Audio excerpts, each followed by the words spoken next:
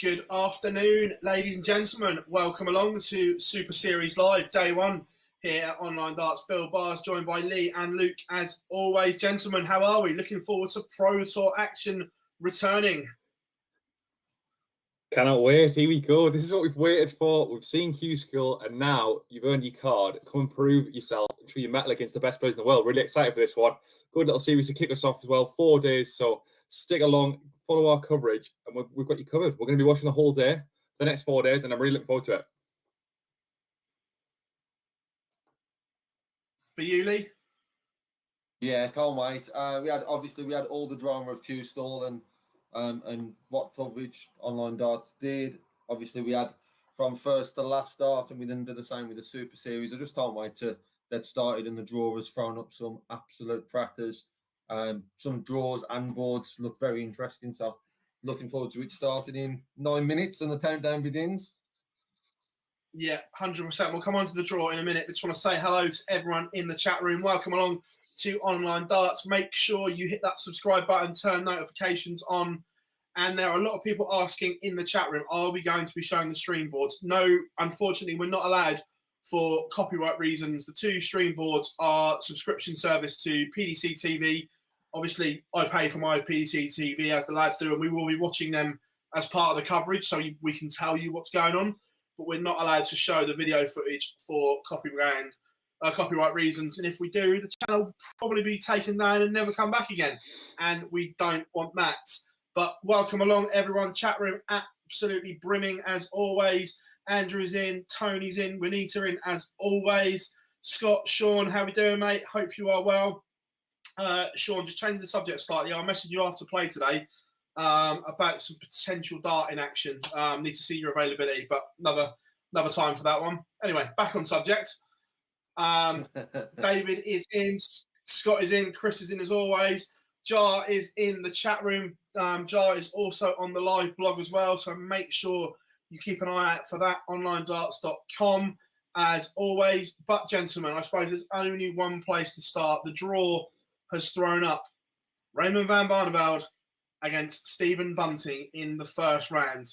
Not a draw either man probably would have wanted, Lee. No, not at all. I think a lot of the eyes, obviously, the big boys are all playing in this today. So a lot of the eyes were on those to look at those, but also on the people who've all, and the big name of that was Barney. So I have Stephen Bunting first round draw. Definitely not what Stephen Bunting would have wanted with Barney playing, obviously.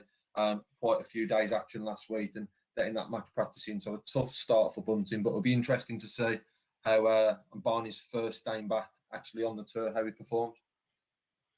Yeah, Luke, for you, board 8 as well, one of the stream boards. What an absolute belter.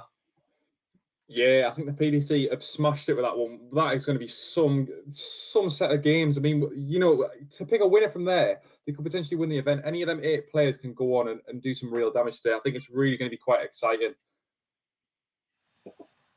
Yeah, 100%. A couple of people asking in the chat room. The streaming boards are board 8 and board 11, gentlemen. A couple of people are asking, where can you watch it? Look, PDC, if you want to watch the 2 stream boards, obviously we don't want you going anywhere, but we get if you want to watch some actual live darts. PDC TV, I believe it's $4.99 a month, or you can get a weekend pass for $2.99 or a pass for $2.99 to watch the Super Series. But they've only got 2 stream boards in action. Dan Dawson, Chris Murphy, and Paul Nicholson on comms for them. But yeah, if you want to watch them, they're more than welcome to. Well, gents, games are warming up, but before we come to it, I want one name for you who you think will win the first Pro Tour / Super Series of the block of 4, and we're going to come to you first, Luke. I'm going to do it. I'm going to sound like a fanboy, but I'm going to say Raymond van Barneveld. I don't know. I feel like a fairy tale story is going to happen today, and I think he pulls it out of the bag. Nate? Peter Wright for me today. Board 13, I think he's on. Yeah, that Andrew Dilding first up. I'd expect him to get through that board comfortably, but in our group chat this morning. There's a few names flying around, obviously in our picks, but Peter Wright was mine, so I'm going to stick with Peter Wright for day one. Yeah. Everyone's expecting me to say MVG, but I'm not. I think we might see a good day from Bully Boy Michael Smith. I really do. Yeah. He's in a nice section of the draw. Look, I know they're all tough, but if you could handpick areas of a draw, you would certainly kind of plonk yourself in that area. And I think if he can get on a roll, like we saw in was it the Winter Series he won to? Smith. Yeah, it was. Yeah. Yeah. If he can get on a little run, fancy Bully Boy to do some danger. But all good. Before we head to the action live in the chat room, how many legs to win? First to 6 in all games. Simon, Mark, welcome along. How's it all going? Some belters of first round brutal. Yeah, there's some absolute brutal games. That is for sure. Raven Effect said, I want to see the new tour card holders do well. Look, I think Chaz Barstow is certainly a name that you've mentioned there that showed at Q School that he has the game to do it. Should he have a tour card already is another different debate for a completely different subject. Many people think that he should, and I tend to agree, but we won't get into politics just yet. But also, guys, board 1, brutal as well. Yeah, not easy. I think, and someone's just asking chat there, why is Gary Anderson not seeded? He just doesn't play enough Pro Tour floor events. Most of the events that Gary Anderson does play is on the stage, so he hasn't had enough money. He's not seeded in the top 32, and so unfortunately for him, he's come out in the same section of the draw as Gerwin Price, and they're on for a potential meeting in the last 64, which, considering that was the world final, it seems a little bit ridiculous that in the first floor tournament of the year, we could be seeing a repeat. But yeah, it's a tough board. Lisa Ashton's got to work out. She's going to try and beat the world champion. So not an easy start for her, being the only woman on tour. Yeah. Some also good news. The Lukemans are in the chat room again. Welcome along. We're sure your boy will do well today. We'll try and keep you up to speed on absolutely everything. But yeah, touching on the Gary Anderson effect, where he had so much time off because of his back, he completely plummeted from the seedings, and he's not done enough since to get himself back in to the seedings. Can he? Of course he can. It's Gary Anderson. But not sure how much he's played between the Masters and now.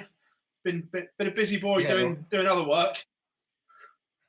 Yeah, it'll be an interesting one because Gerwin Price is on that, but also Gary Anderson's, who he said was going to be his practice partner of this year, is also on that board as well. Ryan Searles, the third dame on that board. So very interesting board 1, as we've touched upon board 8. There's quite a few that obviously are standing out and looking forward to it starting in the next minute or so. Yeah, some also interesting ones. Big time for Glenn Durrant. Obviously had COVID. Then first time in his career, he openly admits had a bit of a confidence crisis. So looking forward to see how Duzza bounces back as well. Yeah, I think he's obviously on one of the hardest boards and been on board 8, so he has got his work cut out today. He really needs to perform, and I believe Baggish is on there as well. So some raw memories for Glenn, but hopefully with a little bit of time off, and a little bit of rest and recuperation, he's managed to get himself back into some sort of form. Because we know the year before that, when he was competing at the World Championship, he was dangerous and did genuinely look like he had an outside shot of winning it. So if he can get himself back to where he needs to be, there's no doubt that he can win a few of these events this year. Yeah, no, definitely. I had a brief chat with him the other day, and the kites are in the bin. He's gone back to what he knows, back to the pear-shaped flights, as well. So makes complete sense. You can't knock him for that. Sometimes players change things, but if it doesn't work, you've got to go back to what you know. He won 3 world titles with a pair flights, didn't he? So realistically, it's probably the best choice for him, and hopefully it does work out. Yeah, no, I could completely agree. He just said, look, going back to what I know and everything like that. So let's bring this up. As you can see, the games are warming up. We'll try and keep that scrolling. If it's stuck for a little bit too long, let me know so I can and alter it. But to start with, gentlemen, here we go. It is 2 o'clock. Welcome aboard. The Pro Tour is here. Raven Effect, do we have a Barney alarm today, Phil? No, but we may bring one in if he starts to do well. Actually, to be fair, no. That request before we even had a dart from. We've got a request for the Barney button. It says it all. How well it works. So. To be fair, well, leave it with me. You never know. The Barney button may come back. Maybe a permanent feature of the of the live stream effect that we're having. But again, in the comments, welcome along, everyone. Let us know who you think is going to prevail today. Joe, welcome along, mate. Dave, how we doing? All there. We need an absolute trooper as always. Yeah, no, I'm looking forward to today. They haven't pressed the go button yet on the iPads. I apologise. I'm going to keep calling it the Reebok as well because it will always be the Reebok. None of this University of Bolton malarkey. It's the Reebok. End of.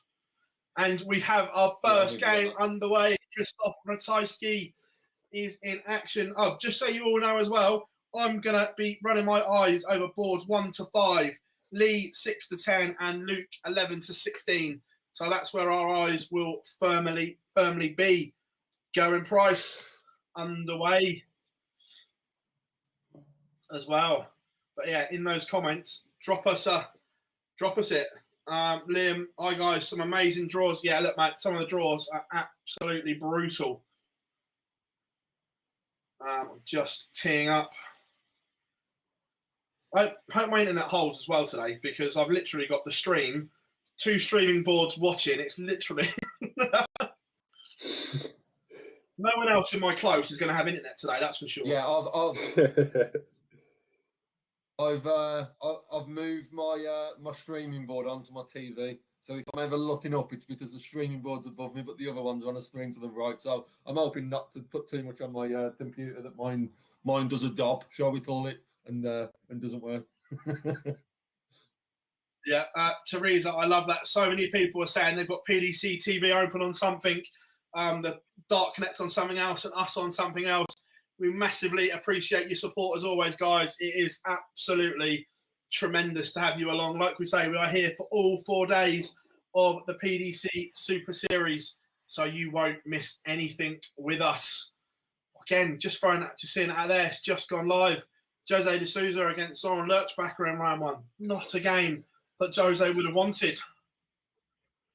Yeah, when we see how well Lerchbacher did at Q School as well, I think, to be honest, he was probably one of the most impressive, if not the most impressive at EUQ School. So that's not an easy game. He definitely deserves to be back on the tour, and he's going to have to be setting himself up for another appearance at the World Cup later on this year with Mensah-Slivic. But yeah, I fully expect him to give Jose de Souza a really good game. Yeah, no, 100%. And also, big time for Devon Peterson. I know he won't admit it, but from the naked eye, the injury was playing up towards the back end of last year. He said in the build-up to it, he probably wasn't ready for the Worlds. He probably needed more time. So now he's had that break. I'm interested to see if we get the Devon Peterson from autumn last year. Yeah. And on board one, I agree. Board 1, Lisa Ashton has taken the opening leg against the world champion. Could she do it? That would be probably the biggest shock of the day. Funny things are happening already at the Reebok as well. I know obviously we can't, he's not on the stream yet, but I hope MVG gets through so we can see the new arrows. Yeah.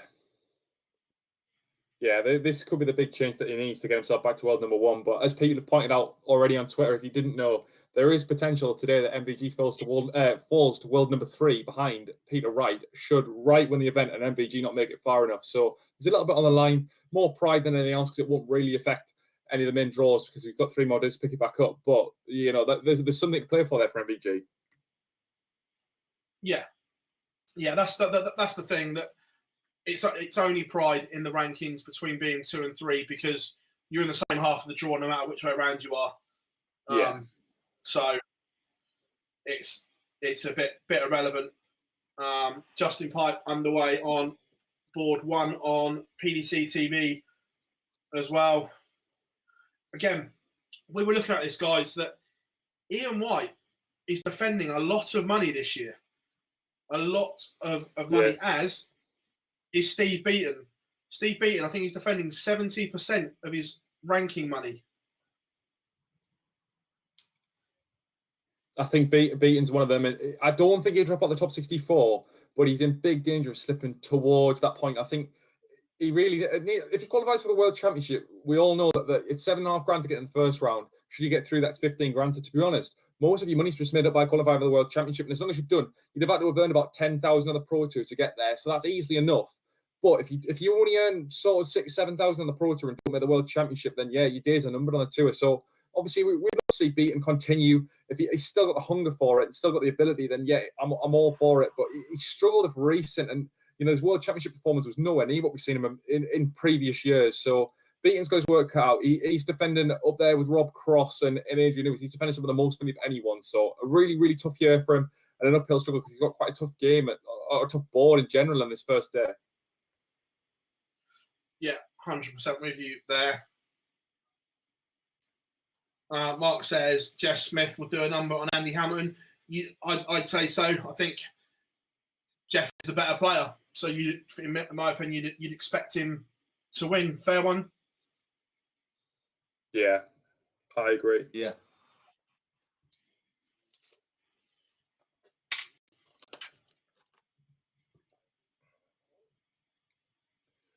Ratajski scored an early march on Poland. He's already 3-0. On MVG. Went behind 1-0. Matt had the on throw. Matt then missed the dart at bolted out 2-0 up. MVG has levelled it up at one apiece after that ball missed by Matt Ed. Matt Ed then took out a 13 dot lead. So only the early start of this game, but Matt Edda is at 2 180s and he's averaging 111 early on. So he's putting MVG under a lot of pressure at the start of this game. So as we said, we would like to see the new darts on a streaming board later on, but he's being tested with them early on by Matt Edda. Yeah. Interesting times ahead. Michael Smith underway against Gert de Vos on board 15 as well. Peter Wright 1 up on Gilding, but we'll jump in as major things happen in those games.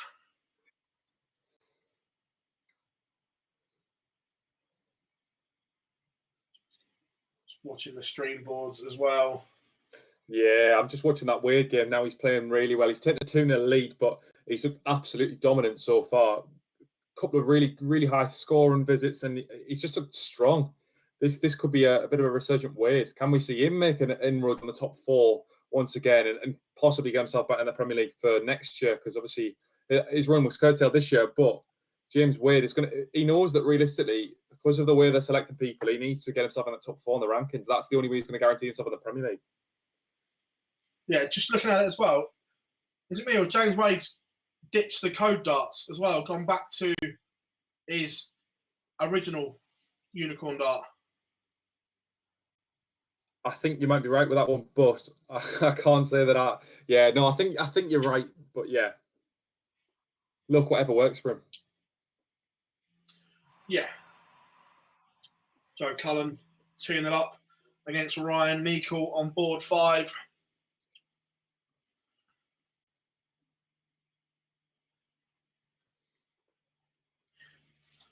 Geraint Price now 3-1 ahead of Lisa Ashton. Dropped the first leg, but the Iceman is now in control of that one. Nathan Aspinall leads Darius Labanauskas 2-1, and Devon Peterson 4 to the good against Jake Jones on board 4. Lee, over to your boards. Anything big developing 6 to 10? Yes, just looking at Matt Ed, the left 164 with MVG on 170. Neither of them to take it. Dave Chisnell's 3-1 up on Zonnevel. Chisnell's just put in a 10-dart lead, leaving tops after 9 and then taking it straight away.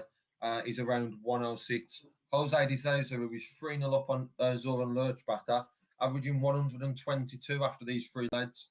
Come absolutely flying out the blocks. So some high scoring in all of these. I was talking about Chizzy's high scoring. He's just started with a 180. MVG has just missed an opportunity to break through. Matt Edler's done 3-2 up. And the other one is Danny Knocker. He's currently 2-1 up in that game. But there's some big performances from Chizzy and De Souza at the moment, scoring wise, but all eyes from me, and mainly on the fan there in Matt Edler because of how well Matt Edler's performing. 103 plays 105. And MVG started this one with a 180. So put himself in control in this lead. So we should be level at 3 apiece. But very good game, and Matt Edler is certainly pushing MVG at the moment. Again, quick one for the chat room. A couple of people asking about Robbie Green. Any idea why he didn't go to Q School this year? Just out of interest, because obviously we saw him sign a new deal with QSOL and all that. Just a wonder why he hasn't gone to Q School. Someone can let us know. Massively appreciate it. But for you, Luke, 11 to 16, what's the stories developing? Yeah, I think the best one that looks like the stream's just gone down, or I can't get on my computer. But the best one at the minute is James Wade. He again, he's 3-0 up now. He's playing well. He's looking confident. He's got a nice board, I would say, that Van Barneveld's on there later on, but he's got quite an easy board to get himself through and get himself into the competition. Other ones were Tice, who's taking a 4-1 lead over Borland, who we know played really well at the end of the year last year. Did quite well at the Players' Championship finals as well, but it looks like Borland's going to go crashing out at the first hurdle in this first Players' Championship event. I'm just going to stop you there, Luke Lee. MVG's just taken out a bit of a whopper to go 3-all. Yeah, the thing is, he's playing so well, but Matt Edler is throwing it with him. Not as much now. He's stepped back on the MVG throw, but even looking at this lad, he's 2-1-3, plays 3-4-8. Is in. Matt Edler seems to be in control of the dart on his throw, so he's certainly going to push him all the way in this one. So very, very good game to start the day. It's all going along. Yeah, are your PDC stream boards playing up as well? Yeah, it's just really slow. Yeah, I'm not sure what's happening with it. They keep buffering, everything like that. Yeah. I'm glad it's not just mine. Then I thought, oh, here we go. Hopefully they'll sort themselves out. They've had problems before, haven't they, with a Euro Tour, but then eventually it gets sorted. They should be sorted in the next couple of minutes.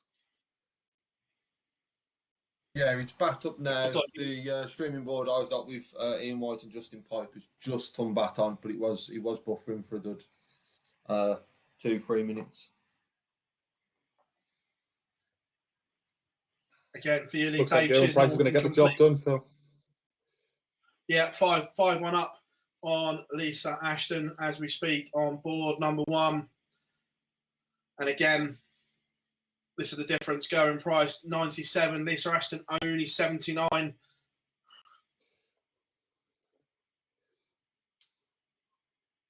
She knows that her aim this year has to be World Championship qualification. If she could average mid-90s, well, mid to low 90s, even if she can script in a 90 average, she could probably get there. She did win quite a few games last year, but are your wins going to come against the world number 1? Probably not. She got a bit unlucky with the draw today, but yeah, I think she's got the game. But it's a pretty poor performance from her. Yeah, look, she's a much better player than a 79 average. We all know that. Oh. MVG's just missed starts the hold throw. Matt Edler's now coming back for 76. Oh, Matt Edler missed the dart as well. So first opportunity that Matt Edler's had on the MVG throw to break, didn't take it. MVG steps in and then MVG levels it up at 4 apiece. But then, like I says, them numbers just haven't moved. They're both still in the hundreds. 102 plays 100. Very good day. Matt Edler's been very good on throw, but only this time has started with a 57. Also, just seen at the corner, I'm sure someone would have seen it on the streaming board as well, that Ian White has just taken it to 136 to go 4-0 in front of them, Justin Pipe. Yeah. It's all going on. Peter Wright 2-2 now with Andrew Gilding as well. An interesting one developing there. Where have it? Jake Jones, a little bit of a comeback. 1-2 on the spin. It's now 4-2 behind against Devon. That was 4-0, of course. Rob Cross, board 2, 4-1 up against Steve Brand. But we do have our first result of the day, and that is Gallowin Price, 6-1 winner over Lisa Ashton. Cross averaging a solid 94 against Steve Brand.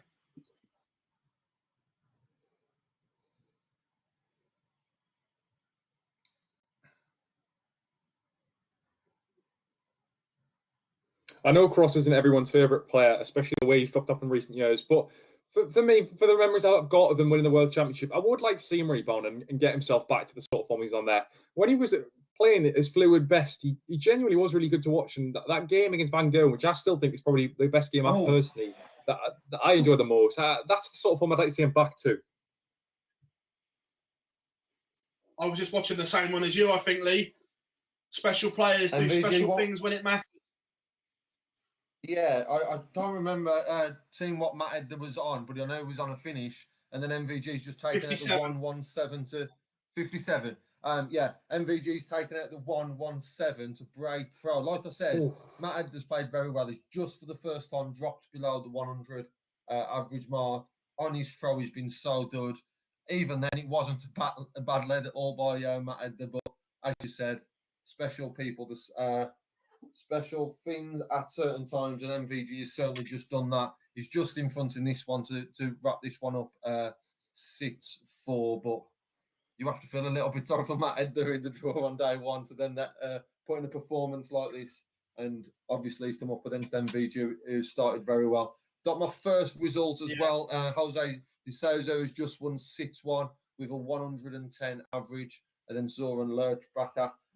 So not a great start for Zoran Lerchbacher, but it's still special when he's put in a 110, so there's not much you can do about that. Yeah, as well, we'll give Jackie a quick update. It's not going great for your boy, unfortunately. Again, a horrible draw for Martin Lukeman today against Damon Hatter. Over on board 14 for you, Luke. It's not the best draw for him, is it? Yeah, it's not. That is a tough one. Well, you know, Hetter's going to be out for it after the World Championship defeat. He's really going to be wanting it, and obviously we know he'll have put in the practice over the last few months. But Martin has just pulled back a leg, so it's 4-1. It's not completely over, and it was a break of throw. So we'll see what happens with that one. It's going to be tough. You know, he's got to win 5 of the next 7 legs, but it's doable. Should he play well? He's averaging 91. Which again, that's a good standard. Definitely good enough to be on the Pro Tour. And as I say that, I've just got my first result as well. Ratajski has knocked out Boland 6-3. Probably the result we expected being the seed, but Boland did play well at the end of last year. So maybe would have expected them to give him a little bit of a better run than that. But 6-3, Ratajski playing well to start the day. A result for you, Lee? Yeah, MVG came through that last leg. Edder had an opportunity at 152, and that. But saying that is his only opportunity he was really given on that MVG throw, other than a double bullseye early on. Wasn't able to punish him, and MVG wraps that up. I didn't see the final average, 99.4, and Matt Edder 97, but for a lot of that game was well in the hundreds. Just another one, Dave Chisnell is in control in this lead now, so should wrap it up 140, then 248, then Zonneveld 5-3. However, he has already missed starts to win this game. Another one put in really, really good performance here around that 108 mark. And he's going to have darts at tops to wrap this one up 6-3. Same with Ian White, who's just missed match darts for what I believe would have been our first Badal, but Pipe's coming back for 46 on the streaming board. And if Pipe can take this, he will get at least a lead back. No, we can't. So Ian White's coming back for 2-2 for then what could be our first Badal of this Super Series. Dave Chisnell wins 6-3, then Zonneveld averaging 109. So a very good start from Chizzy. Just wrap that up. So there's the first one of the day. Ian White 6, Justin Pipe 0. We have our first Badal. First bagel is there in the ledger for Q School. Trying to welcome along a few people that are just joining us in the chat room. Like a wise woman once said, better late than never, and we are over the moon. You are here with us on Super Series Live. We don't have a Barney alarm today. I didn't think people would want it, but I shall make sure it's back for tomorrow. We'll have the Barney alarm back tomorrow for you all. And again, you can see we've seen the numbers around him. He's not everyone's cup of tea, but he still pulls huge social media numbers, gents. Yeah. And I wouldn't be shocked should he have a good year this year that he gets put back in the Prem. Yeah, and I was going to add to that as well. We've certainly got one supporter in here with someone backing him to win the day one of the Super Series in here with Luke backing Barney on day one. No pressure at all, Raymond. So over on board 4, we've got a huge scrap developing. Devin Peterson was 4-0 up against Jake Jones. He's now back to 5-4 Peterson, but he's in a world of trouble. He's only averaging 88. This is the same Jake Jones that we saw. Yeah, I was just going to say, this is the same Jake Jones we saw who played well and then didn't play well and then played well. So to be honest, I'm not shocked he went 5-0 or 4-0 down and then suddenly rebounded from nowhere. We've seen this sort of player. You know, he did this in Q School, but, you know, that's some performance to come back. And could he do it? He's got half a chance here. Oh, he's missed the ball to break back to go 5-all. So Peterson 78 to hold and win. But Jones has missed the dart of the ball for 5-all. This 78 could be huge. Only an 88 average from Peterson. Takes it in 3. So Devon gets over the line. But it wasn't the Devon Peterson that we've seen in the autumn of last year. And, of course, the much-loved Gary Anderson is underway on board 1. Currently 1-all with Peter Jakes. Joe Cullen, 5-3 up on Ryan Meikle. So this game's gone under the radar for you, Luke. Board 16, Mentor Sulovic against Jeffrey Dejuan in the opening 1-2-8. That went under the radar. I didn't think it was going to be a really exciting game. Dejuan was performing poorly towards the end of last year, but he's turning out an 88 average here. So it's not box office, but it is a close game, and it has been quite exciting when I've been flicking through it on Dark Connect. I've got 3 results, though. Damon Hetta has won 6-1 over Martin Lukeman. So a shame for Jackie and the Lukeman family, but he's going to come back tomorrow, hopefully get an easier draw and get an on-seed and then potentially get himself through. Ratajski, no, I've already told you about Ratajski. Michael Smith won as well. He won 6-3 against Gert DeVos. He played well. And James Wade won 6-1 against David Evans. Another dominant performance from James Wade. And I think he's a big, big favourite on that board. Barneveld's got his work out if he's going to come through there. Yeah, no, Nathan Aspinall, winner on board number 3 against Darius Lavanauskas, 6-3. The Asp moves on. For you as well, Peter Wright getting embroiled here with Andrew Gilding. Oh wait, Phil, I'm gonna have to interrupt you. I didn't click it. I didn't see this because I was just flicking through. Michael Smith has allegedly hit a 9-darter in that game against Gert DeVos. I didn't see it, but he's averaged 100 to hit a 9-darter. He finished with a 12-darter. I did see that, but that is some performance with Michael Smith, and you called it on day 1 that he could play well. To hit a 9-darter and then a quarter at the last leg, he's played phenomenal. Yeah, look, there was just something that I fancied about Michael Smith that I remember he bounces back well. And I just so it was something I liked about Michael Smith. Yeah, that's incredible. First game, and he's going to hit a 9-darter. That is incredible. How many can we get over these next 4 days? I think we could easily see 1 a day. I genuinely do. And again, in the comments, let us know how many 9-darters do you think we'll see. Mark says Elkin's got a good stable. Yeah, of course he has, mate. Got a very, very good stable. What did you think of the addition of Gavlas? Because we know he's got potential. I think he's starting to see the potential in Gavlas, and could he go on and get top 32? Do you think top 16? No. This might upset people, but I don't care. I'm in one of those moods. Look, I think he's a very, very good player. However, not just darts, all sport now, it's not just about ability. We see that in every other sport. It's excitement, entertainment, and commercial value. He ticks the boxes for being a damn good player, but does he tick the excitement and the commercial boxes? For That's me, got to be a no. It's got to be a no. Yeah. Like, Yeah. look, he's a fabulous, fabulous player. I'm not arguing that at all. But unless he's in the top 4 with his style and the way he is, will he get invites to the invite tournaments? I don't think so.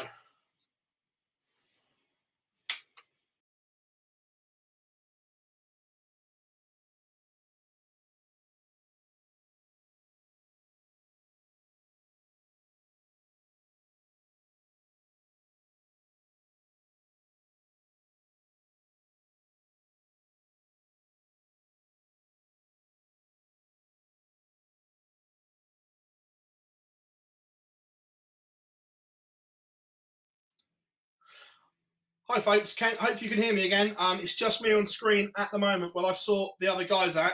For some reason, Livestream Studio decided to crash on us, but hopefully you can hear me again as of now. There was an update this morning on the streaming software, and it decided to then crash on us. But we are back. We will get the other guys back up in a second, but you've got to put up with me for a minute whilst we do some jiggery pokery and some magic.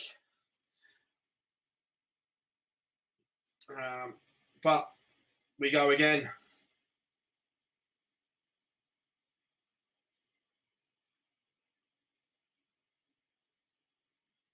So I'm just getting the other guys back in.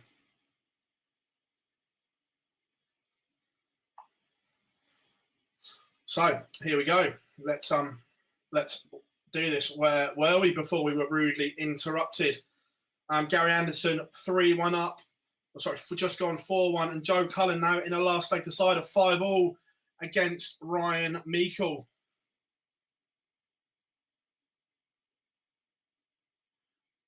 Yeah, I think Chelsea Dart says the same. I think it's one of those days. I think there's gremlins all over the place.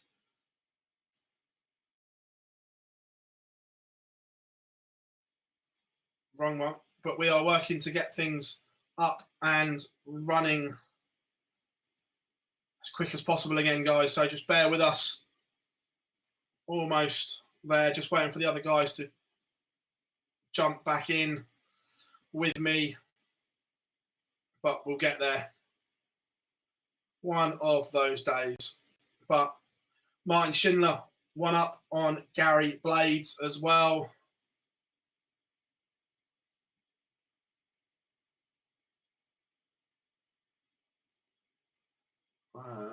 Where are we? Just looking at that.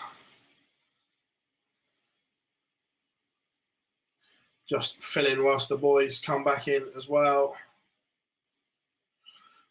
Barry Van Peer, get underway.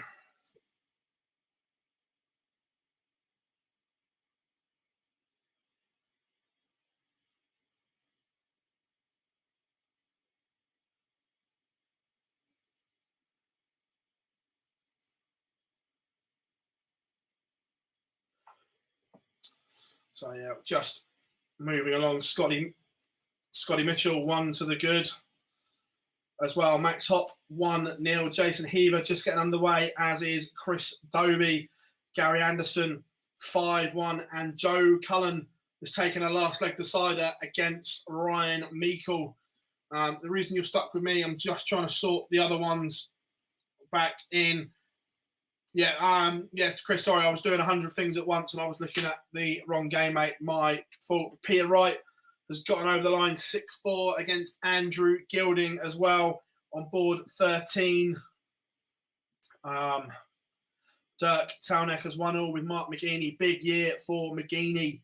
Simon Whitlock 1 up on Big John Henderson. Well, not so big anymore, but John Henderson on board 10, an absolute belter. Adrian Lewis against Alan Sousa, man that played extremely well to get his card at Q School.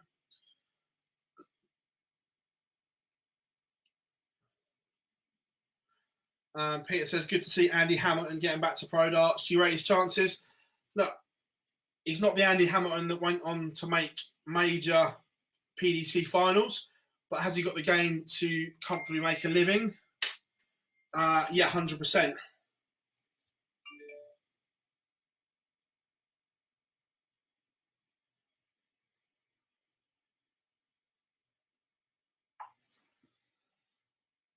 As I said, Gary Anderson on the brink, 5-1 up. And we also have another last leg decider. We have a Noble over on board 16, Mensur Sulovic 5 each with Jeffrey Dejuan. The Raven Effect says Lewis Souter game already about it. Yeah, look, it couldn't be anything but a good game.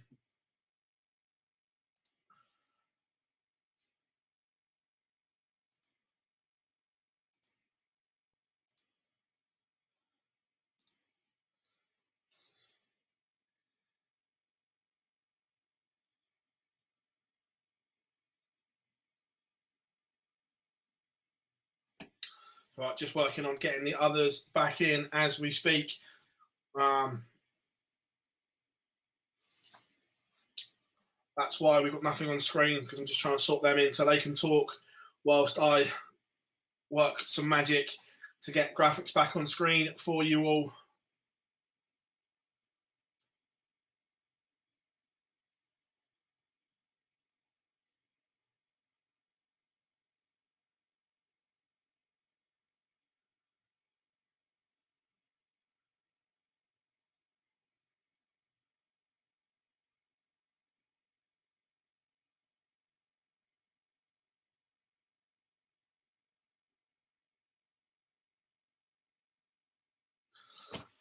Right, where were we? Sorry, my bad.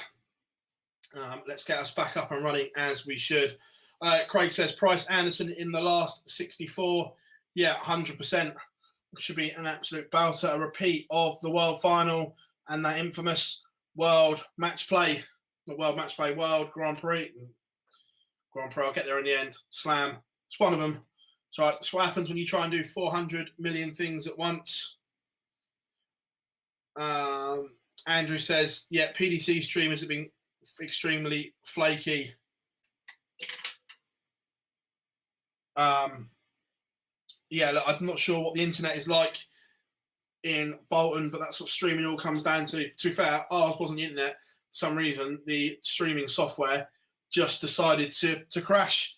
But some big games warming up as well. Chaz Barstow against Mikhail Unterbuchner on board 13 as well.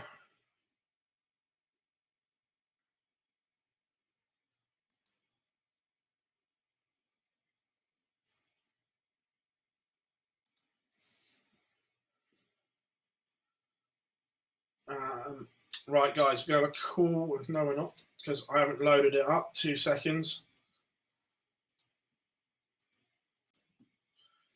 Where are we? Let's.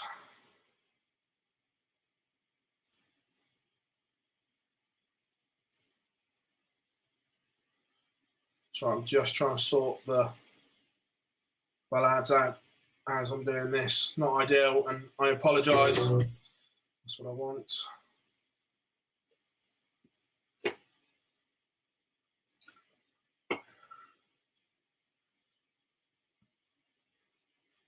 Yeah, so yeah, I am winning it. Then it's a case of where I produce and my mush is on screen. It's trying to do 200 things at once, but we'll get there.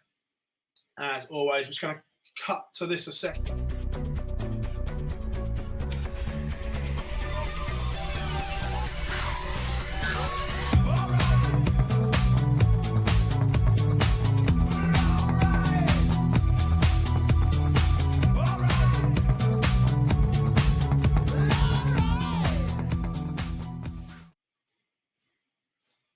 And they're back like that. Right, just working to send the guys a new link. 2 seconds, gents. I know you're watching. I'm just going to send you a new link to join the stream.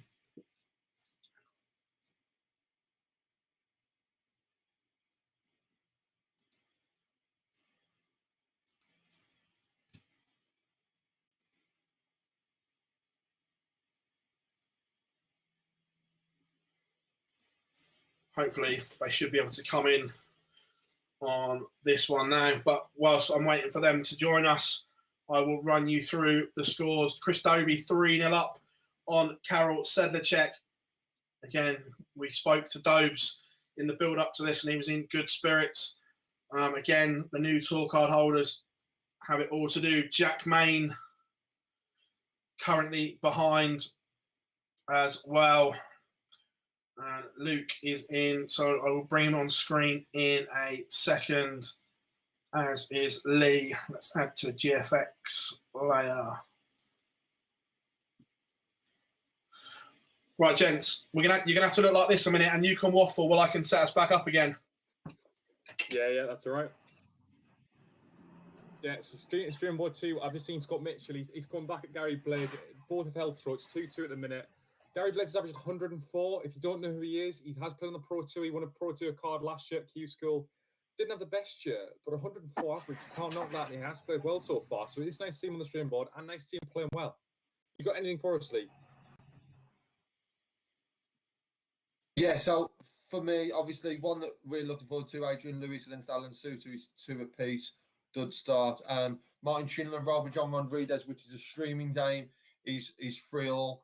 One question I'd seen as well in the chat room about Robbie John Rodriguez. Not sure if it's been answered now, but was someone who didn't have a tour card, and why is he playing today? He's playing today because people dropped out who did have a tour card, and he was obviously one of the few names who was just missed out on the tour card initially in the rankings. So he was on the reserve list, and he was one who got called up today, as well as his brother, I believe.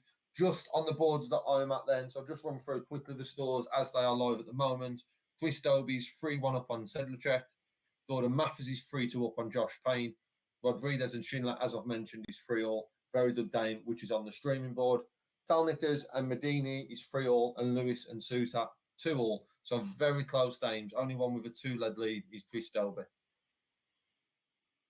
Yeah, I think the one I missed, I wasn't on here, but Suljevic did win that one against Desvan 6-5. So good performance from Suljevic. He's been on form of late, but maybe that's the start. Board 16 is an easier board. I would say the last 2 boards are significantly easier than the rest. So he should be fancying his chances of making at least the last 16, or if not, a last 32. But yeah, every round that you win, you get £500 in your ranking. So this is huge for the smaller guys who really need to earn like 10, 11,000, depending on how many events we have to qualify for the World Championships. There's a few games here. If you're looking and seeing some of the seeds get knocked out quite early doors, it could be huge because it sets up. If you knock a seed out the first round, you set up a game against a non-seed in the second round. Which, if you win both of them, that's 1,000 in your ranking, which is absolutely massive come the end of the season. So, few good results that you can get early on can set you up for a good run.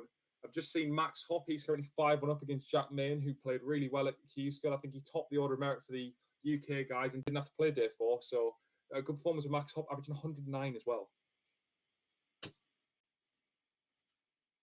That's decent from Hopp.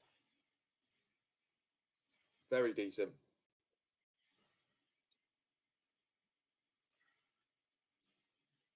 What's going on in that Robbie John game, Lee? Is it close? Because a lot of people have tipped Schindler to go far and possibly even win the event today. Yeah, Schindler just missed opportunity to hold. So Rodriguez took the break and has done 4-3 in front, but very good standard. Mid to late 90s for both players. Obviously, I'm keeping an eye on a few, but that is the streaming one. But it has been a top quality. I think Martin Schindler is spot on a lot of tipping for because of his performance at Houston. Was it a 1-2-5 average one day? 110 maybe another day. That I think that what we were seeing is he just wasn't following them up. But Robbie John Rodriguez, one who didn't let a tour card, however, has got an opportunity today. So it's a very good game in this one. So Rodriguez has got an opportunity here on 76 to go 5-3 in front, but very even. Missed opportunities by both players, but Rodriguez is edging it. Coming back, as I said, 76 with Schindler back on 160. And sorry, just on another one, Alan Suter's also just broken Adrian Lewis. So Alan Suter was highly tipped to that card. Now he was Tizzy's favourite for a while. As I'm from some of the streams, Alan Suter started well here. Just missed the dart to the 4-2 in front. Lewis is coming back for 96. But good game between Alan Suter and Adrian Lewis. I was going to say it's in quite an interesting point is, and I know we've mentioned this about how Robbie John's come in because he's a reserve. They've had to go off the Q school lists. Now, we might only see Robbie John in these first 4 events because usually this reserve list is made up by players on the Challenge Tour. If he decides not to play the Challenge Tour, then we might not see him again. So this might be the only 4 times that you see the likes of Robbie John and Rusty Jet Rodriguez and a few of them. So this is the chance to prove themselves. They can earn a little bit of money. I mean, if you win one of these events, you can just afford to play in 3 or 4 events. But if you can win one and then 2.5 and another one, you could potentially qualify for the World Championship playing in 2 Pro Tour events. So it's a huge chance for these guys who've made the first 4 through the Q Scholar of Merit, like Lorenzo Pronk. We might never see them again this year, but this is their chance to prove it. Yeah, agree, mate. Agree totally on that. The interesting thing as well, I guess, with those positions that the people who didn't their tilt hard, but have that entry into the UK Open next week, and the Rodriguez brothers were part of that. So what will be interesting, totally agree on the point with the 4 dames over this weekend. So that another opportunity at the UK Open, but that might be where them opportunities stop because of what they depend to do with the reserve list moving forward. And will we have more opportunities? Obviously, with the lockdown restrictions changing, we might not have as many people dropping out as what we've had this time around. So it's certainly a good opportunity for him. Difficult draw then Schindler. He's got 73 left with Schindler back on 149 for another break to throw and to wrap this one up 6-3. He is going to come back. So Robbie John Rodriguez has got an opportunity here to wrap this one up 6-3. Yeah, and we are now should mention. Sorry, Phil, I'm just going to quickly on that UK Open topic. So, any of these players that have won Pro Tour cards, the UK Open, we sent a certain number of players through to each round. So the top 32 start in round 4, top 64 come in round 3. So, for the guys that haven't had any Pro Tour order, any order of merit ranking and money, basically this weekend is going to decide who plays in round 1 and who plays in round 2. So, if you're one of the players that's just done a tour card, it's essential that you earn 2 or 3 grand to get yourself through straight away through the round 2, and then you have a little bit more money in the UK Open without even actually having to throw a dart in that competition. Yeah, 100%. We are back up and running now, ladies and gentlemen. Thanks for bearing with us, but it's now full steam ahead. And board 14, Jeff Smith, a lot of love in the chat room. 6-1 win over the Hammer. Board 1, Ryan Searle in a bit of trouble. Trails John Michael 3-1. Didn't see this happening. I thought Searle's A game would have been too much, too strong. But there, an interesting one on board 3. Martin Thomas was only called up yesterday, 5 to the good over Harold Leitinger from Austria. The Welsh Renaissance continues. And for you, Lee, Chris Dobie, a winner. I go over Karol Sedlacek. Yeah, solid performance. Nothing, like I said, we've seen some real big numbers today already. Just a solid performance, mid-90s, always in control. In good things, I guess, for Dolby. Obviously, we just done off Darts Connectors. He was on a streaming board, but it looked like he was taking his doubles pretty early on. And I know he's had a few issues with them previously. So, obviously, you had the interview with Dolby that was on Online Darts yesterday, and he's pushing himself to win something this year. Really needs to have a good year, but solid stuff from Dolby to start off. On the other game as well that we was talking about, the Rodriguez Schindler.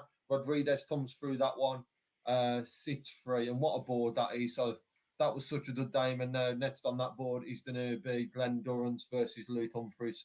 So board 8 is certainly one to watch out for. Just another story update before we come back. Alan Suter is now 5-3 up on Adrian Lewis. So Adrian Lewis has got the throw in this one. So Adrian, he only needs 1 break, but Alan Suter is continuing his form that he had last week in Q-Stall, and he's certainly putting Adrian Lewis under pressure and starts this one with a 180 against the throw. So he might want to come back to me on that one in a minute, mate. Cool. Typing that out as well while we're there. Yeah. This is just a bit of a funny one, but Whitlock and Ratajski both won through on board 12. Now, we saw them meet the World Championship. Ratajski won that one. We saw them meet the Masters, which was the last event we've seen, and Simon Whitlock won that one. Well, Ratajski's going to get his chance to come back and say, well, it's 1-1, but we're going to see them meet again.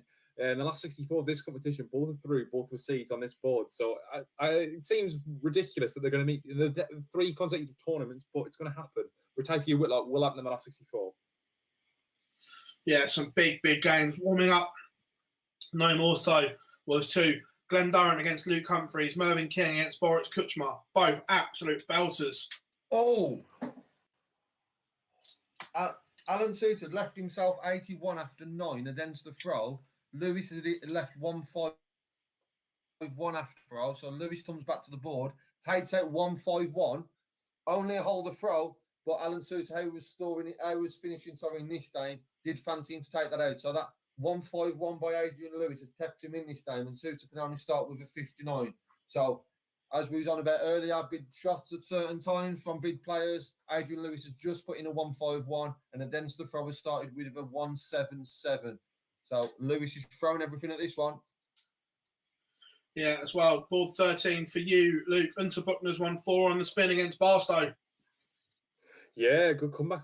Everyone said that Chaz Barstow was one of the best players that we had seen at Q School that didn't already have a tour card. But Unter Buckner, he's played well at the BDO World Championships a few times now. I haven't seen a lot of them of late, but a good performance so far, averaging 90, which is solid enough and it should be enough. He's the sort of player that you can see getting one of the last few spots in the Pro Tour rankings for the World Championship. But he's played well here. Barstow has gone 1-3-4, 100 this leg. So he's going to try absolutely everything to break back, but 4-2 down, and Unter Buckner's got the throw at the minute. So he's in a big bit of danger. Yeah, 100%. Mark McGeaney is in front as well. Man, got a big year in front of him. There's a few that you look at have got big years. Kieran T and the Young Irishman on board 5, but trails Ryan Murray 4-1. And Gordon Mathers 5-4 up on board 7 against Josh Payne. Big year for Josh Payne as well, but you've got your head in your hands. What is going on? I'm guessing you're still with Lewis and Suter. Yeah, he's just won in that game. Adrian Lewis, 1-2 City had a dense throw, missed the dart at bullseye to bring this back to 5-5. Alan Suter's on 102. If he can take this out and win this one, 6-4. No, he can't. Leaves 32. Adrian Lewis is coming back from 25. As I said, both players have been playing very well on this one. Suter took opportunities though and broke Lewis early. And Lewis now, last start in hand, takes it out. So Adrian Lewis and Alan Suter are going through to a last leg and George Noble. The Noble leg. The Noble leg is back. Again, in the comments, absolutely superb from you all. Chat room is on fire as always.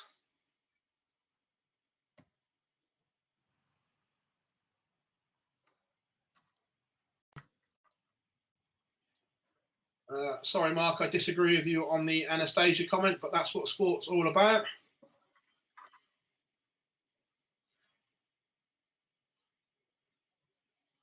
Mitchell has just gone 5-4 up on Gary Blades as well on board 11. Yeah, he's missed darts there, but he's done well. Yeah, needed that. In a bit of trouble.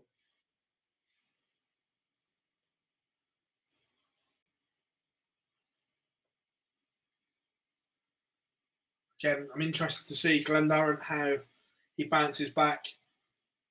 Chatting to him, he's put a lot of work in back home. So hopefully we see the best of him. Again, board 3 just warming up now. So many games going under the radar. But Ricky Evans against Martin Clearmacher. What an absolute belter. Yeah, what a day. Good day. Very good. Just looking at the ones warming up. So good. Looking forward to him starting. And does has just got underway. Oh, Alan Suter is just to switch to the Lewis and Suter day. Alan Suter's just hit a 180. So Lewis has got the throw, but he's just hit a 180 to leave 65. Adrian Lewis is coming back for 115 to only hit 59. So 56 left. Alan Suter 65 to beat Adrian Lewis 6-5. While we're waiting for that door, the Mathers has just beat Josh Payne 6-4. Not a great day, but Mathers doing enough to see that one through. Can Suter take out 65? No, we can't. Mrs. Darts leaves double 10. Adrian Lewis is coming back for 56. That 151, couple of leads back from Adrian Lewis, was absolutely huge at the time, but the 56 would be even bigger, and he can't take it. Adrian Lewis misses match darts, leaves double 5. Alan Suter coming back for double 10 to wrap this one up and does it first dart in hand. So Adrian Lewis is out. Alan Suter wins 6-5. There we have it. But on board 12, first time we'll have seen him this year, Luke. The Ober Genius is warming up. Yeah, that could be a good little game, actually.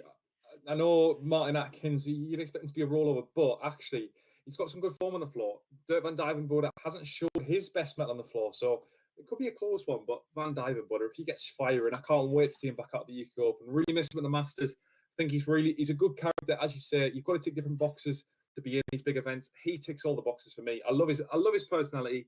I love all the opportunity stuff. He really gets the crowd going. And I think once we see him on stage, the same way we saw him at the Euro Tour a few years ago when he was coming out and doing them brilliant walkouts, if we get the crowd back in there, they're going to absolutely love him. So I can't wait for that. And yeah, hopefully he can get some form on the floor and build himself up for that UK Open. Yeah, 100% should be good. Again, where was the one I was looking at? Ryan Searle came back against John Michael to win 6-3. 1-5 on the spin. Not a great game. Only 88 and 89 averages respectively. So wasn't the best. We expect better from Searle. The standards he set over the last year or so. Just looking through some of the results, you can see the ones that perhaps are lacking a little bit of match practice. There's some low 80s averages. So again, this is the first real test for some of these players, guys. Yeah, and I think the interesting thing to see, obviously, I've just seen a game where we've had that scenario of someone who's on the tour and someone who is just stopped their tour card. Alan Suter coming through 6-5 against Adrian Lewis. That surely was a benefit that Alan Suter's played so many games over the past couple of weeks. That's put him in that opportunity. It'll be interesting to see after Rodriguez beating Schindler, if Rodriguez can go on do the math as beating Josh Payne. There's quite a few already who had good weeks, obviously, to get their cards or just miss out, but be here today on a reserve list. It'll be interesting to see how they do against some of the players who didn't play in the Masters, haven't played since the World Championships, some of them even before then. It'll be interesting to see them games to see how the results come in them ones. Yeah, and on board 11, Scotty Mitchell was won his first game as a PDC tour card holder. Yeah, I was watching that one. Gary Blades, to be fair, was putting a hell of a performance, and it was close all the way through. He pushed Scott Mitchell right to the brink, and Mitchell started the last leg really poorly, but 140 kept him in it, and then he came back and bounced back and managed to win that game. Got a few results on the later boards. Ted Evans went through 6-0, famously got beat by Fallon Sherrick when she became a Queen of the Palace. And we've just seen as well, Mikael Unterbuchner has knocked out Chaz Barstow. So he did well to get through Q School. A tough first day against Mikael Unterbuchner, especially because he rhymed off 6 legs in a row. But we'll see what he can do in the future. I think, there's going to be time where Chaz Barstow wins through to maybe a quarterfinal, semi-final this year. Yeah, just looking at the standouts so far in the 1-2-8, Jose de Souza, 6-1 win, 110 average from the special one. Dave Chisnell, 6-3, 108.8 average. Michael Smith, 100.8, I think it was, and a 9 data, and 100.3 and a 9 data. Max Opp, 105.5 and a 6-1 win. Jack Main averaged 99, so he didn't play badly at all. Some good stuff floating around here. Yeah, just an update on board 8, Durrant versus Luke Humphries. Fortunately, this one we've got the chance to see it on the stream. And I've just seen Glenn Durrant take out a 1-3-5, though in 25 treble 20 ball, with Luke Humphries sitting on 48 for a break. But Luke Humphries has then just taken out a 12 dart lead to go 2-1 in front. Durrant hasn't started well at all. There's 21 points in the average. Luke Humphries on 104 and Durrant back on 83. But what a 1-3-5 to only hold throw. But Luke Humphries is storing. He's certainly looking very good in this one. As in this lead, he's just started them with a 140, and then Durrant's only 44. So interesting to see if Does can step it up and get this one over the line. Yeah, board one, big game warming up for both players. Kai Fan Young and Steve Beaton both need wins and need them quickly this year. Kai Fan Young in the second year of his tour card circle. And like we said, Steve Beaton towards the back end of last year. Is that hunger and that desire, has the flame kind of gone out for the Adonis? Yeah, and on that one, Phil, I think the draw, they would both be happy with the draw. The problem will be is when they see what's on the board. So round one looks fine. But as soon as you see that Price, Anderson, Searle are all on the same board, you're thinking there might only be one win in there for whoever comes through that one. Yeah, 100%. And although we haven't got it, it will be back tomorrow, ladies and gentlemen. Board 11. Whoop, whoop. Barney Alert. Barney Alert is warming up. We'll improvise today that Raymond Van Barneveld is warming up against Stephen Bunting, as is Johnny Clayton on board 10 against Mike Covenhosen, Daryl Gurney, Peter Hudson, and Jermaine Watamina and John Brown. They're all warming up as we speak. But I'm not going to lie, I'm quite excited to see Barney back, to see how he fares. He looked good at Q School, but here's the acid test, gents. Now he's playing fully fledged professionals, and he's got one that is in a great run of form as well. Yeah, as Lee said about Kai Fan Lung and Steve Beaton, they'd be looking at each other and probably said it's quite a good draw. And Stephen Bunton and Raymond Van Barneveld looked at that and said, "Oh, I definitely would have liked an easier draw than that." It's not an easy one, but it gives you a lot of confidence if you do come through that first round. Bunton has played well of late, but Van Barneveld had the best average of anyone at Q School over the days that he played. So he's got good form within this, and he's played a lot more recently. And I think recency is going to be key here, right? I do genuinely think that Raymond Van Barneveld wins through this game, because I think he'll win the event, but it could be tight. Stephen Bunton is a hard test given the form he showed at the World Championship. Yeah, completely. The Masters champion and the final Premier League participant, the Ferret, is underway as well. But Darren, back at 2-2, Lynn, you said he was miles off the pace. Is he coming into it? Luke Humphries just dropped in that one. Like it says, the numbers wise, there's still like 17 points between them. But he's getting slightly better. Durrant's just doing what Durrant does, handing in the Dame. Humphries is dropping back down. He started this lead with a 137 and 140 against the throw. So from me saying that Durrant hasn't started this game well, he's now got a great opportunity, being on 174, dart in hand now with Luke Humphries on 146. So it's not been a great Durrant start. However, it could have an early break. But talking about great starts, Johnny Clayton has gone off to a very good start, hitting that, I believe, in 13. So Johnny Clayton, 13 dart led to start his first game since being named in the Premier League. Just a quick one. I'm going to jump back into the chat room. Gentlemen, please behave yourself. We have a nice chat room. Doesn't matter who you are. Play nicely, please. We don't want to have to shut the chat down. It's one of the features that we like. So just be nice to each other. I've got a big grin on my face because I'm seeing something that I never thought I would have seen a year and a half ago. Raymond Van Barneveld is back on the streaming board.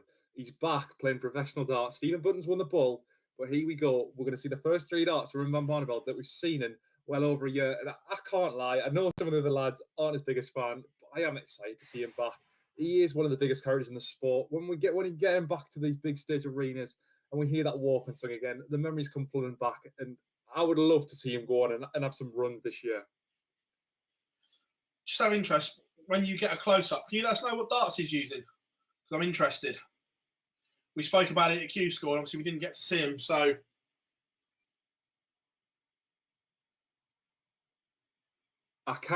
You'd be better off checking yourself because I cannot tell.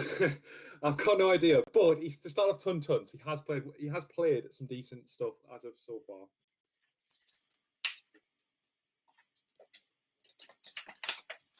To be fair, I'll have a look on my phone.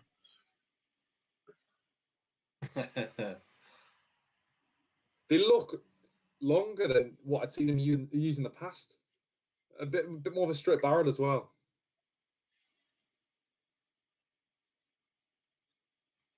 Again, Van Dyvenbode as well, flying.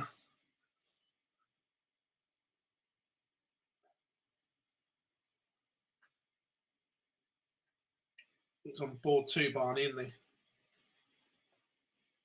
he? Yeah, he's on board too. Streaming board too. Just while you're looking at that, Phil, we was talking about the Durrant and Humphreys. Durrant has now upped it after 12 darts in this lead. He didn't break the throw. Humphreys came back in that one. So 3-2 Humphreys at the moment. But after 12 here, he's left 56. Humphreys has dropped a little bit. So Durrant is stepping it up. He's finding his game a little bit. And obviously, as I say that, he misses darts at the double. But he's looking better than what he was at the start of the game. Just a couple of updates as well. Clemens is 2-1 up on Seaman. Hybrett's is 4-1 up on Lutt Peters. And Brendan Dole and Keegan Brown is 2 apiece. Durrant is now 3-all. So Durrant Humphreys' game is certainly getting better. Durrant's performance is certainly getting better, but he does need a break. Yeah, just going back to the Barney darts, they're the ones that he finished his PDC career with, the ones that were very much like his old ones that he won everything with. But yeah, it does look like he's using a longer stem to me. Yeah, I agree. But yeah, no, it's the darts that he finished with, and to be fair, they're almost carbon copies of the old Barney Magical ones.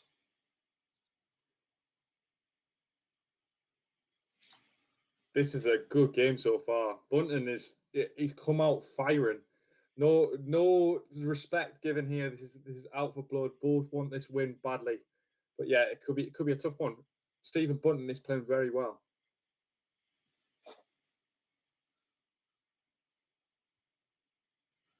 Oh well, board 16, John Brown carried on his Q School form, although Watamina's not playing particularly well. Yeah, and especially when you look back as well to the Winter Series, let's not forget how well Watamina played there. He was the last man in, finished top of everyone that hadn't qualified in the Winter Series to qualify for the Grand Slam. So the last few floor tournaments that we saw Watamina played, he was phenomenal, but hasn't clicked so far. When he averaging 79, I say that this leg he has stepped it up and gone 140, ton 180. So maybe it's just going to take a few legs to click. But John Brown's taken his chances so far, averaging 81, and yet he's turning up. So if he's thinking himself a little bit lucky, but if he gets his form going, this could be a handy little 2 legs to have in the bag. Yeah, 100%. Gabriel Clements locked at 2-all. Kim Hybrecht in control. Van Dyvenbode 4-1 up. And Brendan Dolan leads Keegan Brown. But board 14, there's a potential upset brewing. Boris Kirchmar leads Mervyn King 4 legs to 2. Not something you would have thought after the Masters and after the World Championship, would you? That is potentially a big shock. But he's played well as well. We played his championship finals. He played really well against Michael Smith and got so unlucky. Just seen as well, because I'm still watching that Barney Bunton game on the stream. Stephen Bunton's just checked out a 1-4-2, I believe. It was really, really good finish. So 2-0 lead for him. Barney is in trouble. Yeah, it sounds it. But Lee, back to you. Durrant's turned it around. Is he playing better or has Humphreys dropped? So Humphreys has just missed 3 darts at double 16. First one was awkward. The second one made it near on impossible to hit it. Had to move. Just went into the other 2. So Durrant has stepped it up. Like I said, was about 19 points behind early on. But sitting in the game, now they're both very level. Only 2 points in it. Durrant's got the throw on this one, got the break obviously in the last and given the opportunity and took out 57. He's now left 179 after 9. Humphreys left 161. So if Durrant can set this up, would put himself in a nice position to go 5-3 in front. Like I say, it's not been outstanding by Glenn. Humphreys come absolutely flying out the blocks, but they've started now to come back to a similar level. And Durrant just puts in a 147 to leave double 16. So if you just want to stay in with this, see if Luke Humphries can take out the 161 to break bat. No, we can't. Coming back for double 16 to go 5-3 in front. Again, there's a potential And takes shock it first brewing. start. Potential shock brewing on board 10. The Masters champion trails by 2. What's going on board 10? Yeah, it's so Johnny Clayton flying out, like it says, a 13 dart lead. Not found his scoring since, other than this lead, he's now just putting a 180 to start it. But has been broken. Like it says, started very well first lead, but has dropped off since then. So we'll need to up it. And as I say that, 180, 60, 180. So I'm in total control of this lead. Nothing likely to take it, but only a hold. So we'll need a break in this one to get himself back in the advantage. Good stuff. We'll jump back into the chat room. Hope you are all doing well. Double Bluff is in. Afternoon all. Good afternoon, mate. Danny Baggage, tough game against Keen Barry. 100%, mate. Really, really tough game. Good to have you all along in the chat room. Come and say hello to us. Don't be shy. We are a nice, friendly chat room. Everyone gets on. We ask questions. People give answers where we can. So welcome along. What else have we got? Guys, is there any way to watch the draw when they do it? No, Ollie, it's literally just a random draw. All the names go into Dart Connect. The seeds are allocated, and then it's just boom. The computer does its magic. Good afternoon, Kieran. Hope you are well. Go on, jump in, Luke, if something's happened. Yeah, Barneveld's made a bit of a mistake here. He's made a bit of a hash of this finish. So he had a chance, I think it was a 164, missed it, but he's gone for the bull, and he's hit 16, so he's left himself 34. Instead of splitting it, he's attacked it and just missed all 3 darts. Maybe he should have split that and gone 2. He's still thrown at double 17. But if he misses these next 2 darts, then Stephen Bunting could potentially have a chance for 4-0. And he's got it last start. So he's missed 5 darts at double 17. Hits it last start, but Barneveld's got a leg on the board. It's 3-1 to Bunting currently. Yeah, as we were saying, come and say hello in the Patreon Tugboat. Go on. Just to jump in, Luke Humphries has just missed 2 darts at tops. Just missed above it and then come inside. Durrant had 100. Takes out 100 to win this one 6-3. So Glenn Durrant goes through with a 6-3 win. And warming up now on that board, the same board where we've had so many big games is now Danny Baddish versus Keen Barry. Another interesting one to see after Baddish having very good last days at stage 1A and stage 2. So it'll be interesting to see if he can start this one a bit better. Sorry, mate, back to you. Yeah, definitely. Yeah, Tugboat says Duz has gone back to his pairs. Yeah, I spoke to him a few weeks ago, and he was just going completely back to basics. He said he'd won everything in his career with the pairs. That's when he played his best stuff. So he was going back to them. The king under the cosh, Scott says 100%. Boris Kirchmar. We've seen this in the locker. Although Michael Smith beat him in the players, he played some fabulous stuff. I remember. Where are we as well? Big surprise. Potentially on board 13. Jonathan Worsley 5-0 up against Ryan Joyce, Luke. Yeah, Joyce is only averaging 85, so it's not the sort of vintage Ryan Joyce of. I mean, he's won a Pro Tour event. Let's not forget that. He is a genuinely decent player, and he's won pushing towards the top 32, but just hasn't seemed to click today. And Jonathan Worsley's taken every chance he's got.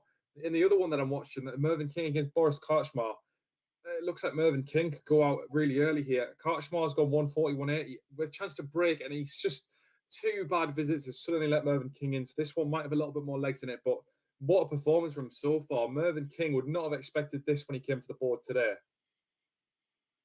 Yeah, no, 100%. An interesting question as well, that obviously some players were tested earlier than others. Some test results came back last night. Some players only got them this morning. Do you think the ones that got them last night have a slight advantage? And as we say that, we'll answer that in a minute. But Merv King has gone, Luke. Yeah, he has. He's gone. Good 15 dart last leg for Boris Karchmar. Takes out 110 in 3 darts. So what a performance from him. You cannot fault him. Really, really good. He's one of these players that looks very promising and does look like he could start shooting towards the top 32, but brilliant performance from him. He wins on ball 14. But yeah, we were saying, do you think the guys that got their test results back early last night and relaxed are at a slight advantage? Because if you're waiting this morning for that test result to come in, you're going to be a little bit nervous, aren't you? Yeah, but you would like to think, as we've spoke about earlier around it being the professional too, you would like to think that they have prepared themselves ready for that positive, ready for the negative test so they can play today. But it's going to play in your mind. Whatever way you say it, as a human being, it is going to play in your mind. So there is certainly going to be an advantage there for you finding out last night instead of going to sleep last night still unsure if you would be playing for these 4 days. Yeah, and I've just had the WhatsApp. Jarlath is teeing up Alexa as we speak because he's slightly happy at the moment that board 11 is going to go the way he'd like it. So he's teeing up the party in the flat whilst doing the live blog.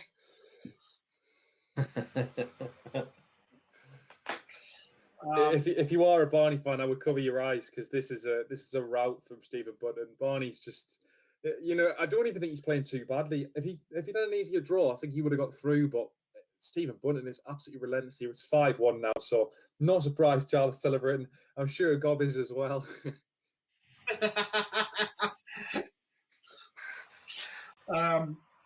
Callum Ridds back to 2-2 against Radas Razma, and Jermaine Watamina has won 3 on the spin against John Brand to lead 4-3.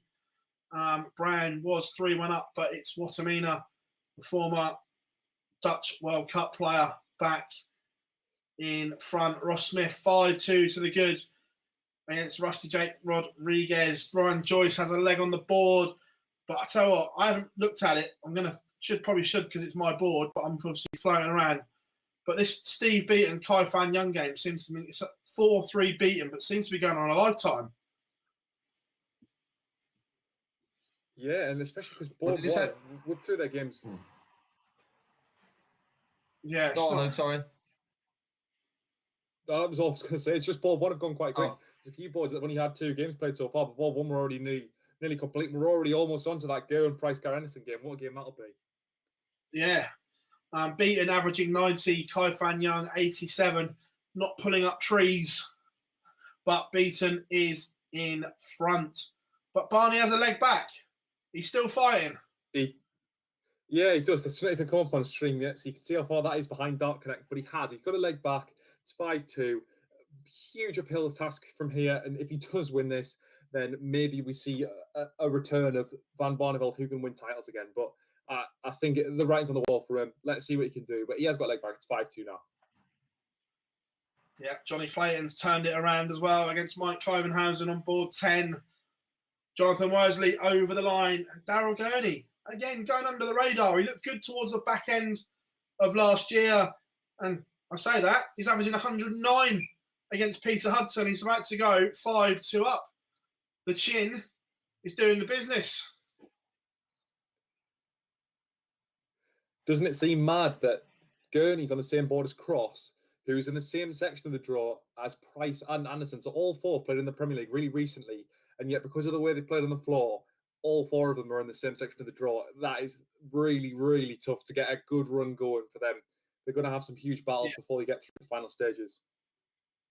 Baggish and Barry now underway on board 8. An interesting one on board 12. Again, not many people will obviously talk about this, but Jesus Nogueira against Luke Woodhouse. I remember, obviously, Woodhouse that we know about. Good player. 9 data on the home tour last year. But Nogueira played some good stuff. Was it on might have been a Euro tour last year that he really come alive and burst onto the scene? You tested me there. But he did play one on the Challenge Tour, didn't he? And that's where he's won his card. We know that usually the people that come through the Challenge Tour, because they've had to do it consistently over a period of a few weekends, do you see him perform better on the tour? So I'm not surprised he's done well. And he's gone 1 up against Woodhouse, who, again, he's qualified for the World Championship a few years now. So good performance for him so far. But yeah, he's one that needs to build on what he's done so far, get himself in the top 64 this year. And it's nice to see him coming over because we've lost Alcinas and Reyes in place. So it's nice to see someone waving that Spanish flag today in the Pro Tour. Yeah, I'll tell you what, you can't underestimate this whole Super Series, can you guys? The UK Open is the first proper TV tournament of the year. I get we've had the Masters, but that's exclusive to the top 24 in the world. The UK Open is the first ranked TV title of the year. And if you can have a good couple of days here, confidence can be brimming ahead of that. Yeah. And it's interesting, like I says, we've got them people who are not on the tour. Can they pick up some money that themselves into the World Championships, obviously towards the end of the year? But it is going to be interesting to see, some of which haven't played for months, some have just done through the tour card, some were at the Masters and some World Championships. And then we're back to some players. So it's very interesting to see how some of them perform. Just a few updates, results I've got coming in. Dolan 1-6-3 against Teeden Brown. Hobrett's 1-6-4 against Luke Peters. Clemens 1-6-3 and then Seatman. Johnny Clayton, as we was talking about, it was 3-1 behind. Rolled off 5 consecutive leads and 1-6-3. 104 average. That last lead, it back-to-back 180s to leave 86 and then took that out in 2. And then Keane Barry, Danny Badish. Danny Badish had only just started this one. Danny Badish had left tops. Keane Barry just led and tight out Shandai on the stream. So Keane Barry takes the first leg. Only a holder throw, but with Badish on 40. Good 120 to start from Keane Barry. And certainly one player I'm looking forward to seeing for the rest of this year. Luke, all eyes on board 11. What's going on? There's something murmuring. I've just seen it pop up on the screen that it is 5-4, but it hasn't popped up on the stream yet. But have I wrote him off too early? He's finding this form. Bunton's missed a chance there. He left himself 180. He needed to really hit a treble and leave himself on 80, but he didn't. He left himself 120. Barnevelt's come in, and has he gone top sort of 16? The stream hasn't even caught it. I think he's hit it. No, he's missed it, but he must get it in his next visit. So Bunton's missed 3 chances at tops. This is the issue with having a stream that's a little bit delayed on Dark Connect. But yeah, Bunton's missed chances after chance here, and Barneveld's fighting back. I believe this is a breakthrough as well. So Barneveld now possibly to get himself back to a normal leg and get himself back to 5-5. And then from there, who would you back? A man that's won 5 world titles and has experienced this sort of pressure many times, or Stephen Bunton, who was in good form at the minute? Well, your guess is as good as mine, but it could be close. Raymond Van Barneveld says, Alexa, hold my coat. Board 1, Steve Beaton over the line 6-4 against Kai Fan Young. A much needed win for Steve Beaton. Callum Ridds on board 4 is now in front against Madas Razmar. And we've got a Noble on board 16 between Brown and Watamina. It is all going on, guys, at the moment. I know, the excitement's getting the better of me. I better get that one up. I tell you what, another game I've just seen warming up again under the radar. So many of them. Adam Gaulas against Darren Webster. 2 people that need a win for very different reasons. Gaulas, welcome to the tour. Darren Webster fighting to save his place on tour. Yeah, I know one that fits into the boards I'm looking at. There's that one. Dimitri starts as well. It'll be interesting to see what Dimitri can do over the 4 days following his operation. He's got Louis Williams. That's just started. So there's so many games that are very, very interesting. But I'll dial back. I've just seen a store update on mine that Luke's watching. I'll dial back to you, mate. It's not on the stream so far behind. I cannot believe this.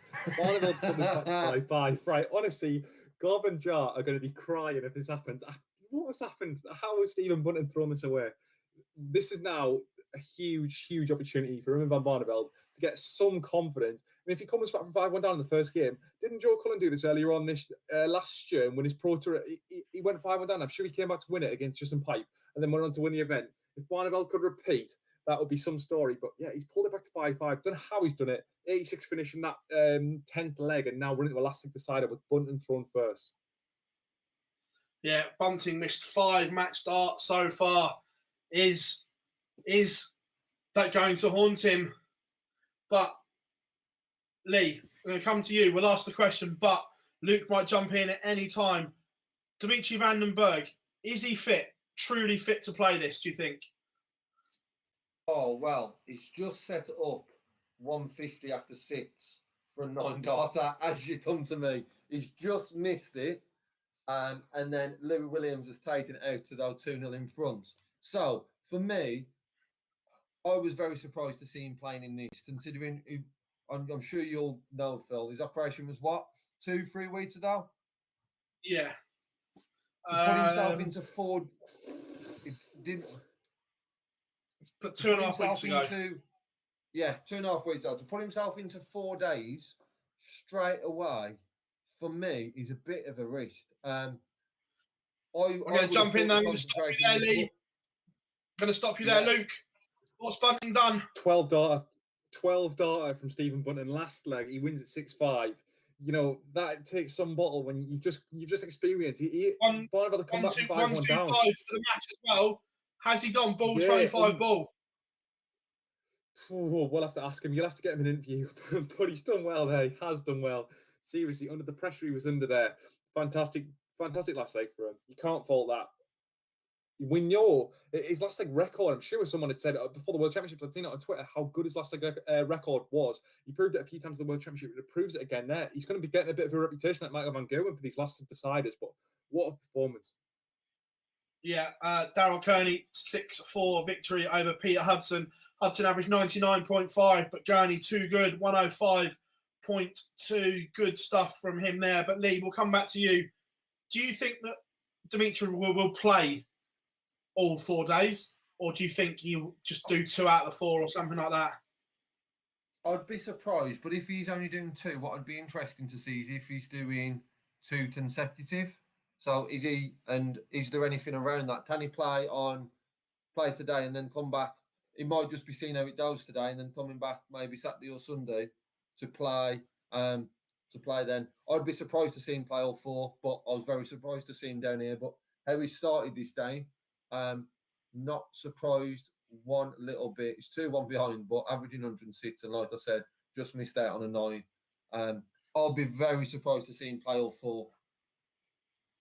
Chat room, absolutely superb as well. With telling us Barney went 25, treble 20, double top. Cheers, guys. We appreciate the chat room. Like we say, get going in there, hit that like button, and make sure you subscribe to the channel. We're here all 4 days of the Super Series, all in one place, so you don't miss anything. Well, the games are finally poised. We're going to have a quick 20-second ad break, and we're back on the other side of this.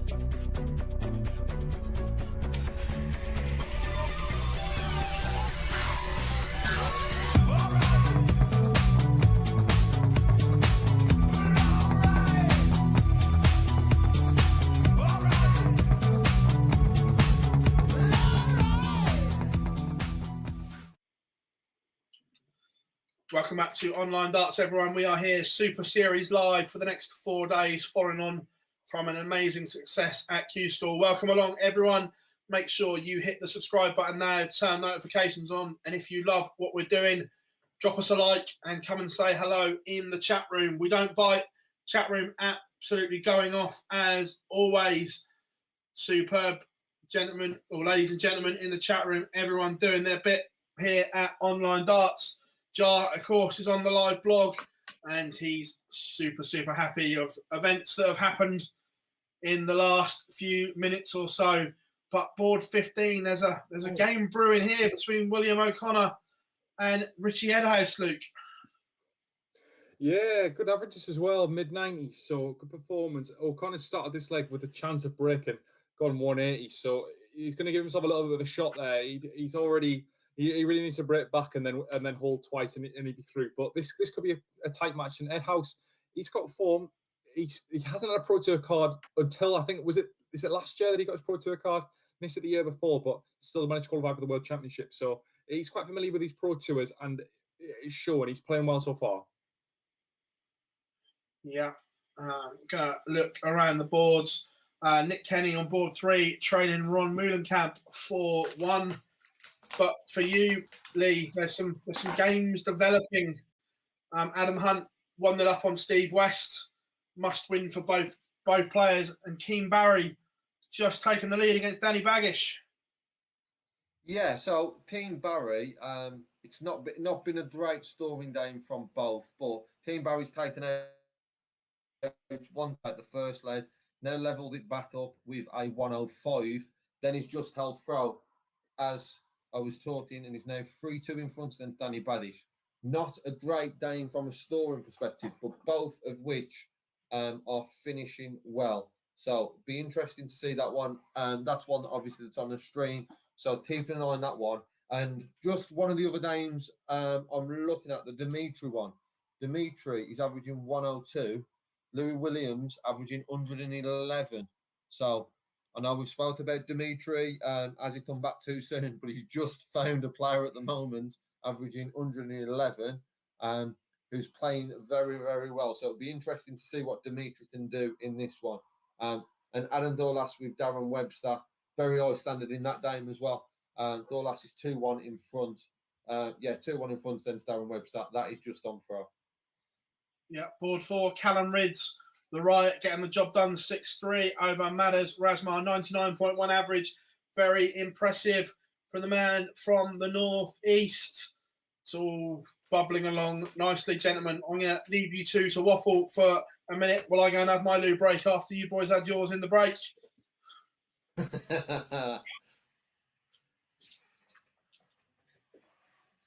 Luke, anything in yours, mate? Well, O'Connor's just having up at 4-4. He's now got through, averaging 96. He started to play well. He played well against Gurn. He wasn't at the World Championship. He needs a couple of points early on. He's not in the top 32, so winning some cash here is going to be critical for his World Championship qualification and then potentially match play and Grand Prix. But a 180 is certainly going to help that. He's in prime position to go 5-4 up. Have you got anything that is pressing that you need to tell us about? Yeah, so Williams on throw here was left 81 after 9. Dimitri's left 44 after 9. Williams has missed ball. So Dimitri's coming back to 44. As I've said, both 102 plays 1-1-1 average wise. Both leaving good checkouts after 9. Williams has missed that opportunity. Can Dimitri get the break back that he needs? No, he misses 2. So scoring wise in this one, very good, but unable to finish at this stage. Danny Badish, death level in the stream game that I've got at the moment. So Danny Badish is 3-all with Team Barry. That one has been the opposite. I'm listening to what I'm saying with Dimitri at the moment. Scoring wise hasn't been there, but finishing has been for both players. Williams has just missed. So Williams, opportunity though, 4-2 in front against Dimitri. Dimitri is coming back for double 16. Can he wrap this up to take it to 3-all with Dimitri? No, we can't. So more missed darts for the pair. Dimitri left 44 after 9. He's now from 15 in this and could find himself 4-2 behind. And that's is now 2-all with Darren Webster. As I said, Badish and Keane 3-all. Hunt and West are 1 apiece. And Steve Lennon is 4-2 up on Mike Decker. Yeah, Martine in the chat says, what's the name of the app that I can see? It's TV.Dart.Connect. Mate, you can see all the scores and action there. But of course, you're better off with us here. We'll put it on the screen for you. Big year for Yella Klassen on board 4 as well. The Cobra has it all to do as he leads Andy Bolton 1-0, and Boris Koltsov is underway for the first time as a tour card holder. I'm looking forward to that one. I'm not going to lie. Yeah. Big fan of Boris. And obviously Jason Lowe, we know what he did at the Worlds. So there's so many who want to see on the stream. But all the names that have been picked. And just as I say that, Badish misses 3 darts, so they'll 4-3 in front of them to Team Barry. Then's the throw that would have been, so it would have been a break for Badish. Barry's coming back for 68 and doesn't take it. So Danny Badish has got 3 more darts at double 10, so they'll 4-3 in front.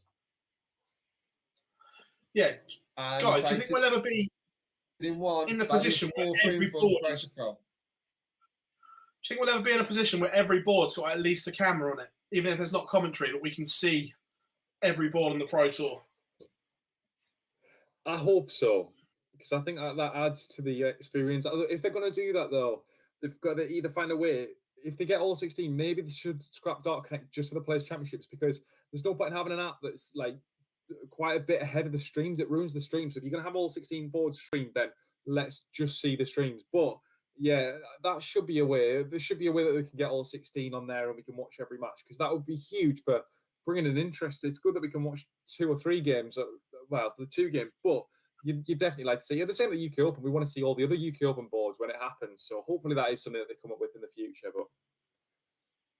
But I think one for me on that, not something I would have expected to see. My answer on that would have probably been no, but it's changed now due to Barry's response to the Q-stall question I'd seen that was asked on Twitter to him around would we have had streaming boards at Q-stall? And from his answer, I think Barry was edging towards that we'd have had them this year if it wasn't for the lockdown.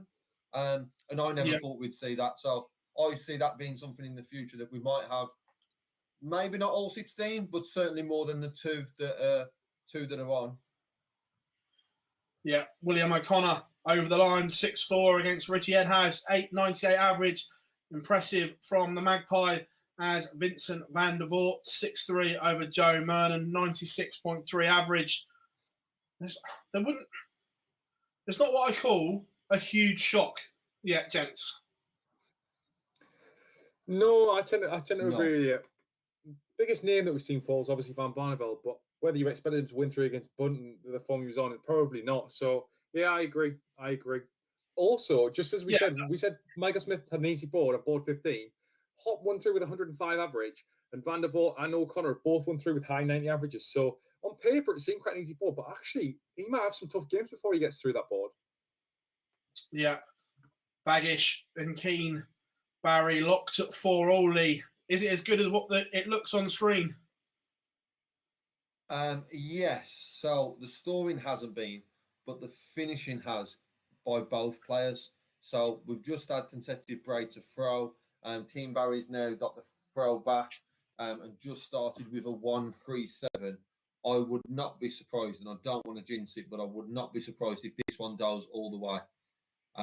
Very, very good game. Numbers don't say so average-wise, but finishing, and good to see Team Barry and Danny Badish putting in a good performance today. Good stuff. Alan Tabben trails Eddie Lovely 4-2 now. Nick Kenny trails Ron Moulenkamp 5-3. Kirk Shepherd, Lorenzo Pronk 1-all. Webster and Gowlas back at 3-all, and Hunt edges in front against West again. 2 Q School men, Gerton Enchers and Michael Rastovitz, 3 apiece. So it's all going on, guys. It's just ticking along nicely at the moment. It's simmering without boiling over, I think would be a fair way to put it. Yeah. I think we're about to hit that phase, aren't we? Yeah, and I think we know what game's coming up on board 1 soon. Obviously, we've got the Price Anderson. It's going to be very interesting. It's certainly going to boil over when we move to round 2, round 3, seeing what some of the boards has. And like you said, because we haven't had them shots, we will see some big names coming up against each other in the last 64. Just to give you an update on these, Dimitri van den Berg has just broke throw, was 5-2 behind, now 5-3, just putting a 180 on throw. Team Barry did hold, and he's now 5-4 up on Danny Badish. Team Barry doing his stuff. Steve West levels up against Adam Hunt. Bradley Brooks, the world youth champion, in a whole heap of trouble. Trails Scott Waits 5-2. I'm going to open that up and have a look at that now. Again, not the best of games. Waits only averaging 85. Brooks disappointing, 81 from Bradley Brooks. Not what we expect. Phil, just to come back to the Dimitri game, second time he's done this in the game, left a finish after 2 visits to the board. He's done 180 this time. Last time he left 150. Can Dimitri take this out? He's 5-3 behind. No, leaves double eight. So Dimitri, we've spoken about him quite a bit. Should he be playing in this? He's putting in a very good performance, but he finds himself 5-3 behind. I would expect that to now move to 5-4, but needs a break in the next leg. Yeah, 100%. Just scrolling through to have a look at some bits. Oh. But, very, very busy. A lot of people watching along. Team Barry has beat Danny Badish. Broke throw in the last one. 3 visits to the board. 140, 140, 140. Tate's 81 into 11 from Team Barry to beat Danny Badish 6-4. Good game. Very good game that was. So Team Barry knocks out Danny Badish, but he's on a very, very difficult board on that board 8. Exceptional from the young Irishman when it matters. I think everyone is expecting big things from Keen Barry. Some of the last 64 games now warming up as the 1-2-8 comes to an end. No more so than board 15. If they play like they did in round 1, gentlemen, Michael Smith against Max Hopp could be an absolute belter and over within minutes.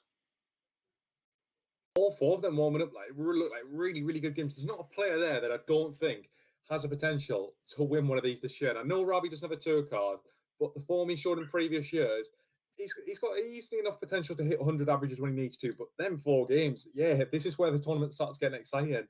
This is where it starts coming into its own. And yeah, Michael Smith, Max Hobbs is a huge game. Tyson Whitlock, the derby, the 3rd time they've met in the last few competitions. So yeah, a few good games there. Can't wait for them. Yeah, I was going to say they always seem to meet these two. It's just fate draws them together. Yeah. What odds have they got on the meeting? Scott Waits has beaten Bradley Brooks 6-2. So the world youth champion is out, and the former double BDO world champion advances. But Lee, going to come back to you on board 9. Dimitri back within 1.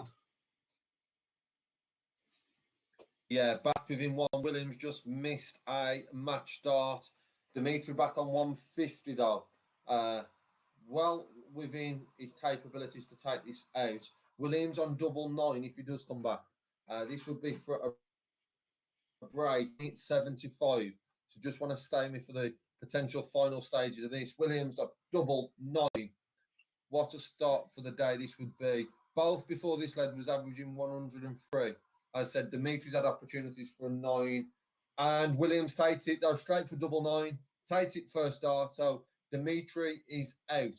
Very interesting now to see if Dimitri comes back and plays tomorrow, how that knee holds up for him after today. Only playing 1 game, potentially more likely to see him tomorrow. Yeah, this Gowlas Webster game's catching light as well. 4 all. Leg 9, Gowlas on throw, 139, 140, 96. Webster, 140, 171. Stay with me and I'll tell you who has the advantage in leg 9. 121 to leave 69. This 126 from Gowlas may have to go. Only a hold of throw. Webster piling on the pressure here in leg 9.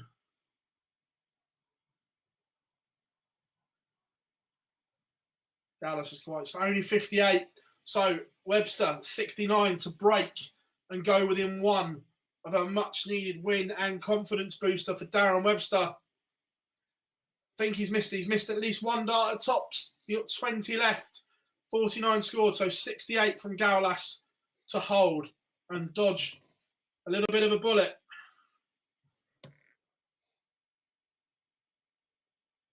Game in 3. Gowlas 1 away. Webster needs to win. 2 on the spin.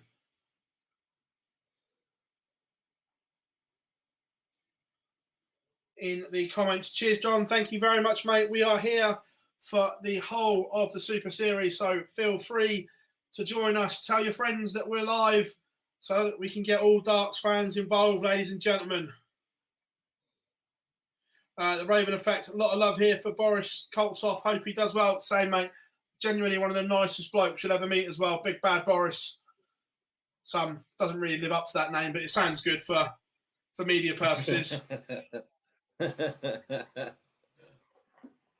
There's not a bad bone in his body, but Big Bad Boris sounds good. As Yella Klassen on board 4 leads Andy Bolton 4 legs to 3. Again, averages 90, 87, not amazing, but they won't care as long as they win the game. Michael Smith, 1 up as well for you, Luke. Yeah, Michael Smith just started off well. Ratajski started well against Whitlock as well. Early stages, both of their matches. But to be honest, I think the Christopher Ratajski Whitlock's a bit more open. Michael Smith's definitely the form player in that one, though. You would expect Michael Smith to come through that. His World Championships wasn't perfect, but he's carrying some form, especially if you go all the way back to the Winter Tour. The last time we saw him on the Pro Tours, he was playing really well. There's a few games that are coming towards the end of their life as well. Eddie Lovely's 5-3 up against Alan Tabban. Not really a big shock. 2 players that are unseeded. And Claydon's gone 3-0 up on Beanie as well. So, again, not a shock, but a few games that are just starting to get towards the end. And we're getting closer now, seeing the last 64 and seeing all these players come through, seeing the big names once again. I can see Anderson against Price is now warming up. Yeah, it was huge. Repeat of the world final in the last 64. But Lee, Gaulas has gotten over the line. Yeah, so you was talking through the 9th. Both on finishes after 9. Darren Webster after 12 on throw here leaves 257. Gaulas then takes out the 11 dart lead, finishes with 100 after setting it up with a 177. So good start for the day for the youngster. Be interesting to see if he can proceed further today and how he goes on over the weekend. But not good for Darren Webster. Personally, I expected Webster to come through that one, but yeah, good finish by Gaulas. Webster missing his opportunity the lead before.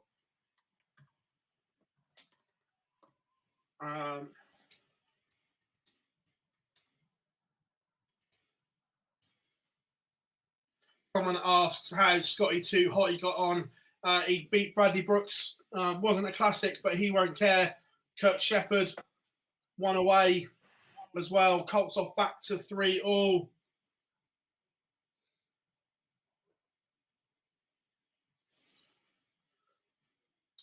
And Nencher's Rastovitz. Again, we've got a noble leg there. And board 1 is underway. Garwin Price, Gary Anderson. Hold on to your seats.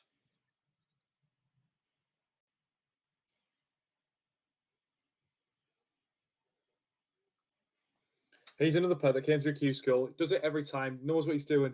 He's proven his form again. Lorenzo Pronk was unlucky not to get a tour card, so I'm quite glad he's been given a berth and given a chance. But Kirk Shepherd is doing another demolition job. Always seems to do enough. Always seems to earn a couple of thousand here and there every year. Not enough to keep his tour card, but enough that he's probably only working part time. But he's averaging 96 and is potentially going to win this tier 6-2. So good performance in Kirk Shepherd to get himself through this first round. And a good start to get back on the tour for the 4th time I think it is now that he's come through Q School.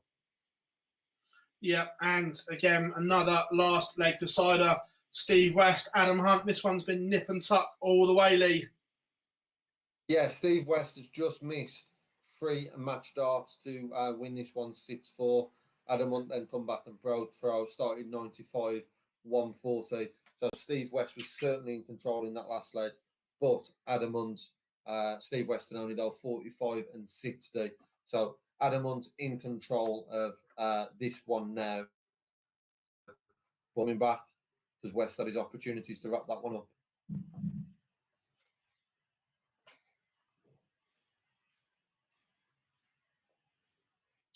Darts Guru, great coverage, Phil. Not a problem at all, mate. Thank you very much. Team effort from everyone here. Where are we? I haven't looked at the game, but someone says Beanie down to a 69 average. Yeah. Not the best. Yeah, I think we know that Beanie came through. He came through Q School in the old system where he won through on one day. I did think over the 2 years that we'd see a huge improvement from him and at least see him get towards an 85. But, he's come back this year really expecting that he's already had a year under his belt and he's just not there. He's still not at the level he needs to be at. And I think, to be honest, this will probably be the last year that we see Aaron Beanie on the Pro Tour. But he's 5-0 down at Claydon and it looks like this could be 6-0. Just to thumb in there, Phil, the last leg with Adam Hunt and Steve West. West just in that dough in. Hunt then put himself on 115 after 12. Excuse me. And then Adam Hunt takes out that 115 to wrap this one up. Coming back, West missing 3 in the 10th leg. but Adam Hunt then takes his opportunity, wraps it up in 15. So Adam Hunt goes through 6-5, and one of the Danes that I'll be looking over, MVG, has now started against Mark Medini. Just got underway. Mark Medini won the ball. Yeah, 100%. Board 1, Gary Anderson leads Gathering Price 2-0. What's going on here? I'll tell you what's going on here. Gathering Price is only averaging 68. The world champion is not at his brilliant best. Gary Anderson potentially throwing for a 3-0 lead.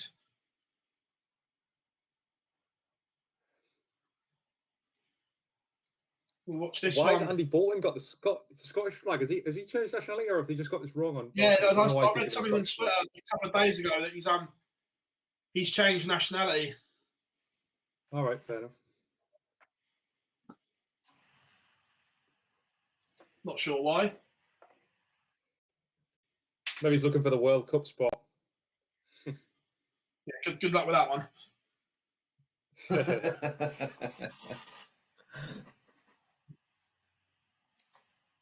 Just one let you know of as well on board 10. So Alan Suter beat Adrian Lewis in the last leg. Has now got Dave Chisnell. That is just warming up. And Mark Medini's come flying out the blocks against MVG. Only a hold of throw, but that was 1-0 in front against Michael Van Duren. Yeah, definitely. Again, a few people joining us. Rachel, how are you all doing? Hope you are well, Rach. A few others joining us late on. Thanks for joining us. Oh, Price breaks back. So he's still only averaging 77. Gary Anderson's dropped to a 90.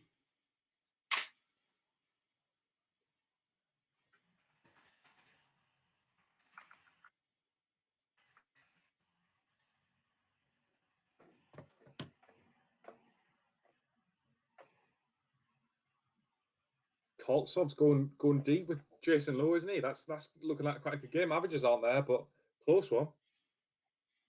Yeah.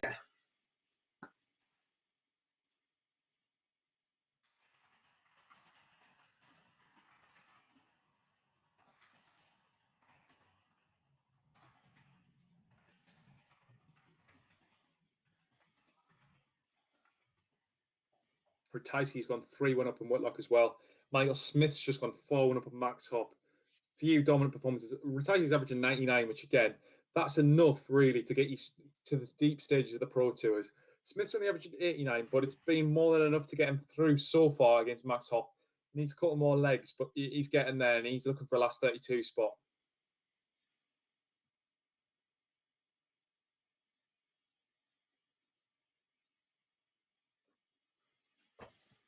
Happy days. Don't worry, chat room. We've got you sorted.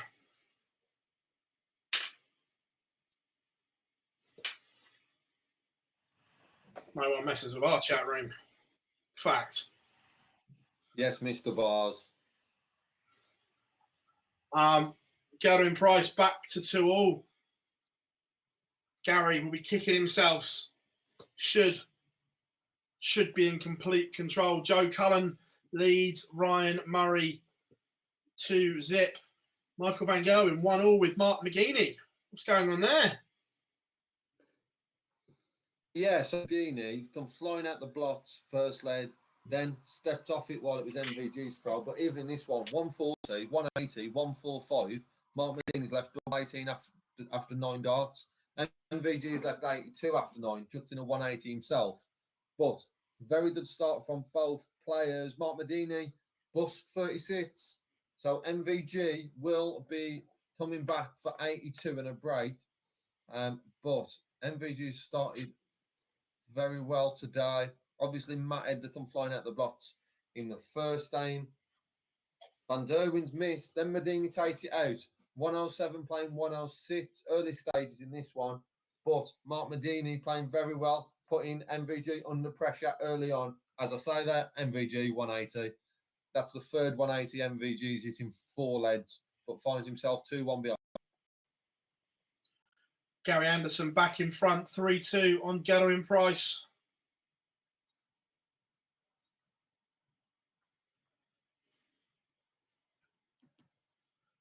Jason Lowe, Boris Koltsov. We've got a noble. When Boris starts with a 140, Jason Lowe is going to have to find something here. Otherwise, Boris Koltsov is on the verge of winning his first game as a PDC Tour card holder.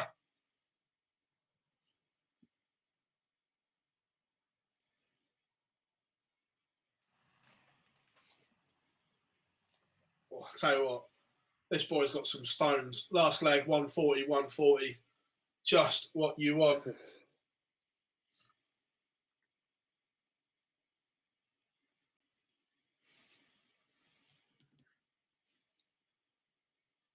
MVG's just missed ball for a 129, 12 dart lead. Medini's back on 267, so no reason really for MVG to go for it, but we've seen it plenty of times. Will go for that bullseye, but put himself in a good position here to go 2 apiece and does it in 3. So them averages not moving from 104 for both players. Ian White and Robbie John Rodriguez is 2-all, and Danny Noppert and Chris Dolby. Chris Dolby's 3-2 up in this one on throw, but we have seen a couple of breaks in that one. Other ones I've got warming up are Dave Trisnell and Suter, and Jose de Souza against Gordon Mathers. So a couple of good games warming up, and we've got some that are underway on the boards that I'm looking at. Closing stages for me here. Boris Koltsov, 45 for his first win as a tour card holder. And he's missed. Jason Lowe, 101 to break Big Bad Boris's heart.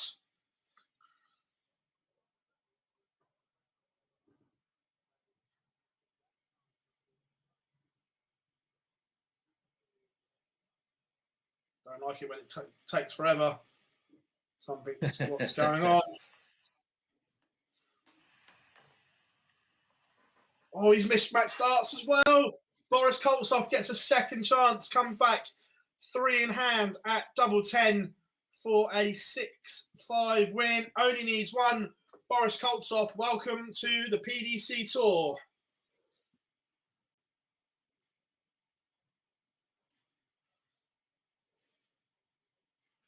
Some huge games warming up. Devon Peterson underway against Mickey Mansell. Just while you've been saying that about Koltsov, Phil, Gary Anderson's in a 40 lead over Garen Price, so it's getting close to that finishing line. World champion could be out. So Gary Anderson could have won this 6-0. He's in a big. And whilst that, going to go to Lee. We've got a break or throw. Yes, so Medini's now not at the standard he was early on in this game. Van Derwen's not a break or throw. In control now of this one, 3-2 in front, but playing very well. His standard hasn't moved down, just around that 103 currently on this one. But MVG looking likely now to push on. Very similar to the Matt Ed today. Matt Ed that come flying out the blocks. Mark Medini's done exactly the same, but MVG looks like he's up for it today, and hopefully we'll get to see him on one of the streaming boards at some stage.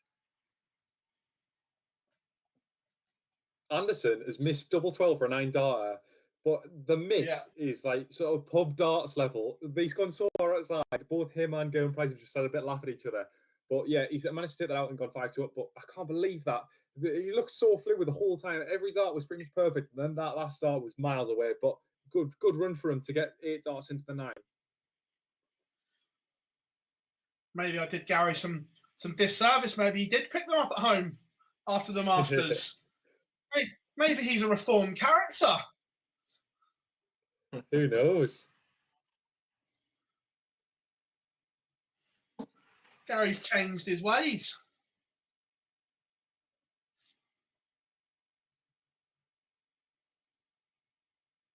Just watching it now as well. Is it just me, or is Gary's shirt button creeping down lower? We're almost in Ted Hankey territory here.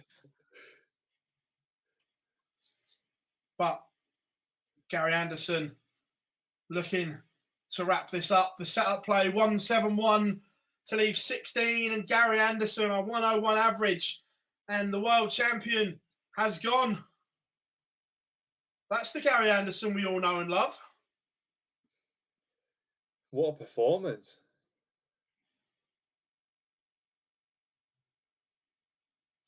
To be fair, again, the stream is behind. If you're watching it on the stream, ever so sorry. Darts Connect is obviously in front because of that's the way it works. But this is vintage Gary Anderson. Yeah, he looks quality. And I don't know how much practice he has done with Ryan Searle. I don't know whether they've actually been able to do anything during lockdown, whether the rules still apply because they're elite sportsmen. But this could potentially set up a tie with his practice partner or soon-to-be practice partner. So there should be some familiarity there for Anderson, with the chance to get through the last 16 and then play the winner of board 2, who that's Cross's board, isn't it? And Gurney's in that board. So, look, a run here for Anderson will do wonders for his confidence. But what a performance against the world champion as well, 101 average.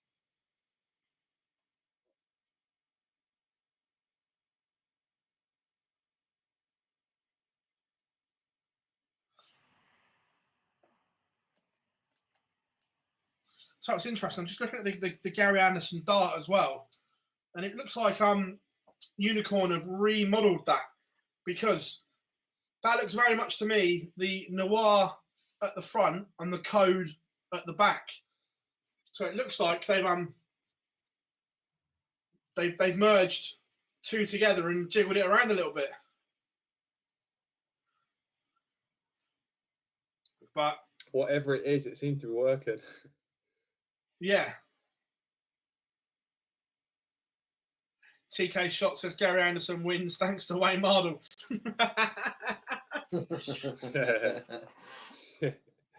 Yeah. But Dobie, Noppert 4-all, Ratajski, Whitlock 4-all. They're all bubbling along nicely. Michael Smith 5-4 up on Max Hop. I can't think which one I was going to die. I was going to go to you, Lee. MVG stretched his legs. Yeah, so that MVG is now at 107, playing very, very well. He's 220 here after 9. He's throwing for the day. Mark Medini has just been dropping, like I said, flying the first 3 legs, but then since then has dropped.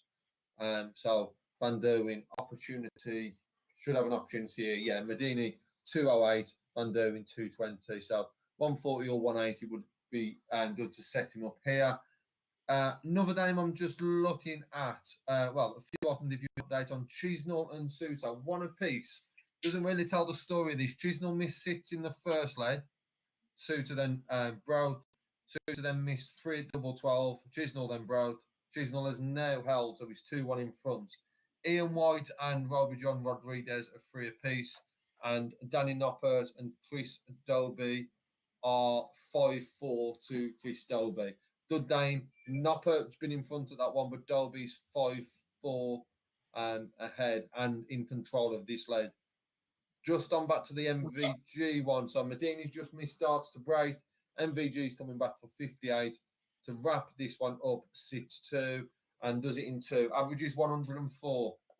So MVG playing very well today. And as you wanted to see, Mr. Bars, him on a streaming board. If he keeps performing like this, we're certainly going to see him today. Yeah, I try to see what darts you use in chat room. I'll answer some of your questions in a second. There's plenty in there. But I'm going to come to you, Luke. Bully Boy, still marching. Still marching on, yeah. Not vintage Bully Boy. 90 average. It's so, but it was enough to get him through against Max Hop. Max Hop didn't play the way he did in the first game. But winning board 15, he set up a potential tie with either Van der Voort or O'Connor, who both did play well last round. And we're getting to the closing stages of Ratajski against Simon Whitlock. Ratajski leads 5-4 at the minute. And right now, it's close. Whitlock's going to check out this 1-3-4 on throw, or Ratajski's going to have 3 darts at 42 to beat him. So 96 averages, these two have played well again. Every time these two seem to play, we do seem to get a good game. In the average side, I know the World Championship, it was a bit of a rout with a 4-0 to Ratajski, but average-wise, mid-90s again, it is good. So Ratajski's got 3 dots. If you stick with me, I'll tell you whether he takes this out and knocks Whitlock out. But he's gone 134, 140, and 125 in his last 3 visits, and he takes it out $15 in the last leg. Ratajski's gone through on board 12 against Simon Whitlock. So he gets a bit of revenge for the Masters that he got beaten, and he is through to the last 32. Yeah, someone asked in the chat room what Gary's average was. 101.2, vintage from the Flying Scotsman. Harry, I think it was asked, said, can I ask a question? Fire away. I'm not sure who you want to ask. Stick it in the chat room. If it's to any of us, we'll answer it. If anyone in the chat room can answer it, they also will. That's the joys of our chat room. Fire away any questions you want. And I haven't looked at it, the game in particular, but Peter Wright, struggling. I've got Wright only averaging 67 from Chris. Yeah, I'm not sure how Underbog not always seems to fluke this, because the BDO World Championship, I distinctly remember him not really averaging mid-90s, or I think he was low 90s for pinch the whole time he got through the semi-finals. Seems to come and just do just enough. He's a bit of a weird character. He does just enough. Low 90s average usually. He's averaging 72 and he's 2-1 against Peter Wright, who's an ex-world champion. So how he's got this lucky with Wright turning up on this form, I don't know. But he's just got to take his chances and capitalise, and he has done so far. 2-1 is a good scoreline for him so far. But he really, 3 darts, takes out 114, breaks Peter Wright's heart. He is now 3-1 up with throw. So Wright's in a big bit of trouble here now. Someone else is in a big bit of trouble is Jeff Smith.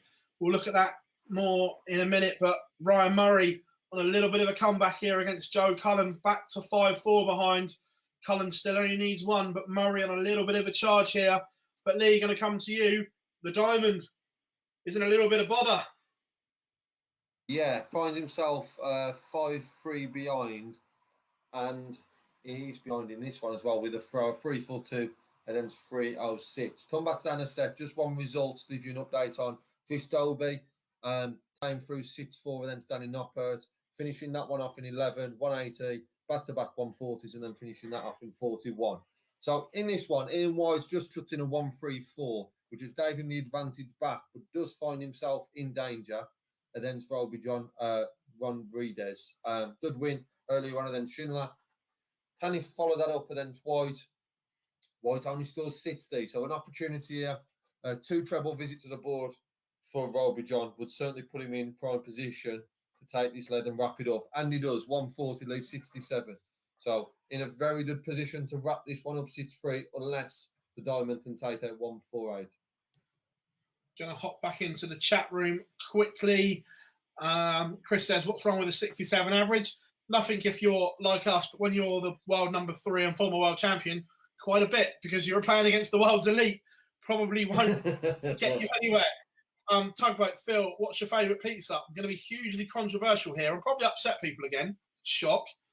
But I'm not a huge pizza fan, but it has to be barbecue based because I don't like tomatoes, full stop. Whether that's tomatoes themselves, tomato ketchup, not a fan. So it has to be barbecue based. Other than that, I'm flexible. Craig says, online darts, what round does the winners of the 4 days go into next week's UK Open? So the UK Open the draw is done on the overall order of merit. So it's not necessarily how well the winners do here. It's all on where you finish in the 1 to 8 to where you come in, mate. So, but if you can obviously have a good run here, then it will boost you up that 1 to 8 and may get you a cheeky buy here and there. Chizzy's on fire by the look of it. Yeah. So if you take into account that the first lady missed 6 darts at a double to win that one, he's now he's on fire. Alan Suter 142, just as you come to me.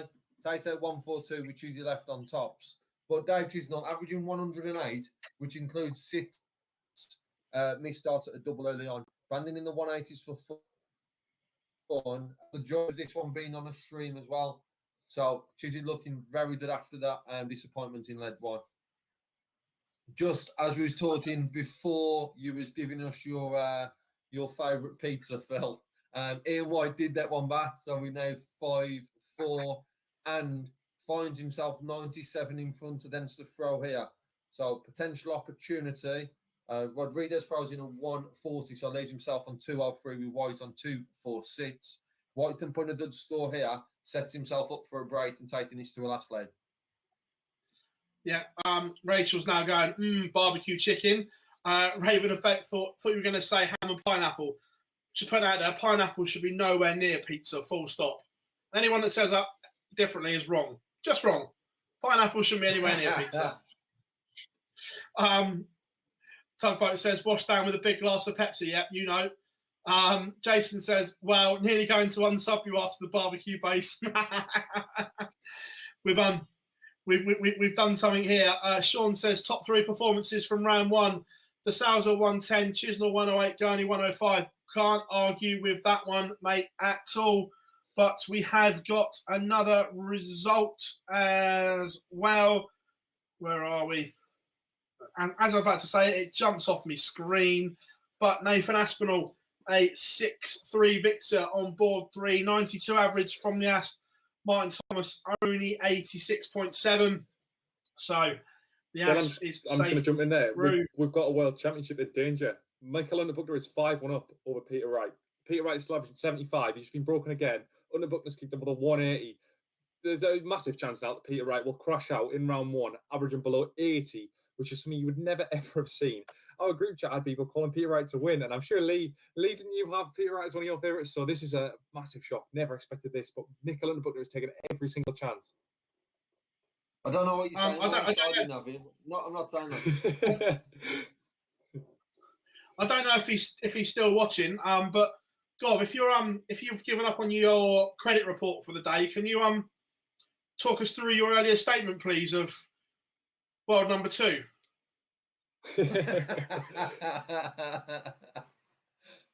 While we're waiting for that, Phil, Ian White's taken it out 105 to bring this one back from 5-3 behind to 5-all. Started this one with a 180, finds himself now on 124 with Rodriguez back on 221. So Ian White's coming back for 124 here, sets it up nicely to leave tops. So we'll be coming back to the board 4 tops to win this 1 6-5 after finding himself from behind. And just another quick update. Jose de Sousa, Gordon Mathers. Not one really that, for me, was looking over that much because of the big games that we had elsewhere. But 3-all at the moment, both averaging 102.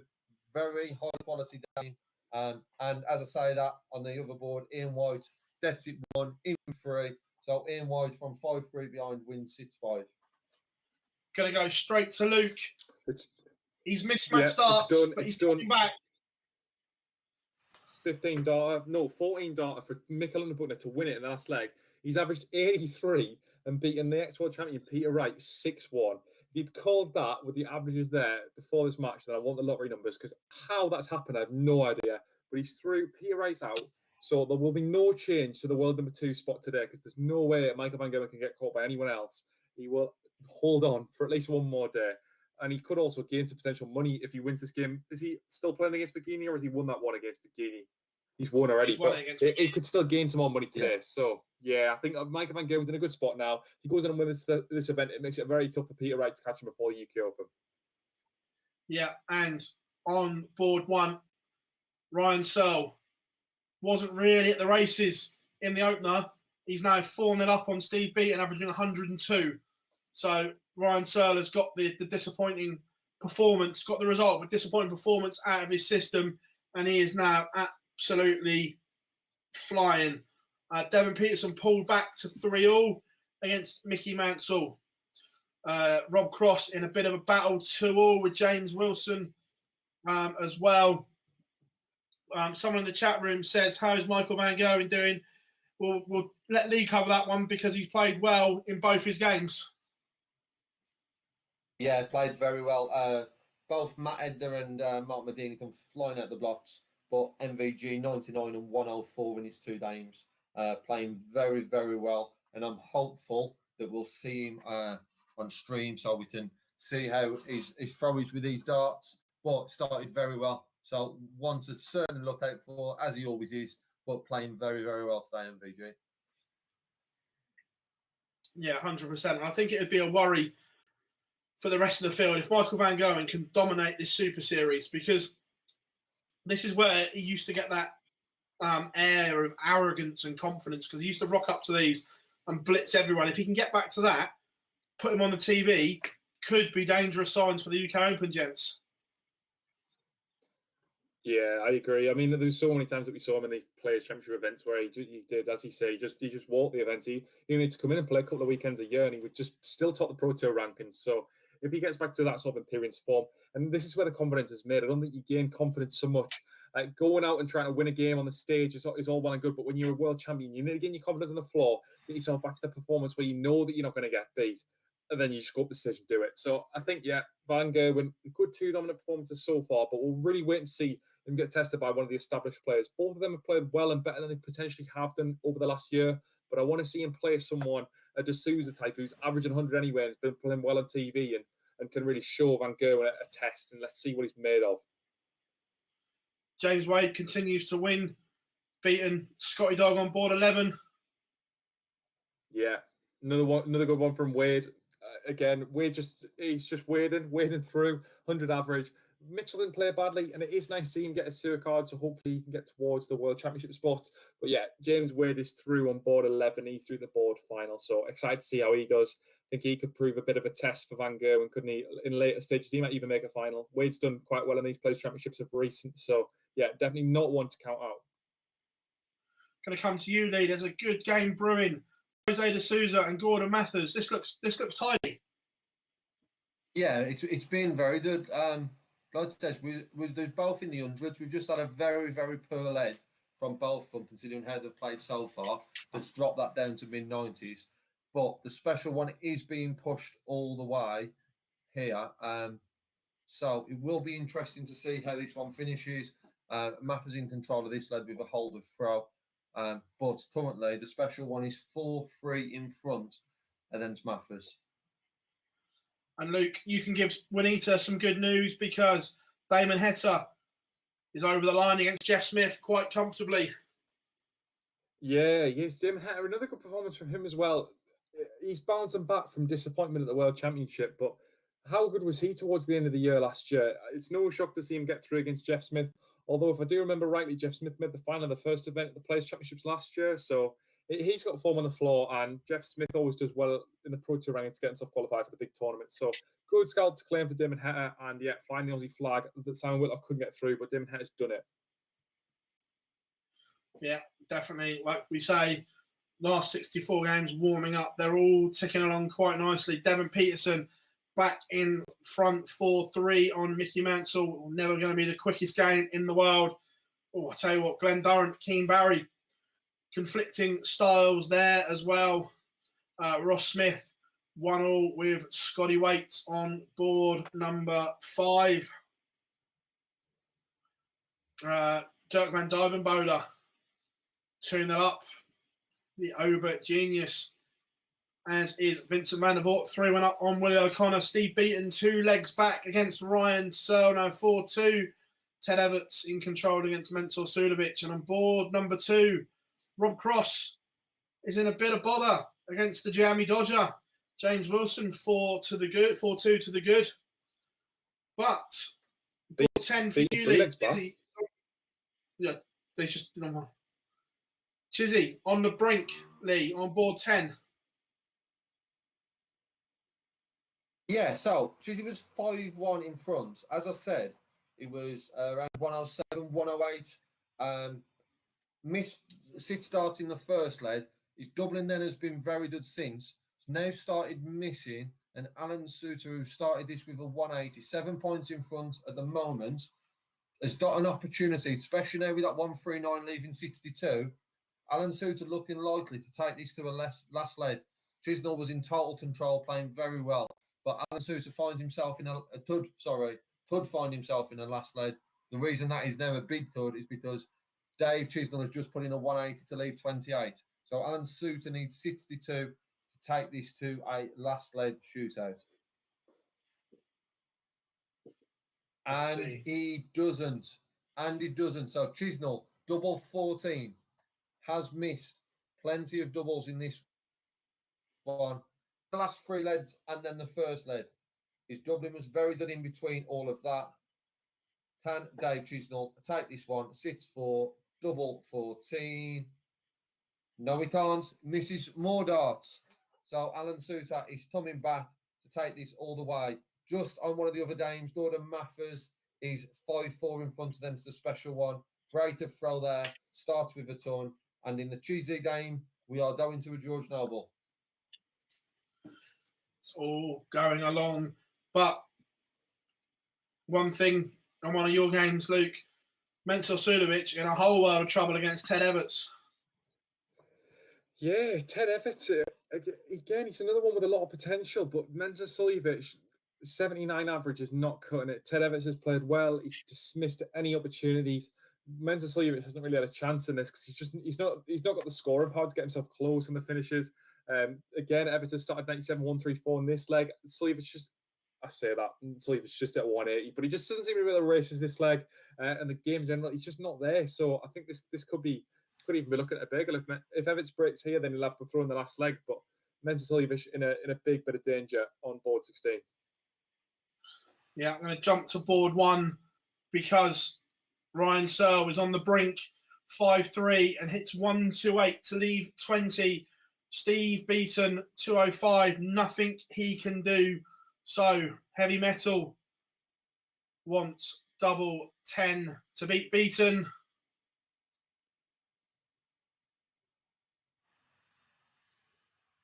No score. Steve Beaton 122 to save your skin. Just to come in, as I said, Chisnall and Suter 5-5. Alan Suter's 3 visits to the board have all been 140, leaves 81. Chisnall can only leave 142 after 12. So Alan Suter's in a good position to get this one won now. And Ryan Searle has missed 6 match darts, but Beaton can't do it.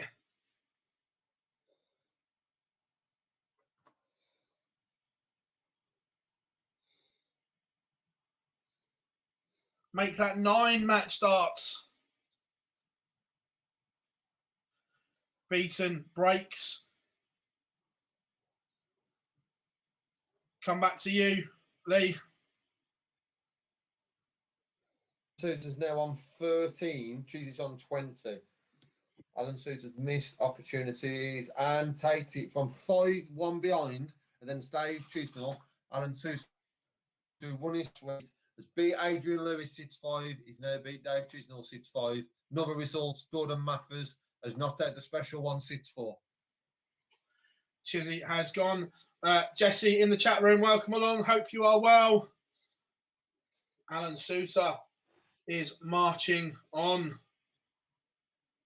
But Ryan Searle has missed 9. Yes, 9 match darts to beat Steve Beaton.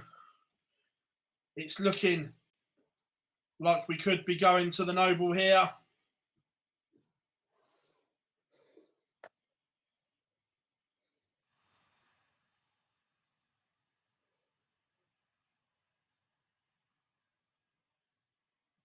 Beaton was 4-0 down as well, if I'm not wrong, wasn't he? So yeah, good performance from him. Bit of a bounce back from the Portello match of the World Championship. And Steve Beaton, as you said before on the stream, I'll let you finish on that one. Have you seen what's just happened there? Ryan Searle, you missed 9 match starts and then you take out 127 in game. Where have you pulled that from? Just a crazy, crazy match. Ryan Searle was in complete control. 4-0 up. Beaton comes back. Ryan Searle misses 9 match starts and then he takes out 127 in game. Does the Hinks. So the Adonis is out and his struggles continue, but Ryan Searle marches on. Thank you very much, Jesse. Our pleasure. Glad you're enjoying watching along. Devon Peterson getting over the line as well whilst we were watching that 6-4 over Mickey Mansell, 94 better from the African Warrior.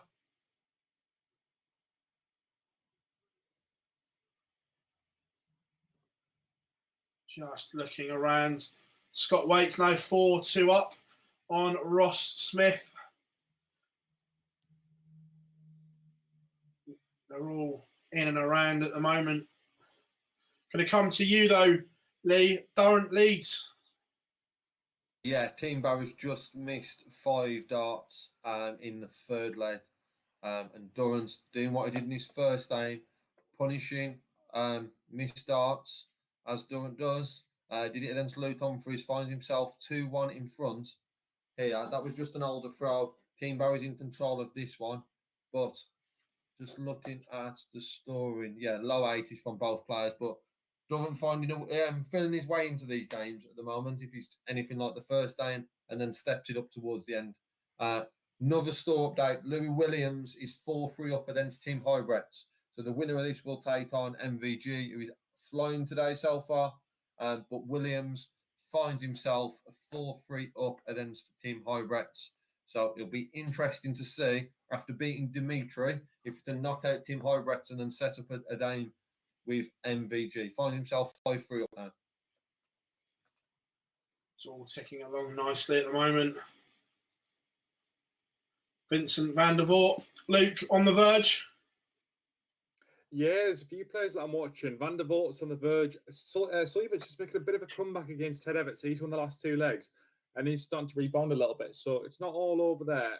He's starting to get into his groove. Van Dyvenbode is 5-1 up against Nguera, who we said was starting to pick up some steam on the Pro Tour.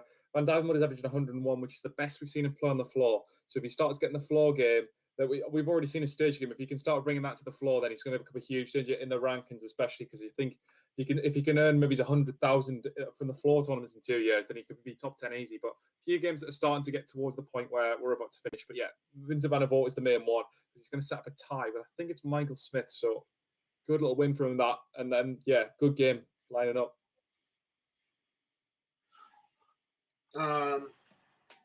Well done. Welcome along, everyone in the chat room. Some newbies coming along. Don't worry if your English is bad, so's ours.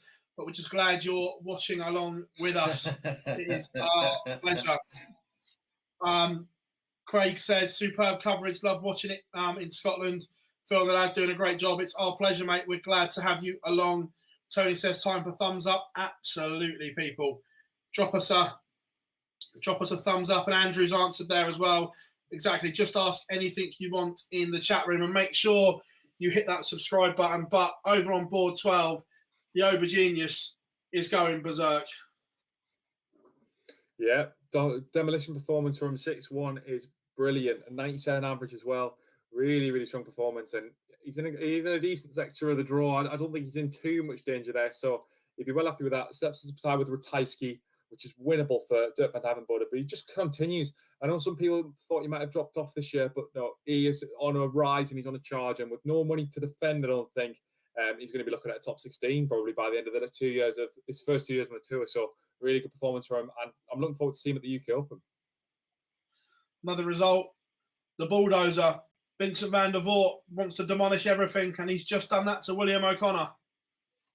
Yeah, again, another one who's slowly taking about his business, but this is all going to start heating up. A 95 average again. You know, it goes under the radar, but 2 mid-90s averages, that's dangerous to anyone. So Michael Smith's got to be aware. He knows that he's not going to get a rollover. Someone like Max Hopp will go in and out of form. Van der Voort has been suspect of that in the past, but he does look like today he's got the act together, and that could be a really good game. Yeah, board 5, Scotty Waits, 1 away, leads Ross Smith, 5 legs to 3 on a bit of a charge. But board 9, Louis Williams has got the job done, Lee. Yeah, got the job done to Vincent Lee with a 6-3 win. Going to be interesting now. He's played very well today, and Williams will come up against MVG. As I've spoke about a couple of times, MVG started very well today, around 100 and then 103, 104 in his 2 games. Looking very good. In the other games, Brendan Dolan is 4-2 up on Steve Lennon, and Glenn Durrant 3-2 up against Team Barry. So both of those fairly close. The other ones on mine are warming up. So we've got Clayton and Dolas, as I've said, MVG and Williams to come. Also Clemens and Adam Hunt. Yep. Again, there's going to be a tough one for you to follow next, Luke. Vincent van der Voort against Michael Smith. Blink, and you will miss it. Yeah, Juanita says, seems that some of the players are just picking up where they left off. Yeah, 100%. You can see the guys that have gone away and ticked over continue to work hard on the board, and the ones that haven't, you get found out in the early stages. But warming up, Gary Anderson and Ryan Searle, Ratajski against Van Dijvenbode, Van Gerwen against Williams, Clayton against Gaulas, Gurney against Koltsov. 5 absolute mint games there. Yeah, I'm fortunate enough that a couple of those fall under my board's MVG. So I've said if Williams can perform as he has done today, be very interesting. Van Derwen's been under pressure in both his games early on, but has looked very well. Johnny Clayton and Dorlas, I'm pleased. Really good for me that I've just seen the streaming board that I've got on. That is on one of the boards. So going to be a very good game to keep an eye on that one. And I've got Durrant and Barry, which is underway. So very good games in my third at the moment. Yeah, one for you, Luke Mensah, coming back here. He is. He's on a bit of a charge. He needs some form. He needs something to get him going, but he's on a bit of a charge. He's up to an 85 average, but I'm sure last time we were speaking, he was 77s or something like that. So he's slowly building it back up. Everts really, really needs to capitalise on his throw. You've got a huge chance here to go 5 through it, but it really does that sort of kills the game. Suljovic would need to win the last 3 legs on the bounce, but a good resurge so far. Everts hasn't done that well. He's only left a ton. So Suljovic with an opportunity to get back to 4-4, and from there anything can happen. But he's playing well.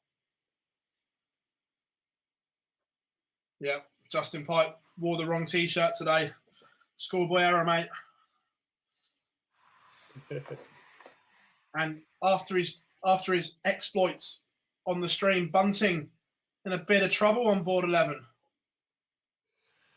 Yeah, I can't understand why you would play so well in the first game and drop off so much, but that's just sport in general, isn't it? Kirk Shepherd, as always, as we said, continues.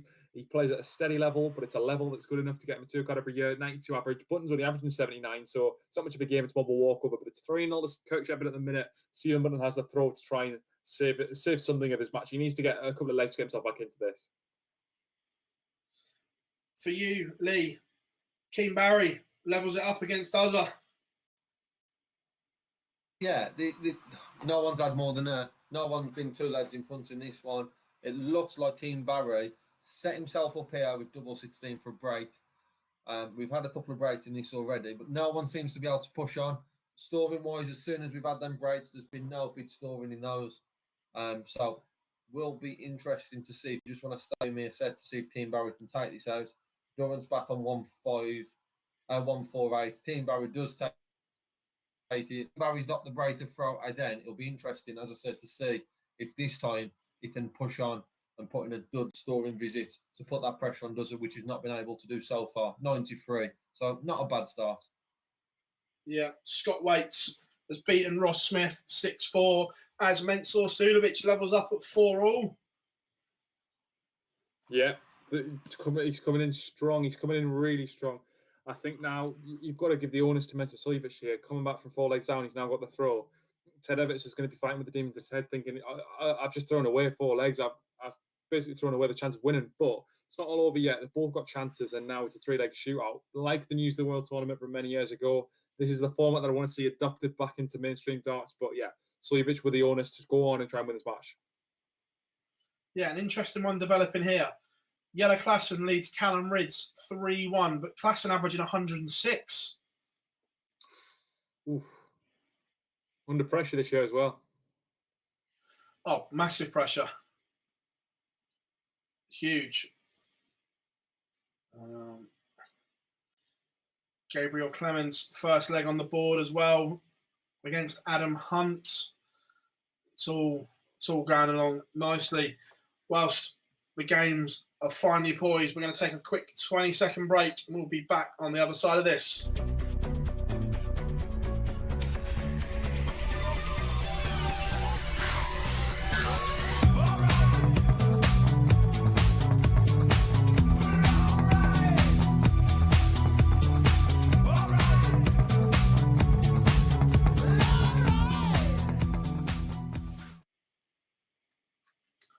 And welcome back, everyone. Welcome to Super Series Live here at Online Darts. Want to welcome you all. Thanks for joining us live in the chat room. It's been an absolute great day so far. Some top games warming up, some games finely poised, but we will bring you through to a conclusion here at Online Darts. Lee, how are yours faring at the moment? Yeah, Team Barry's just missed ball to Dell 5-3 in front. He's got another opportunity and he takes it. So Team Barry is now 5-3 in front against Glenn Durrant. So Durrant's got the throw on this one, but Team Barry got the advantage here. Double-led advantage. First time we've seen that. Also, Brendan Dolan, Steve Lennon. I haven't seen all the game, but I did when I joined the game that Brendan Dolan was 4-2 in front. That is now 4 apiece. Steve Lennon got the throw at 140 points in front as well in this lead. So Steve Lennon has certainly turned that one round. Johnny Clayton and Dullas have both started well, 1 apiece in that one. And same with Clemens and Hunt, both started very well. Just waiting for the MVG one to get started. And back to Glenn Durrant, only starts with a 40 on his throw. So Glenn Durrant going to find himself under pressure here. Yeah, Yellow Klassen leads Callum Ridds 4-1. The Cobra going about his business.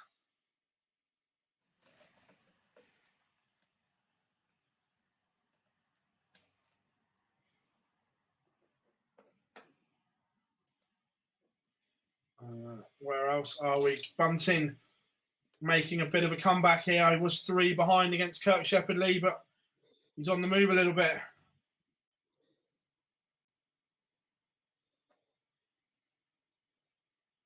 That's a loot. Yeah. Sorry, I didn't hear you. Sorry. Yeah. Button is coming back. Yeah. 3-2. He's 3-2 down, but he's getting it. And Kirk Shepherd's only started with a 40 in this leg, so it probably is going to go 3-3. Shepherd's still got 94 averages, so he's still averaging the higher of the two. Suljevic has also come back, obviously, from 4-0 down, now 5-4 up. So Ted Everts really is going to be kicking himself if he loses this game, but it does look like it may go the way of Mentor Suljevic now. He should have thrown the last leg, so barring disaster, Mentor Suljevic now. He should get himself over the line in that one. There's a few others. Chris Marr's gone 3-2 up over Eddie Lovely. He's got a good chance of earning a grand in the first tournament, so important for the rankings. And Jonathan Worsley is another one who did one in the first round. He's 4-3 up and getting in Jez. So someone who lost a 2 card at the end of last year, won back to Q School, and maybe coming back with a renewed belief that he can keep his 2 card and get the top 64 for in the next 2 years. But playing well, 91 average for him as well, but a 4-3 lead so far. Yeah, we've got a potential noble. Just to mean Team Barry match darts to knock out Glenn Durrant. Sorry, Dan, if you are listening, but Glenn Durrant is out. Team Barry beating 6-3. Team Barry playing very well. Durrant, like in the previous game, just didn't get down at the beginning, but never found that form afterwards as he did in round 1. But Team Barry goes through 6-3 win. Yeah, Nick Kenny looking to level up at 5-all. Missed an opportunity. Ricky Evans, 1-3-6 for victory. Or will Nick Kenny be back? Oh, Ricky Evans has missed a match start. He's gone inside. Nick Kenny survives. 8 for the Welshman.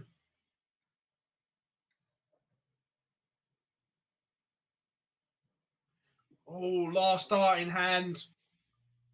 We know how big they are. We've got a noble. Ricky Evans has the throw, though, and he's already missed 1 match start.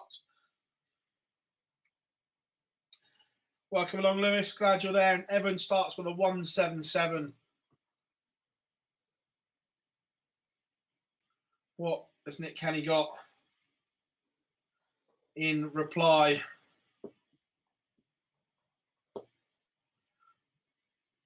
Only 96. We say only.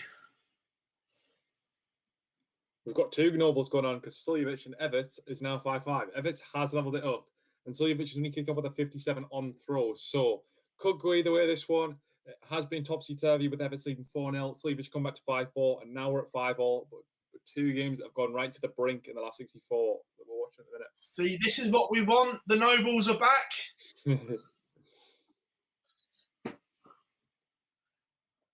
So Evans tees up 88 after 9 in a last leg decider. Lee, you were about to join the Noble crew. Brendan Dolan looks like you might be on the brink. Yes, so just missing out on the fun with the Nobles. Brendan Dolan then takes out tops.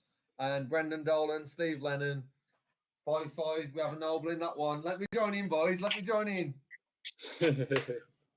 Stunning from Ricky Evans. A 12 dart hold of throw for a 6-5 win over Nick Kenny. 99 average. Great stuff from Rapid Ricky. Impressed.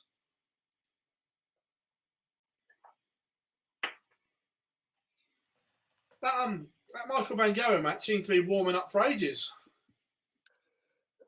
I know. It looks like it's delayed the start of the last 32 a little bit. Someone's done a Cameron Menzies and Nick Lou. Yeah, I was just going to say, because Williams has probably finished about 10 minutes ago, but Van Derwen's been waiting around quite a while because that Williams hybrid stand wasn't played at a massive speed. So Van Derwen has been waiting around quite a bit on that one, but yeah, we're still waiting to warm up. I've just seen the last 32 has started, so hopefully it'll get underway soon.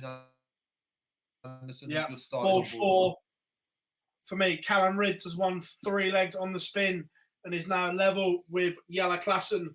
This was a good standard and still is. Yellow's dropped off a little bit. He's gone from 106 to 96, but Ridds averaging 98 and 1-2-1 to break and win 4 on the spin.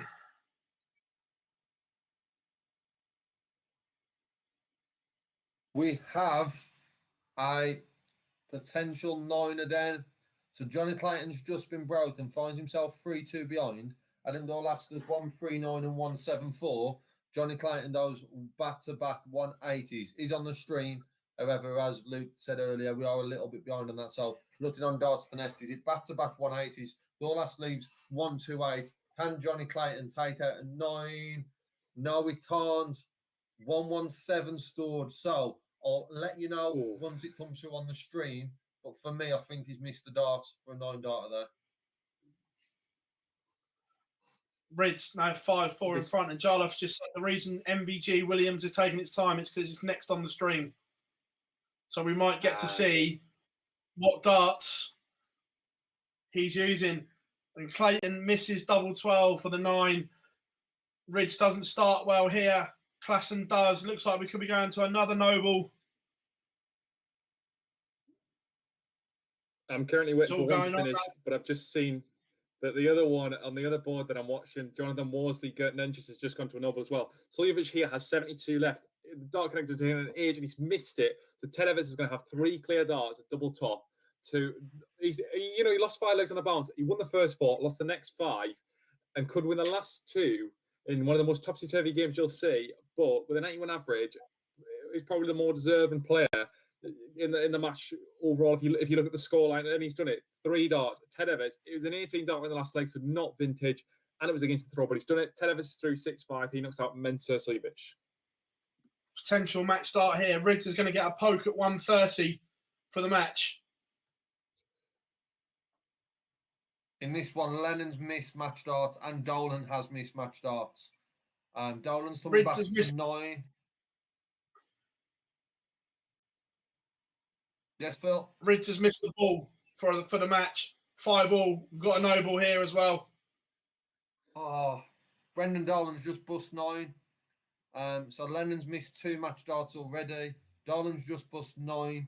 Lennon's coming back for double 10 to get this one 165.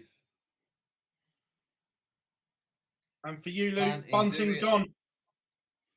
Bunting's out. Lennon wins. Coach Everton enough to get. Yeah, Coach Everton enough to get over the line. It's all right. Sorry. What's going on? Worsley has set himself up as well. Gert Nenches is on 297 after 9 darts. Worsley, after 12 darts, left himself on double 8. So he's got a huge opportunity now to get through the last 32. Something I didn't think I'd be saying, given the form and the fact he dropped off the 2 last year, but he's come back through Q School and he's done well in this first day. Good chance of getting through the last 32. Klassen's nicked the darts here. He's going to get a stab at 128. Ridds on 106. This is on the Ridds throw. First go for Jelle Klassen. 128. Oh, he's done it. Yellow Classic has taken out 1-2-8 to beat Callan Ridds 6-5. Both ended up on 99 averages. Good game, gentlemen. Big finish that. Big finish.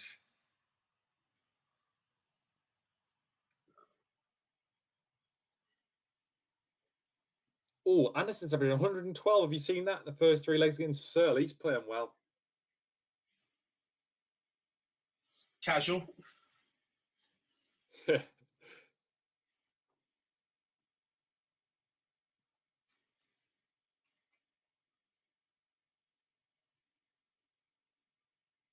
Worsley has done it. He's through 6-5. And Eddie Lovely has just taken a 5-4 lead on Boris Kuchmar. He's another one who definitely wouldn't have called getting to it the last 32 today, but the form is there. And if he gets through, he'll play Damon Hetter. So good chance both will be thinking they should be able to potentially win that. I mean, Hetter's still not established as one of the top 16, but he's getting there. But Hetter should really be the favourite going into that. But both will be thinking they've got a chance. And it's for a last 16 spot as well. So there's some big money in the line whoever wins that one. So, Phil, MVG is just got underway on the other streaming board, I believe. So I'm keeping an eye on Clayton at the moment, who's on I'm not sure if it is. MVG is on the other. Obviously, where we're on here, I'm just going off what Jar's telling me in WhatsApp. But I don't think he will be. It wouldn't be that delayed. Yeah. Jar, you got our hopes up there. Good news is then MVG is now 1-0 in front. MVG early break, so not on streaming board yet, but hopefully will be if he goes through this one.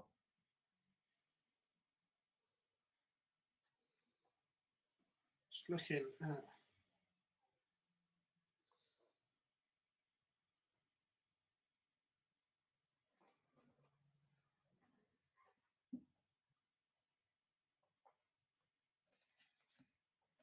So Johnny Clayton back in front as well.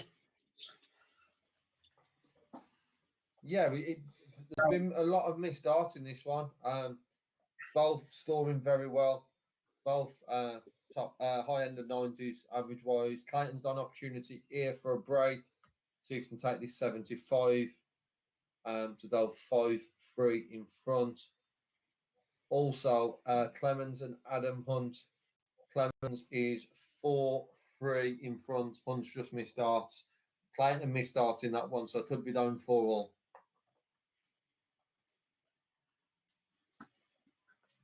Daryl Gurney in control against Boris Koltsov 4-2. But he had a big game on board 12 for you, Luke. But it is Ratajski 2-0 up and Van Dyvenbode. Yeah, I wasn't expecting this because people have said it in the chat, and I completely agree. There's some players that should continue in their form, and Van Dyvenbode is definitely one of them. He's picked up exactly where he left off last year. But Ratajski had form in the floor last year. I'm sure he was in the top 10 averages on the Pro Tour in the Players' Championship events. So this shouldn't be a shock on paper. But given the form that Van Dyvenbode showed in the last couple of months, I don't know. I think 2-0 to possibly 3-0 if Ratajski takes out double 2 would be definitely a bit of a shock. I wouldn't expect him, but he's done it. He's 3-0 up. So Van Dyvenbode's got throw, but he's currently 3-0 down to a Ratajski only averaging 90. Oh my! I tell you what, Gary's turning it on tap at the moment. Oh, Ryan Sale pops out of 118 to go 4-2, with Gary going 180, 140 to leave a double, and then Gary starts 180. So I take it all back. Maybe Gary has been on the practice board. So just in mind, MVG's now got a 2-0 lead. Not a great start by both players. Really, but MVG doing enough. Clemens now finds himself on a 108 to wrap this one up 6-3 as Hunt missed start in the last one. Adam Dorlas missed start in the Johnny Clayton game. Johnny Clayton now coming back for a 1-2-1 to get this one 1-6-3. Misses ball for the game, Johnny Clayton. So Adam Dorlas coming back for 88 to keep this game going. Gary Anderson on a 10 dart hold and throw. 180, 140, 165 to leave 16. Does it in 11. Stop it, Gary. He's currently averaging 114. Oof. Tell you what, you wouldn't want to get this Gary Anderson in the UK Open, would you, in a blind draw? That's one question I've got for you. So for this Players' Championship events, obviously we have a board draw, but would you like to see for like the last 16 just be an open draw and make it that way? I think that would make it a little bit more exciting if you get seeded and you get a board and you get to play one plays 32 on the same board, but the last 16, then you were always getting a little bit of excitement coming in, like the UK Open, because that's one. I think that's the one thing that makes the tournament the open draw. I think that'd be quite good for the Players' Championship events. No, look, I don't dislike it. Cheers for the compliments, guys, in the chat room. Just normal attire. Are you pleased now as well? Got in there rapidly quick. The 12th of April, haircut 8 a.m. in the morning. I got straight in there to get rid of this mop.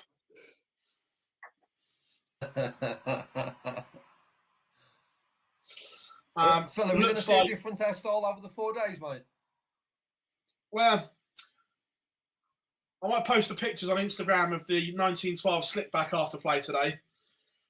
I might go for the curtains tomorrow. The ferret got the job done.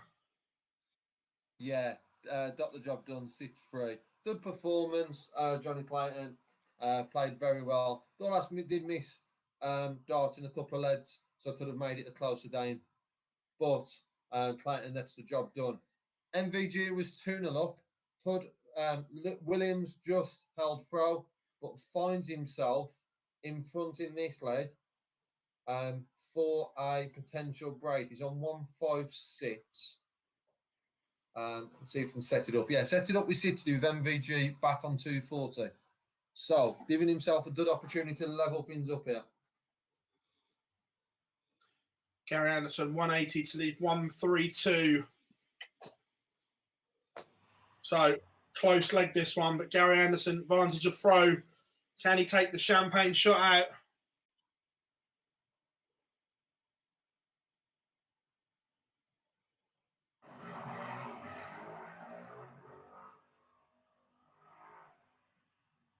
Hey, when Dark Connect goes slow. Only 64. I say only because, Searle on a little chance here. And it goes quick. Searle can't take out 130. So Gary Anderson looking at 68 for a 6-3 win. Oh, Gary's missed darts. Ryan Searle, 65 to get back within one.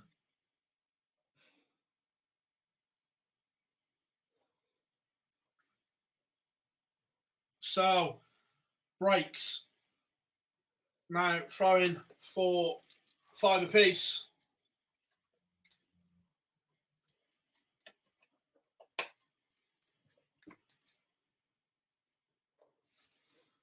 So Clemens has just missed match darts, and Adam Hunt has stepped in. That's now 5-all. Adam Hunt's found himself 5-3 behind. 5-all there, and now Williams did break MVG's throw and them 96-180. So Williams in control of this lead. MVG with work to do. Gary Anderson on the brink. So does have throw here, but Anderson's wrestled it off of him.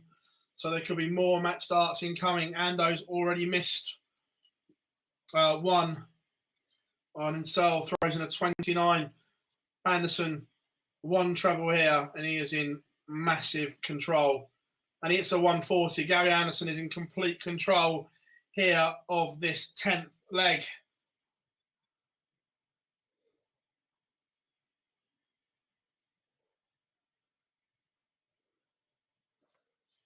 Mark, I'm not sure if you watched his first 2 games. He might not be playing well here, but he averaged over a ton in both his first. So I wouldn't call that dire.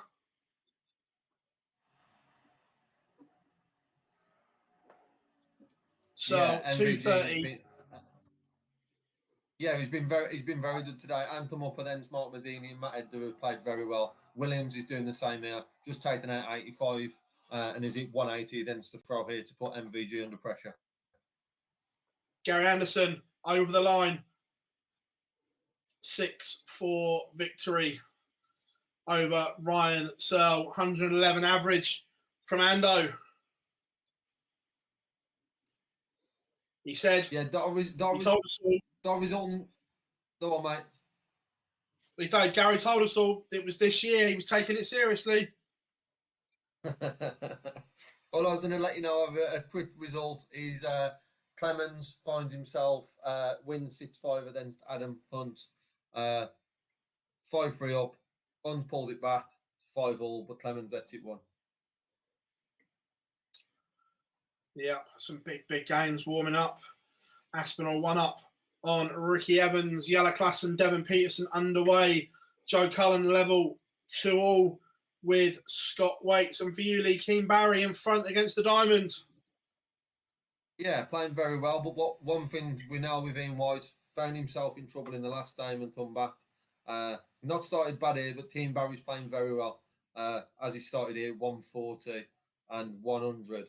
Just in the MVG game, he's just missed 3 darts, potentially 4, but Williams can't take it.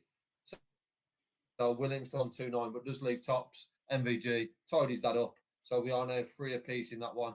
But yeah, back to Team Barry. Team Barry's playing very well. Something incredible. And then, like I says, finds himself here, 2-0 up against Ian White, in control of this lead.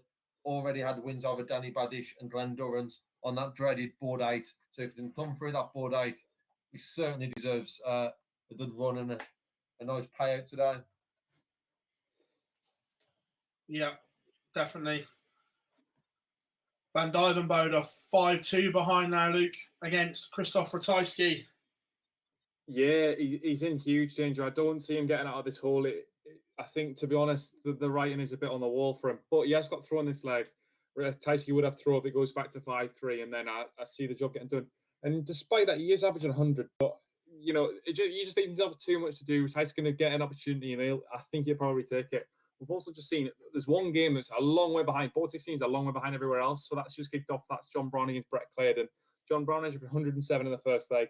And Brett Claydon looks like he might be winning the second leg. But that one's still last 64 match. It's the only one we've got left. But yeah, that one's just kicking off. Cheers, Sean. Thank you very much. I'll drop you a message when we're done today, mate. Guster Arms like Keen Barry, world champion one day. Yeah, 100% got the potential to do that. Yeah, 3-0 Nathan in front says, Team Barry. did Gary win the first? What's that? Did Gary win the first one last year as well? I think he did, yeah. He beat Jeff Smith in the final. Yeah. But MVG level at 3-all. How's he looking in this one? He started this one against the throw, 140, 180. Williams can't take it out. So MVG does take it out. MVG, break to throw, 4-3 in front. Not scoring as well as he has been previously, but he's certainly stepping it up now. A couple of 180s we've seen in the past few leads. 140 as well in that one. As I start to bid him up, as per normal, it's 59 to start this one. But yeah, he's looking better. He's looking better and back to where he was in the first 2 games. Yeah, Aspinall racing into a 3-0 lead on Ricky Evans. Yella Klassen 2-0 up on Devon Peterson as well on board 4. Joe Cullen was behind against Waits, now leads 4-2.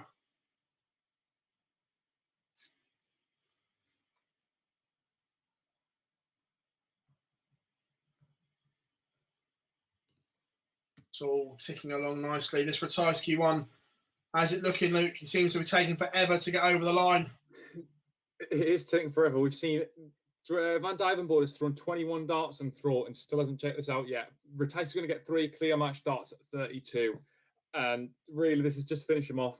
You know, Van Dyvenbode will be disappointed that he's done it. Ratajski in 2 darts. So it was a 20 dart leg to finish the match, which is disappointing. And to win that against throw, Ratajski will be thinking how lucky he's got. But that's the game over. Ratajski's beaten Van Dyvenbode and he's through the last 16. Again, Keen Barry 3-1 as well. Lee, for you? Yeah, Ian White just stopped that last one, but Team Barry averaging around 100. playing very well. Ian White isn't really doing much run, if I'm being honest. But Team Barry certainly starting this year off well. And starting this lead off well as well with a ton of 99. So in control of this one. In the other game, MVG now 5-3 in front. Just up that average gradually throughout this game. Performance has got better and better. He's now around mid-90s. Williams has been at the same level all day. Storing, finishing wise, has been around the same level. He's had a good day. The players he's played up against, it's a difficult draw to have Dimmy and Tim Ibretts and MVG on the same board. He got through two of them. Looking likely that MVG will beat him though. Some interesting games developing here. Cullen now 1 away, 5-2 up on Scott Waits. We all said it was going to be a big year for the Rockstar, and he started well.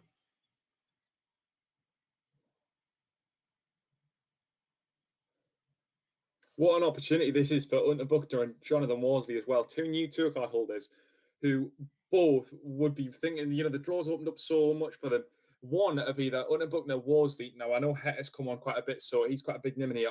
And Lovely, that part of the draw. One of them is going to get through to the last 8. Well, now, it's probably going to be Hetter, but all of them will be fancying their chances. And I think a few of these will be thinking, this draw's opened up for me. Hunter Buckner's sitting a 1 lead early on against Worsley, but both of them, with a chance at the last 16 in the line, this could be really, really important come the World Championship. So, big game for both. Yeah, definitely. Andrew answering questions in the chat room like always. Top draw, mate. Thank you very, very much. I forgot Dovey and Lennon as well. Big opportunity for one of these two on board 6. Yeah, Lennon got the throw in this one and started well. Left himself tops after 12. So we'll be coming back with Dovey only on 140. So that one's going to be one I'll keep an eye over. Just to switch to the MVG game. Finds himself on 61 after 12. As I said, got better throughout the day. He's coming back now for 61 with Williams on 1-1-1. MVG can't take it out. Williams needs a big check out here to keep himself in it. This is only for the holder throw. Just want to stay me for the last bit of this one, see if Williams can take out the 111. Can he do it? Yes, he can. Williams keeps himself in it with a 111. What a time to hit that. So MVG now has that throw.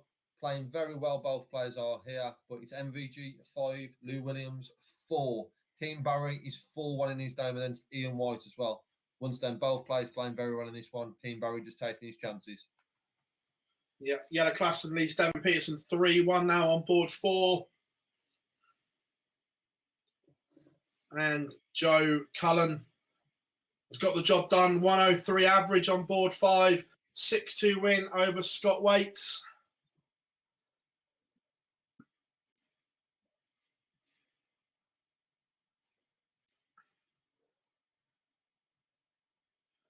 Is it me today, Lee? Or is MVG hitting more 180s than I've seen him hit in a long time? Yeah, definitely. Haven't tapped out in this time, but I would say around 5 in this time alone. It's been around the same number. A lot of ice storing, even that visit just 120. I'm guessing bounce out there to leave 105 after 9. His storing's been very good. One thing that's been questionable is his finishing. He's missed quite a few doubles, and to be averaging where he has been today and not been great on doubles, his 180s are certainly back to where there was, I'm guessing, in his earlier days when he first broke onto the scene as number 1, than what we've seen recently with a lot more 177s and 174s. Yeah. Yeah, I've got a few games open. I just noticed today that the 180 count in most of his games has been higher than I can remember for a while. Yeah, like I said, without noting him down how many he's hit, I would probably say he's around the 14, 15 mark across the 3 games. I'm sure there'll be someone out there who will know. But as I've said, his doubles has been the problem. He's just missed 2. Williams, ton plus check out last lead, got 9 to hit to a decider. Williams had a very, very good day. Can he take out 90? Take this all the way. If not, MVG's coming back for double 5. Williams does take it out. MVG 5, Williams 5. So we have a noble, and Williams has got the throw. MVG missed, what, 2 match starts there? Yeah, 2 in that one. Come inside, left double 5. Let's just see how Williams can start. Yeah. I was going to say, let's not forget, he's just turned 19, so that is some bottle to take a 5-5 so far with Van Gerwen. Yeah. 100%, mate. 100%. Like I says, the run he's had today to he beat Ibret in the last round. He beat Dimitri. He beat Dimitri with 102 average and Dimitri having 101. We're not sure how Dimitri is with his knee, but 101 says a lot. And here we started 134, then 57. MVG to down 57. So he's in a good position here. A 180 for MVG would put him under immense pressure. 140. So MVG is on 304. Williams is on 310. Williams didn't put in a couple of trebles here. We could see him having that big upset that we've really seen today. But only can put in 59. This is normally where we see MVG coming to his own. Be interesting to see if we can now. Stores 82, so 2-2-2, and then Williams is 2-5-1. Yeah, some other ones. Barry and Aspinall both on the brink. We'll keep you up to date with them, but all eyes are on board 9 at the moment. Yeah, Williams there, back-to-back visits now with 59. I said, young lad, a lot of pressure on him. MVG just throws in a 140. So we've seen 2 140s from MVG, leaving 82. So we will be the first one, you would assume, with match darts in this. Williams, it's 81 to leave 111. MVG, 82 to win this. If not, Williams coming back for a 111, which is already taken out today. MVG can't take it, only 69 stored. So Tan Williams caused the biggest upset of today with this 111. MVG missing more doubles to win this match. Tan Williams do it.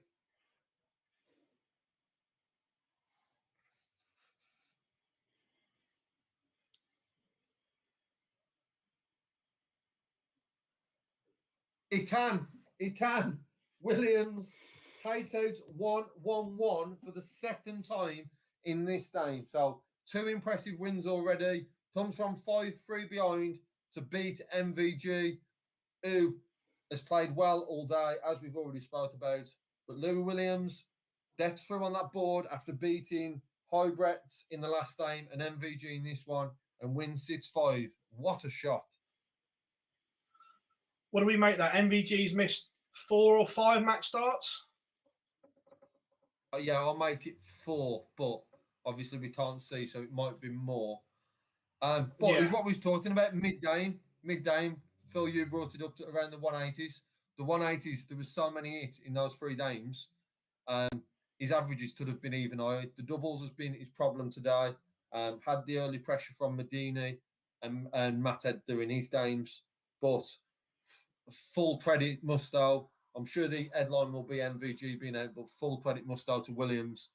But it's in the 3 leads, he needed 2 of those tight out 1-1-1. So fair play to Williams.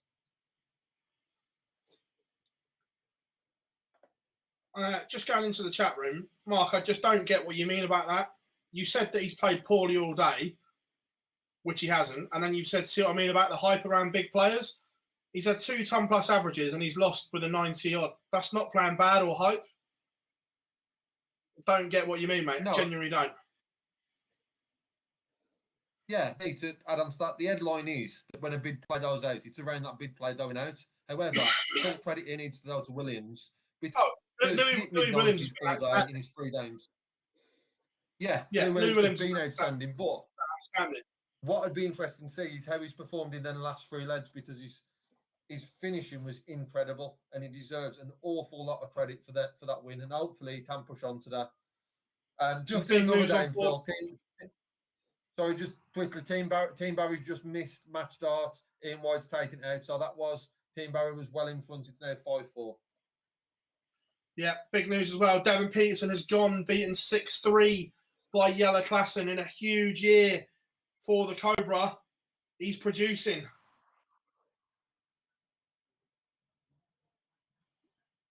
Huge result for Yellow Klassen to beat Devin Peterson. Again, a 98 average from Yellow. He averaged 99 to beat Callan Ridds.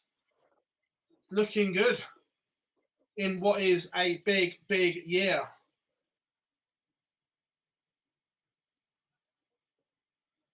I'm currently watching Smith against Van der Voort on the streaming board.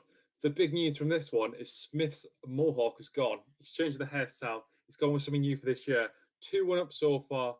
He started the second with a 140 as well. The action doesn't look as fluid as it has in the last few years. I don't really know what's going on with him. He just doesn't seem to be clicked. Like when we've seen him play in the Premier League before, and it's just so fluid and so good to watch. But I don't know. I'm not seeing it here. He still doesn't look completely right, but enough so far to get him through the first 2 rounds. He's 2-1 up, so let's not write him off yet. He may well go all the way and win the tournament. He is just hit 180 as well, but I don't know. The fluidity to me doesn't look there like it has in the past. Who's that for? Smith. It's for Smith. Yeah, a lot of people in the chat room. I've just put the stream on now as well to have a look. Some people saying he's slowed his throw down, which, to be fair, I don't think is necessarily a bad thing, because at times he was too quick. He didn't set the first dart.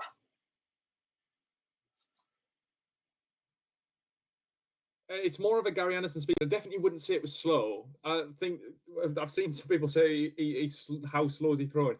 I wouldn't class this as slow, but it's just not as quick. He's not. He was a midway between an Anderson and a Ricky Evans sort of type. He's quite quick, but he's nothing like Ricky Evans. But if he just slows down Anderson's pace, he's still playing at a very good pace and can adapt to most players, whether you're playing. You're still quite easy to mold yourself around that. But yeah, I completely agree. I think it's probably better if he does slow down a little bit and gives himself a little more of a chance to focus, because sometimes when he goes low on that first start, he's gone too quick, he has to switch, and it just makes it a bit messy. Yeah, at times I just think he was over quick and didn't set himself. Andy says, no big news on slow throwing. It's on purpose. That I know Michael Smith really well, mate. Michael Smith would not slow anyone down on purpose. He's not got it in him. I think that's a deliberate game change from him, looking to maybe just be a bit more consistent and not throw them. Just a result in Ian White was coming back in that game, but Team Barry's been able to wrap that up. Full credit to Team Barry. That board ace, I think, was the one we were speaking about a lot when we come on today. How big board 8 was, how many big names were on it, and for Team Barry to come through it with Windsor, then Stanley Badish, Glenn Durrant, and then Ian White. Full credit to Team Barry. So the Young Duns, certainly on the boards that I'm watching, the Young Duns are doing very well. So I'm just watching as well on the stream. It's one of my boards anyway. Rob Cross, 3-0 to the good, maybe going 4-0 against Daryl Gurney, averaging 105. I'm just looking at his throw. It's probably just the best it's looked for a while. You would say that Cross has done some big work since the World. The follow through looks really good again. Like he's actually forcing them through. And as I say that, he takes that 1-2-1 to break throw and lead 4-0. So the Rob Cross throw is looking really good. It's that confidence. He sort of had a swagger about him at the World Championship that he knew he was going to do it, and he knew he was going to do it against Taylor. And it's once he gets that back, yeah, I agree. It's looking more solid. There's too many times he was pulling darts, especially at the Masters against Mervyn King, but 4-0 lead is handy. Yeah, sorry, Andy, my fault. Andy says, no, I mean, he slowed down on purpose. Yeah, my bad, miscommunication there. Yeah, no, 100%. I think he's just slowed it down slightly to set himself and not rush through, but it's certainly working. And I'll tell you who else is going under the radar today on board 6 is Chris Dobie. Yeah, playing slowly very going well, about his business, very well. Obviously, my attention just was on the MVG game, so we haven't seen the start of this. But Chris Dolby, 102, in control of this lead as well, looking for a 5-3 lead against Steve Lennon. Come from behind in his last game. But how Dolby's playing, 102 plays 100. But how Dolby's playing, if you tend that 5-3 in front, would be expected to see that through, but playing very, very well. Yeah. Just as well, just a couple of store updates on the other boards. Jordan Mathers is 3-2 up against Gabriel Clemens, and Alan Suter is 3-all with Johnny Clayton. And I believe the winner of that will play Williams, who's just knocked out MVG. And the winner of the Mathers and Clemens game will play Team Barry. Yeah, we've got a potential bagel. Rob Cross 5 to the good.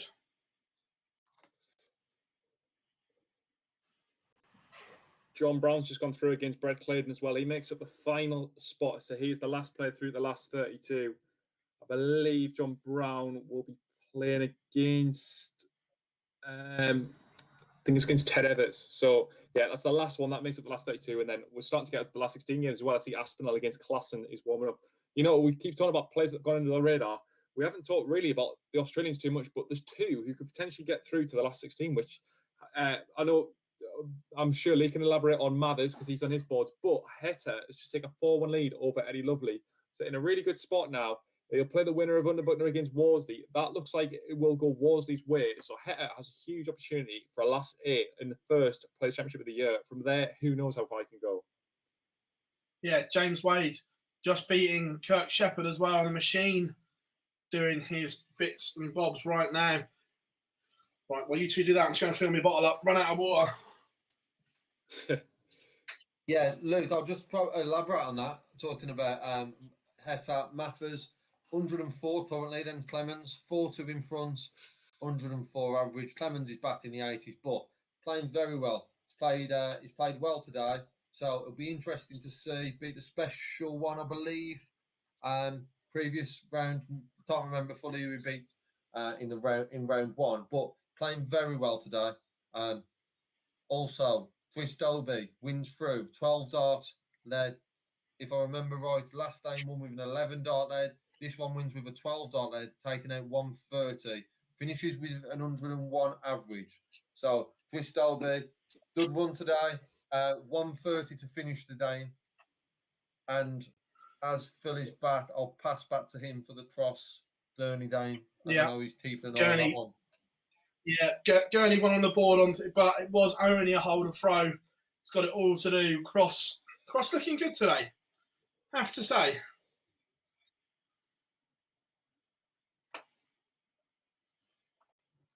A lot of love for John Brown in the chat. I was going to say one player who was on your board too. I think we mentioned how important this was for him, but I'm just looking through the results there. The fact Klassen's in 1,500 already, depending on his next performance, he'll play Nathan Aspinall, but that is huge money for him, considering how up against the wall he is, how low down the ranking he is, and how much he's defending. Klassen having a good run today was critical to keep his tour card next year. Yeah, 100%. Chat room, absolutely superb as well. Keep it coming in there, guys. You've been amazing so far today.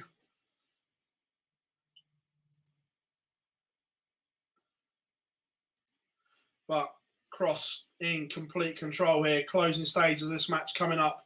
Cross 143, Gurney 299.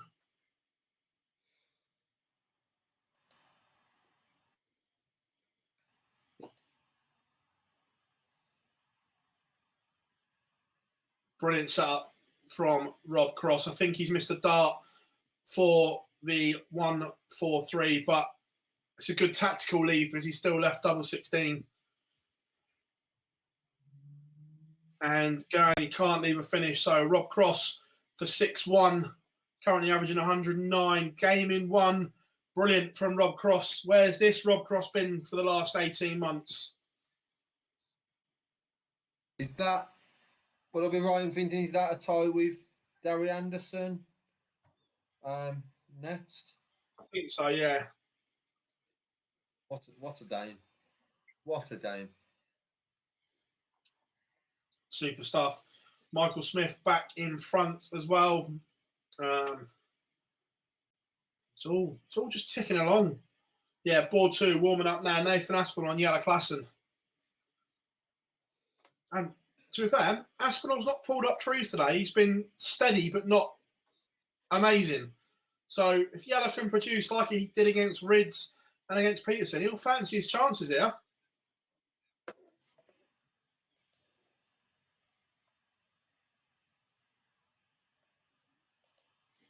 I don't think Nathan Aspinall will be coming at this as confident as he was when he won the UK Open the last time.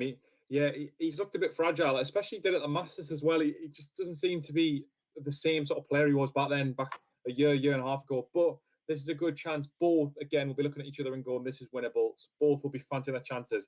And it is huge. Getting to the last day of the first Players' Championship of the season, the first chance that some of these players get to prove themselves. Both of these haven't played in Q School, so it's a huge chance for both of them to get a bit of confidence. Yeah, board number 10, Johnny Clayton won away from beating Alan Sousa on Pro Tour debut as a tour card holder. Yeah, one away, however, expecting this to go all the way, with Sousa on 140, 180, and Clayton only 16.59. The other one, so I'll come back to that in a second. In the other one, Mathers was in complete control of this. Clemens has just took out a ton plus Cheto to level this now up at 4 apiece. Clemens has now started with a 180. We was talking about how well the Aussies are doing, Luke, and then Mathers seems to have looked like he's going to chuck this away with Clemens now, stepped it up, as I said, starting with a 180 in that one. Alan Sousa finishes this off in 12. So we have a George Noble led Alan Sousa and Johnny Clayton. I believe, I will just double check, but I believe Alan Sousa has had a George Noble led in every game. Yeah, Dave Chisnall sits 5, Adrian Lewis sits 5. Now Johnny Clayton. There's going to be 6-5, but which way? I'm just watching on the stream as well, but on board, is it 15 or 16? Michael Smith wins this in some style. Yeah, he does. A 170 finish. So if you haven't got the stream on, it's a little bit behind. Go make sure you go and watch this, but he has. 170 finish. Go on, 12 Fish. darter in the last leg as well. Brilliant from Michael Smith. He's through 6-3. He has played well in the end. I still don't think the throw is quite as good as it has been in the past, but it was more than good enough to get himself through. He's still a witness opponent because Ted Evans against John Brown in the last 32 still hasn't even kicked off yet. But a good win for him. And Damon Hetter's taking a 5-2 lead over Eddie Lovely. He's getting much closer to that winning line. Needs just one leg. Lee, in your Noble, how's it looking? Alan Sousa went ton. Sorry, Clayton went 96, Alan Sousa went ton. Clayton went 180, Alan Sousa went 180. Clayton's now, it's 60, so left himself on 165. Alan Sousa puts in a ton, coming back for 121. If he takes that out, it will be 3 wins of 6-5 that he's had today. After such a good run at Q-Stall, obviously to Dennis Tard, what can Clayton do here? 1-3-3 to leave double 16. Alan Sousa is coming back for 1-2-1, which is left after 9 darts. If he can take this out, will knock out the current Masters champion. No, we can't. Can't take it out. So Johnny Clayton's got an opportunity here to wrap this up. Very good day this has been. Can Johnny Clayton get this one? Yes, he does. In 14 darts, Johnny Clayton 99 average against Alan Sousa's 96. Johnny Clayton goes through 6-5, and Clemens takes a 5-4 lead against Gordon Mathers.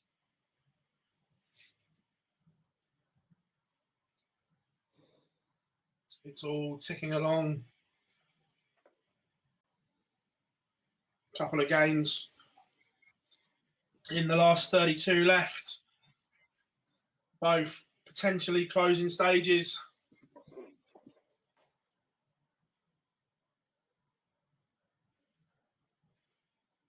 Tell you what, board 3, Dobie and Cullen. That's a big opportunity for someone there. Yeah, Dobie's played very. I haven't seen Cullen. He must have dropped. Obviously, now with the draws coming down, I haven't seen any of Cullen today, but I have seen Dobie.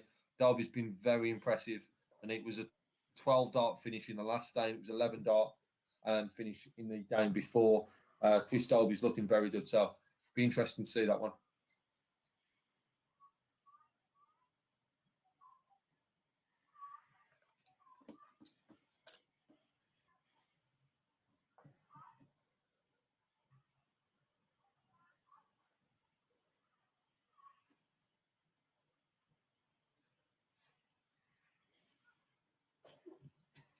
Eddie Lovely's just extended this game a little bit. Damon Heta missed darts for the match there. Eddie Lovely's taken it out and he's brought this back to 5-3. But Heta now has throw. He's averaging 96. You'd expect him to kill the game off here. Now, I don't know whether we'll have 2 Aussies in there because Mather's situation doesn't look brilliant, but Heta should make sure that there's at least 1 Aussie gets through the last 16. Talking about not being brilliant for Mathers, had 42, leaves himself double 18, then misses with 2 darts. So Clemens is coming back for 80 to get this one wrapped up. Sits 4, can't do it. So Mathers is coming back for double 18. If you can take this, we will have another George Noble. I feel like I've said that a few times today. Having it once more. Mathers Clemens 5-5. We have a Noble.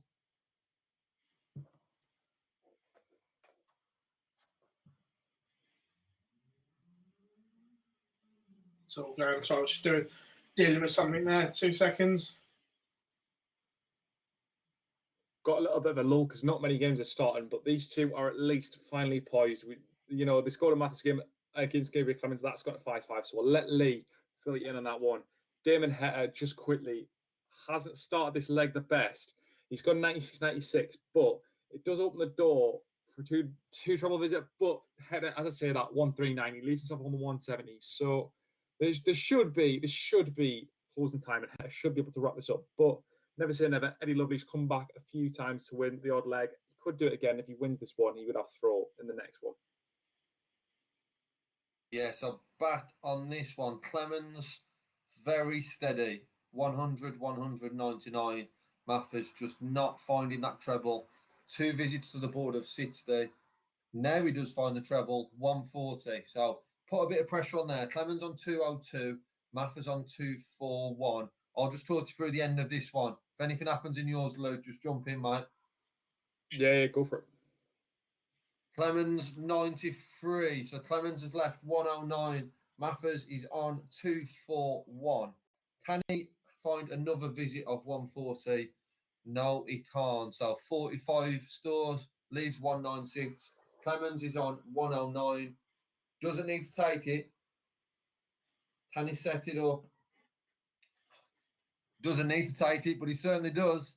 Gabriel Clemens, 109, wraps it up in 15. So Jordan Mathers was 4-2 in front in this one, but is not taken by Clemens with a 109 checkout and finds himself, Mathers, 8 points in front on the average to Clemens, but Clemens gets the win, 6-5. Heta's wrapped this one up as well. He's gone 6-3. Eddie Lovely, 15 dart last leg, so decent enough. 96 average overall for the match. Strong performance from Heta. Now, unfortunately, we don't see the 2 Aussies through, but Clemens has put in a good display there. And we've just seen the last of the last 32 matches has just kicked off. That's Ted Evans against John Brown. This is going to be a late one because these 2 have held us up, but let's see what happens to this one. I think it could be close. Both are averaging sort of mid to low 90s for most of the game so far. So it'll be exciting, but John Brown, I think, is going to need to step it up if he's going to knock out Ted Evans.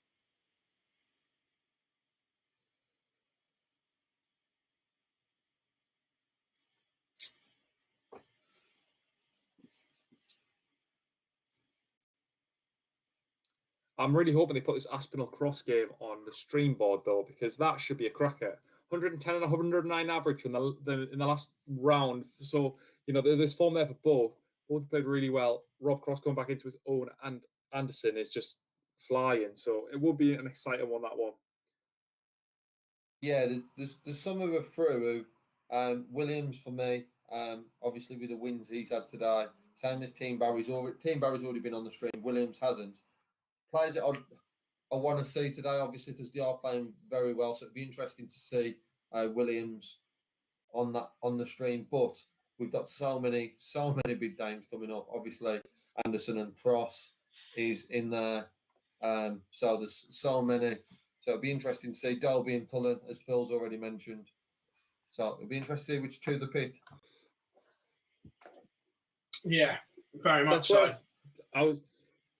I think it's nice this time round that we've seen the top 3 have all been knocked out. We haven't seen Wright, Van Gerwen, and Price all out already. But there's still a lot to play for, and there's a lot of good players still in here. I'm still looking at this draw thinking, you know what, there's going to be some good games to come. So we always seen that standing increase all the time. But that's an exciting little development. That, you know, we can look and we don't have to. We can look past the top three and still say there's so many good games to come.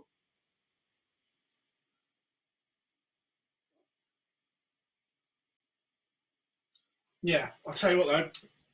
Where's your 20p going? What we've seen so far today?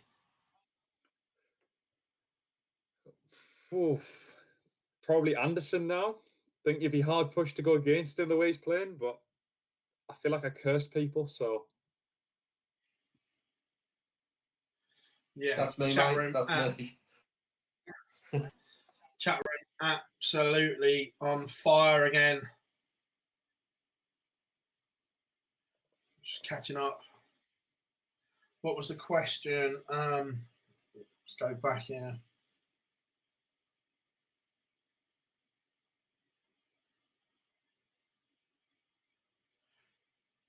Someone asking about MVG's new darts. He said he was going to use them, but obviously I don't speak to him on match days before he plays or anything like that, but I will try and find out.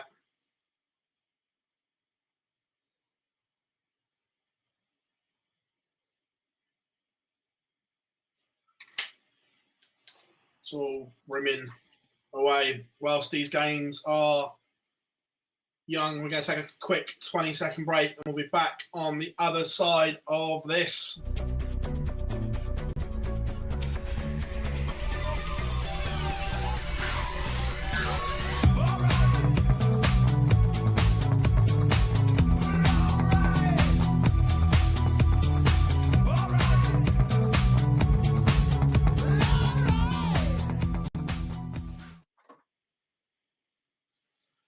Welcome back, everyone. Welcome to Online Darts and the Super Series Live. If you're joining us for the first time, great to have you along. If you're back, you know it makes sense. Only place to be here for live streaming of the PDC events like this. If you can't watch it with us is the next best thing. Please, if you haven't subscribed yet to the channel, make sure you do that big red subscribe button. Hop on board with us because we've got plenty coming along, and the fact that Big Boris gave us some good news that it looks like we'll be able to meet up in person again soon.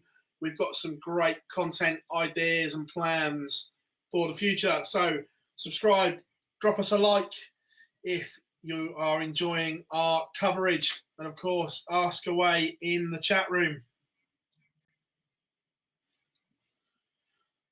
But guys, all those games warming up. Some absolute belters. Ando Cross is going to be on Streamboard too. I hope so. Yeah. Interesting. Gary's got newish darts and Rob's gone back to his old ones.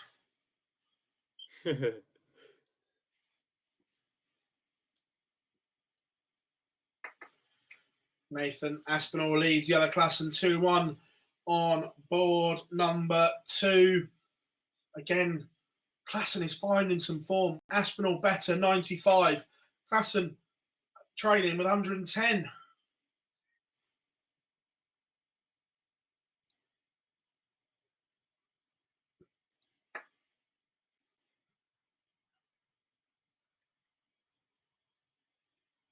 So that Dobie Cullen game, I can't take my eyes off it. That's the one that intrigues me. Yeah. There's a lot. Like I said, I'm looking forward to the team, Barry and Clemens. Clemens found a way to get through the last one, but it'll be interesting to see Dobie Cullen. And as you mentioned, I've just seen it's got underway, Phil.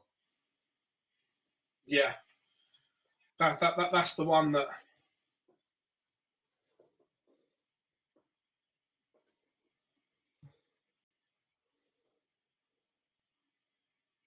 Which one are you looking at, Lou? I'm on Ted Evans against John Brown. It's 2-1 to Ted Evans currently. He's averaging 94. So yeah, Ted Evans he's slowly minding his own business getting through. He obviously experienced that one where Sleevich came back from falling down, but he's doing enough, and this could be a good result for him as well. He had a disappointing end of the year last year, but he's looking a lot bit stronger. He's another one that's in big danger of losing 2 cards, so we need some results. So this is critical. Yeah, 100%.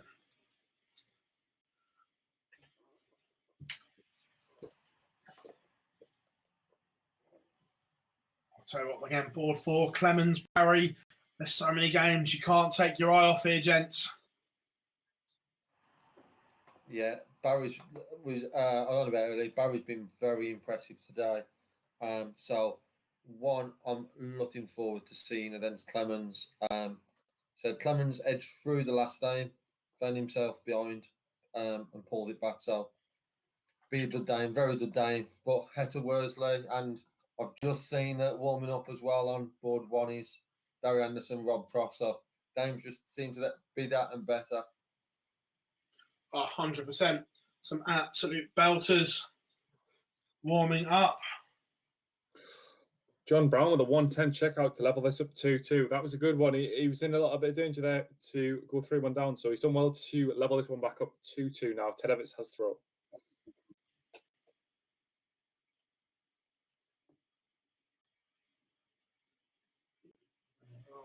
There we are.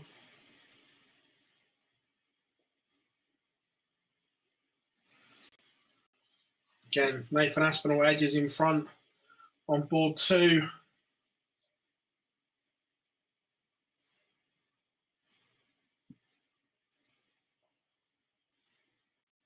You have to feel for Klassen a little bit, averaging 110 and find himself 3-2 behind. Oh, mad. Absolute madness.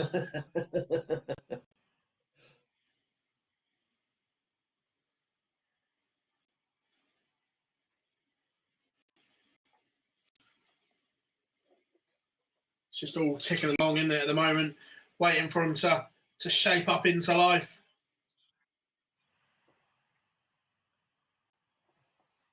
Yeah, I'm just keeping my eye over a few at the moment, but I'm looking forward to the ones, obviously, where I've been looking so far today. So Clemens and Keane and Louis Williams versus Johnny Clayton, and all Welsh affair should be very good. Very impressed. Most impressed player for me today has been Williams, so be interesting to see how he does against fellow countryman in Johnny Clayton. Yeah.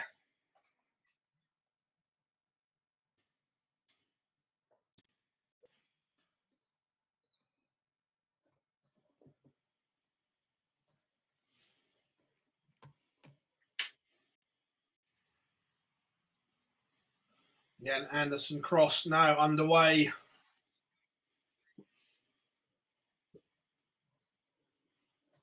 That is streamed as well, I believe, Phil. Yeah, it is. It's a stream board 2.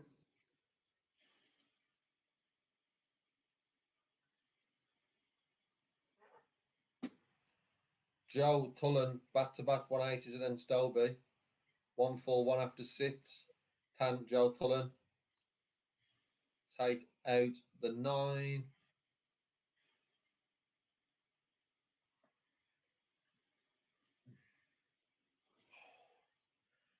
Leaves double 8. So, obviously, without seeing it, not sure if he has missed one, but Joe Tullen leaves double 8 after. Would have set it up, wouldn't have had a dart there, I believe. So, double 8 for Joe Tullen to take a 2-1 lead over Dobie. And Klassen finds himself now 4-2 behind, averaging 105 to Aspinall's 92.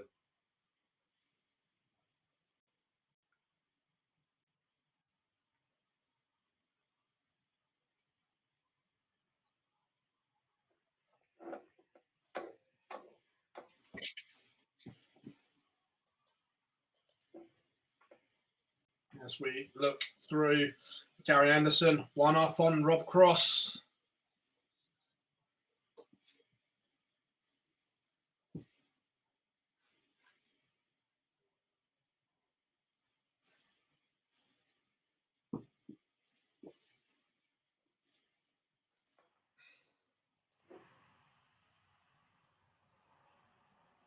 Just all ticking along, isn't it, gentlemen?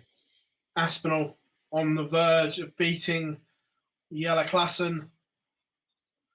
Klassen averaging 106 and finds himself on the verge of defeat.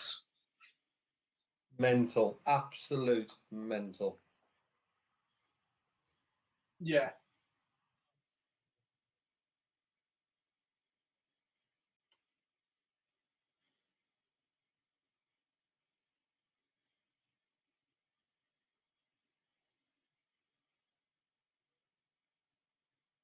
Yeah. If he loses this, he must be scratching his head thinking, what is going on here?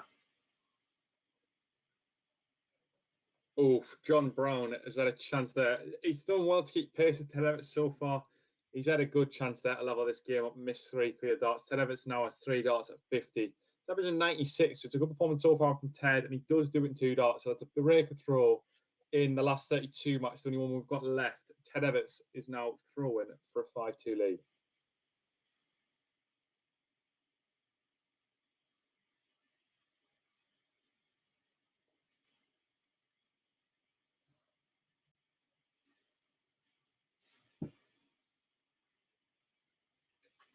Nathan Aspinall, 108 in 3, and he beats Yellow Klassen 6-2.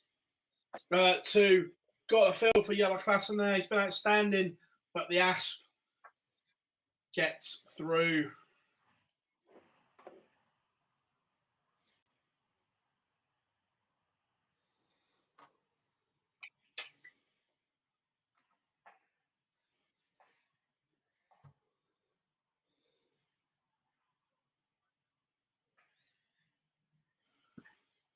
Job done for Nathan Aspinall.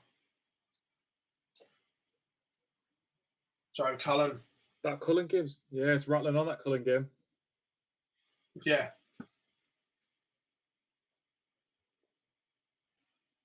Good standard.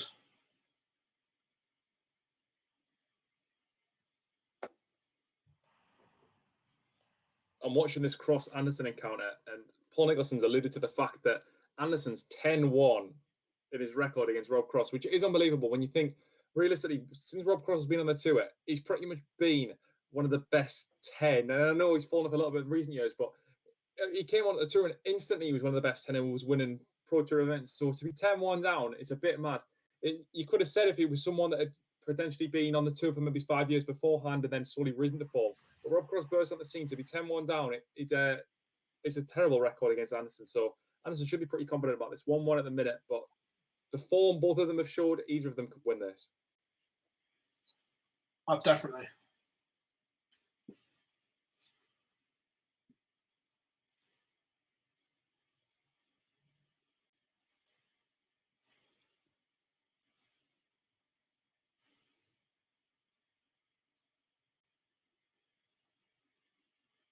So Keane Barry underway, then Clemens missed start in the first leg.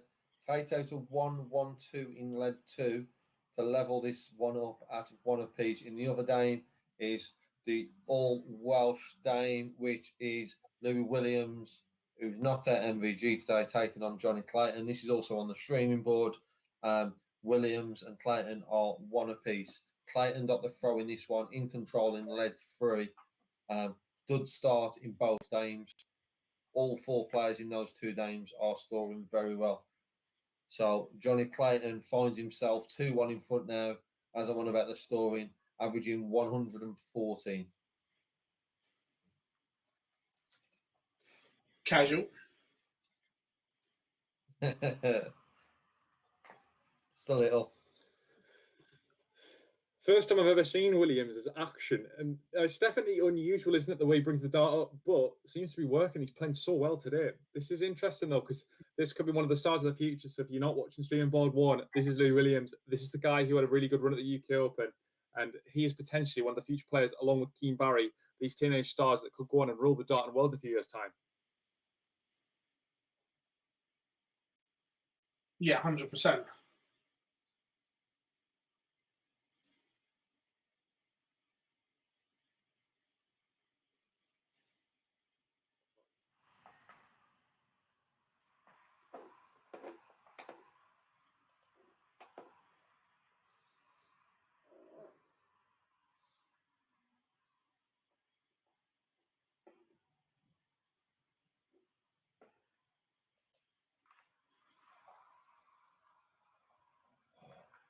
Barry's just checking our missed starts to go 2-1 in front and break throw.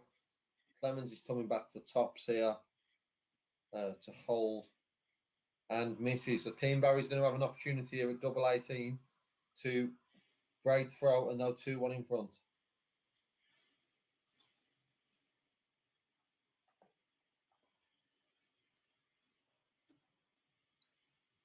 Cross missed a lot of doubles there, but he has got over the line to get this back to 2-2. Ended up on double one, so it was going a bit. It was a bit of a disaster. Got a little bit lucky that Anderson missed starts as well, but he has survived that blow, and he's still in this match. Basically, a best of 9 from here, with it being 2-2 already, and could still go either way.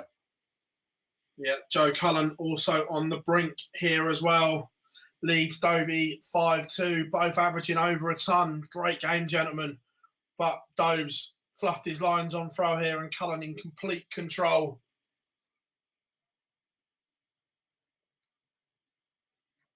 Raven Effect has just said in chat as well. Wade is just sneaked along, isn't he? Yeah. Thank you, everyone in the chat room. Thank you, Dave, as well, for your contribution, mate. Much appreciated.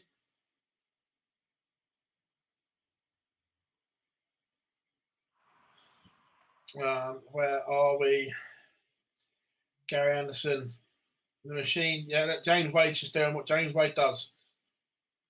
He won't average high, but if you don't average over a ton, he'll beat you. What's known in the game? Typical wading.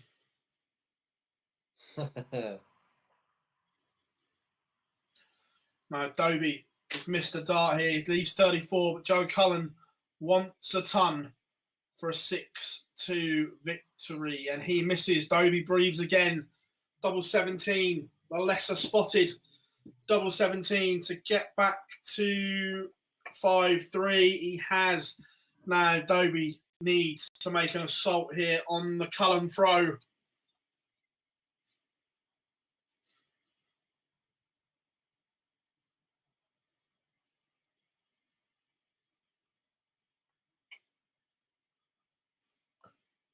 Just over in the all Welsh affair. Clayton is 3-1 up now, averaging 110 at the moment. And in the Clemens and Keane Barry Dame, Clemens has just broke back. Bit of a strappy one this is to begin with. Clemens, Barry. Clayton's just missed start at double 10 here to extend his lead 4-1, but Williams is back on 2-10. So Clayton in prime position here to go 4-1 in front. Yeah, just keep plodding along here. Dobie, potential. The door is slightly. There's a crack. I wouldn't say it's open yet. It's definitely not now. Joe Cullen finds 137 to leave 76. Dobie 172. All he can do is find some trebles and hope. So Joe Cullen has first stab at 76 for the match. He misses. Dobie breathes again, but this 77 has to go.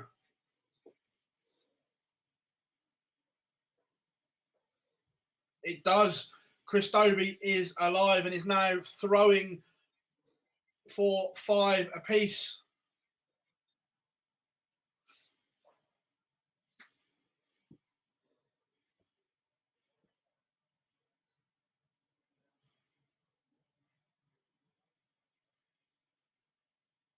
Anderson and Cross both missed darts to take out 161 and 167 respectively. Anyway, Cross won that.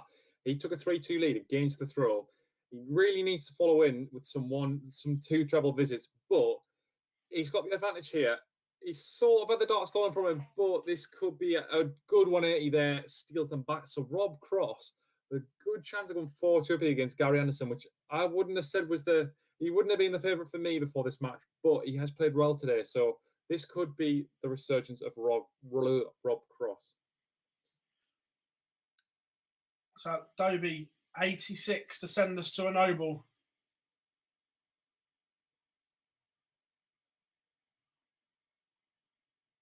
Missed, but will come back. Cullen back on 213. So cannot take this out. 134 to leave 79. Chris Dobie, game or leg in 1. Ladies and gentlemen, we're going to the 11th and noble leg here, and this has been a belter. Cullen averaging 99, Dobie averaging 101. Cullen has throw, but where's your money?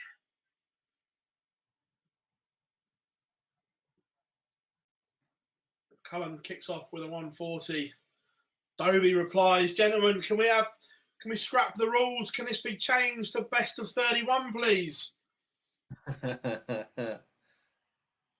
I'll tell you what, Joe Cullen, 140, 135 on throw in a decider.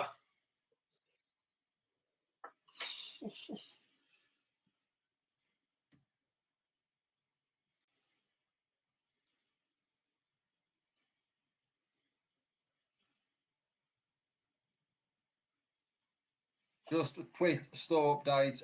Clemens is 4-2 in front against Barry. Clemens has certainly stepped up in the past couple of legs. And Johnny Clayton is 4-2 up against Williams, currently averaging 109. So this is a thing that's on the stream, but Johnny Clayton is playing some great stuff. Phil, back to you, my friend. Dobie is left to finish, but it's out of his hands. Cullen has 3 darts in hand for double 16 and only needs 1. Joe Cullen beats Chris Dobie 6-5. Both of them average over a ton. Great game, gentlemen. Great game.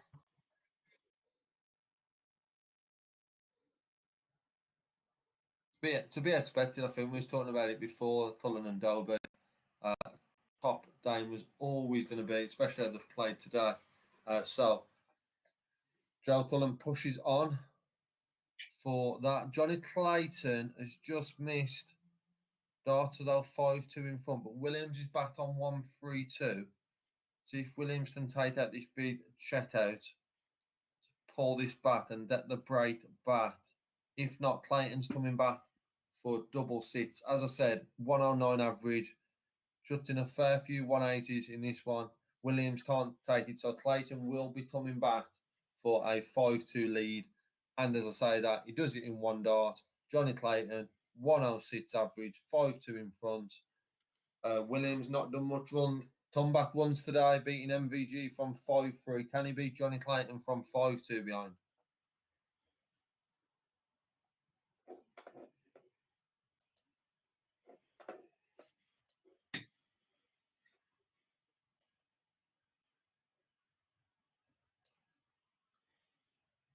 Grando missing doubles again.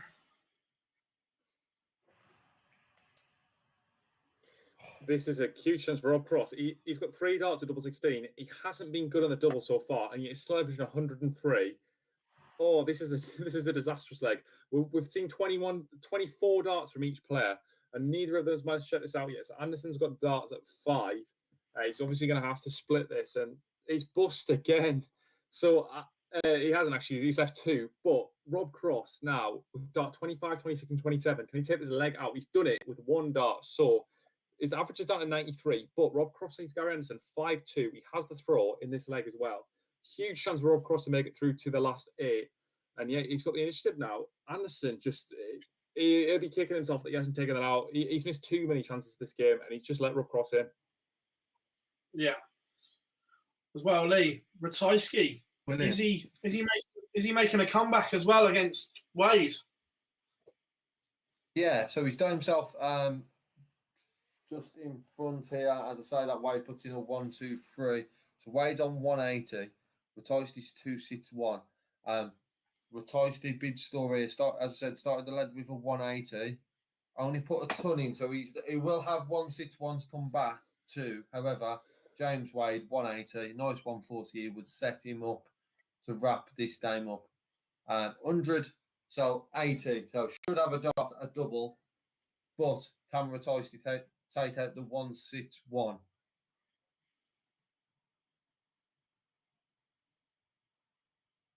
No, he can't. Just 54 scored, so 107. The Wade's got an opportunity here to get this 6-4. As she says, to beat Wade, you need to be over that 100. Ratajski isn't there. However, he's going to have an opportunity at 107. Does Wade does miss a dart. So Ratoisti 107 to debt this to a noble. Rob Cross has a ton left. If he checks this out, Anderson is out at the last 16 stage. Could be 6-2. So what a result this would be for Rob Cross, especially given the record he's got against Anderson. He's done it in 2. Rob Cross, 6-2 winner over Gary Anderson. He's through to the last day. Gary Anderson crashes out. What's Ratajski done, Lee?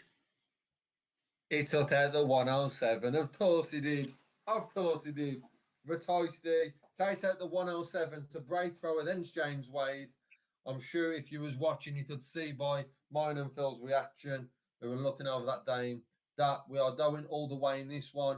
Ratajski started with a 78, and Wade responds with a 140. Just some updates in a couple of the other games. Johnny Clayton has now wrapped up a 6-3 win against Williams. What a day for Williams. Deserves a lot of credit today. Knocking out MVG from 5-3 behind to win that 6-3.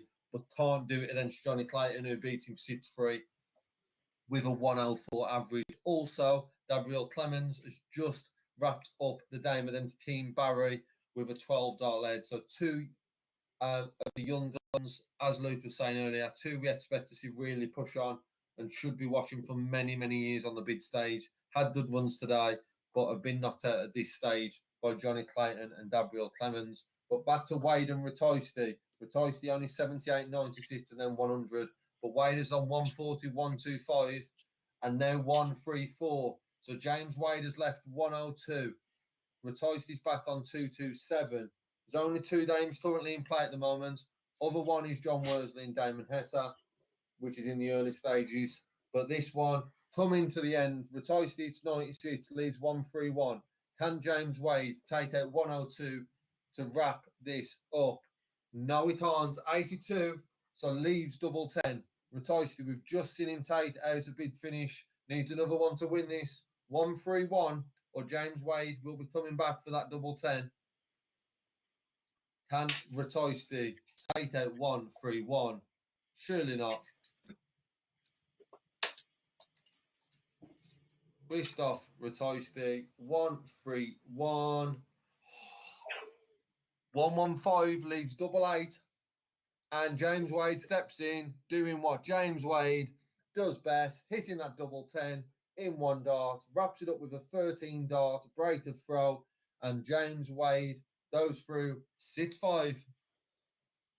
So it looks like King Barry ran out of steam in that game. I didn't want to jump in, but looks like obviously first year as a tour card holder just ran out of a little bit of steam. Yeah, as we've met, as Luke touched upon it earlier, 2 of the young players. It's been lucky enough for me today who have been on the boards that I've been looking over. But performances, Team Barry was on the group or board of death, shall we call it, that board 8 that we've seen this morning, where every game, every player on there could have gone through, and Team Barry made his way through. And then Williams, obviously, who came through some big wins, beat Dimitri averaging 101, Williams coming through with a 102, beating him 6-4, then pushed on and beat Team Hybrids. And then the big upset of today, Michael Van Derwin was 5-3 up and Williams come back and won 6-5.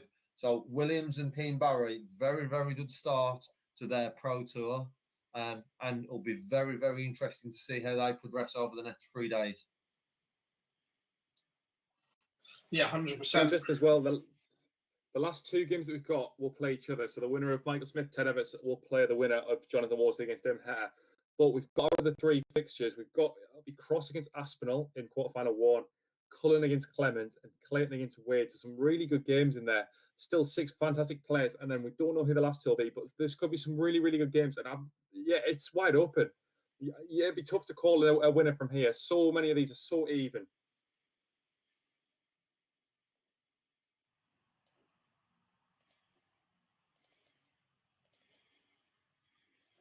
Yeah, so I think out the pits to the left, there's only Phil who's got his man in, if I'm right. Was Michael Smith you went with at the start of the day, Phil? Yes, it was. I'm sure last time I was on, it was Stop Mitchell that you picked. It was. And we know what happened there. So I'm going to be very glad that if Michael Smith does win today, that I'm not on tomorrow's show for you to be gloating all day.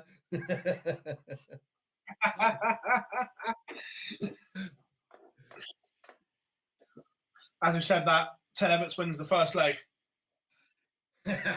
Smith's kicked up with a 180 here, though. It'll be all right.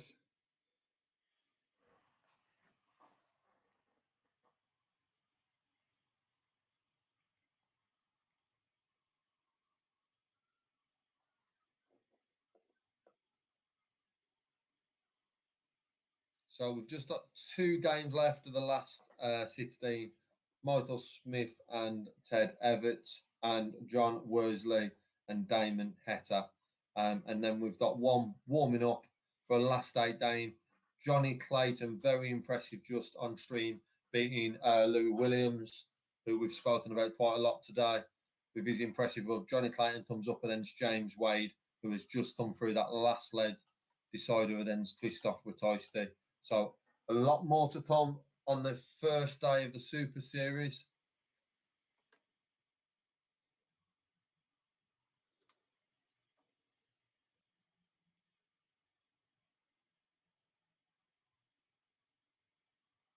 Michael Smith's responded well here. Ted Everts has given it a go to try and break through.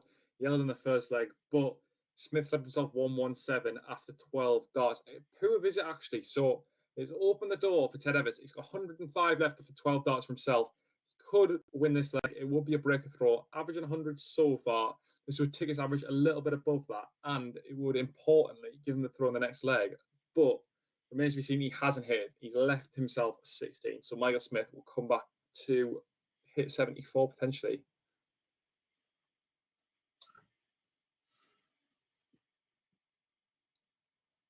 We've seen Missed Phil's little opportunity for dance Smith there. celebrating the Michael Smith, and now he's missing darts at a double. Could have been a bit early. Idiot. In the other day, Ted Everts was just go on, mate.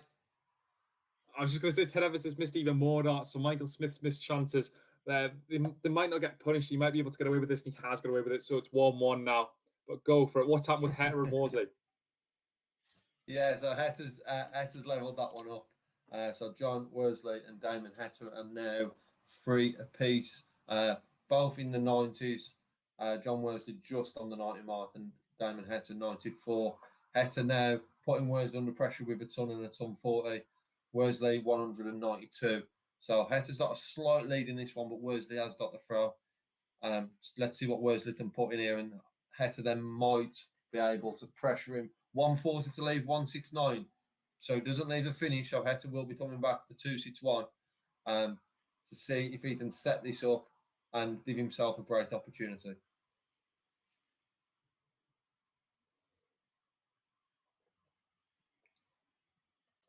Heta, it's 97 to leave 164. So does leave a finish, but it's a bit outshot. Worsley's on 169 and would expect him to leave a nice finish if he can find a treble, which he can't. So John Worsley leaves 109, Heta 164. Big visit here for Damon Heta. Would be a break of throw if he can take it. Oh, misses ball for the 164. Damon Heta leaves 25. So John Worsley 109. If Worsley can't take it, Heta's got an opportunity to break. But after 9 darts leaves 164, misses bullseye to break throw, and Worsley can only set it up. May have missed a dart at it, but hasn't taken it. Smith just missed a dart. Allude. Smith just wide way or more dramatic than mine. hit the 25 for a 167. Heta's just missed 2 darts to win this. As I said, left 25. Worsley thumbs back. Worsley does 4-3 in front. Michael Smith breaks.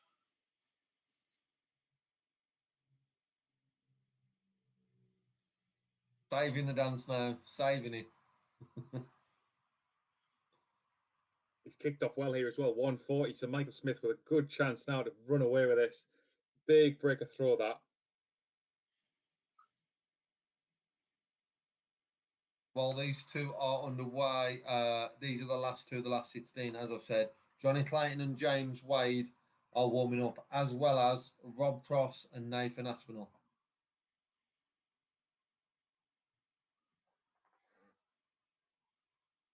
Smith's kicked off 140, 140. Exactly what you want to do. If you're going to break throw, make sure you hold it and solidify that break. And he's done just that. Everts has only gone in 57, 57. So huge advantage now for Michael Smith.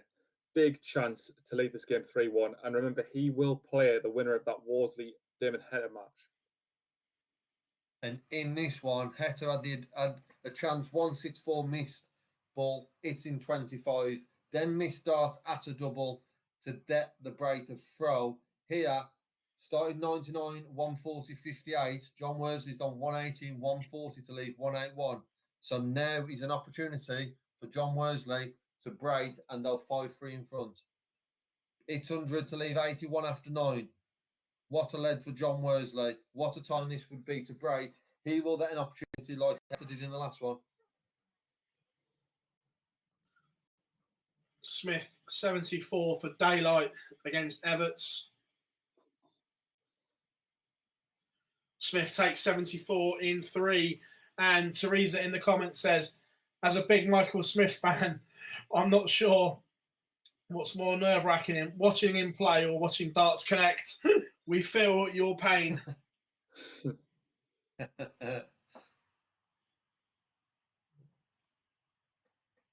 John Worsley, 81, with Hetter back on 144 for a break of throw. Can't do it this time. He's left double 13. So Damon Hetter, 144. Missed 164 last time in the last lead, by missing ball. This time he's at 144. Another big check out, or John Worsley will be coming back, and he is coming back for 26. Will he split it? Will he go straight for it? 26 left. John Worsley takes it in 2. John Worsley breaks throw, and he's 5-3 up against Damon Hetter. Worsley got the throw in this one and would have it in the last one if he'd all the way.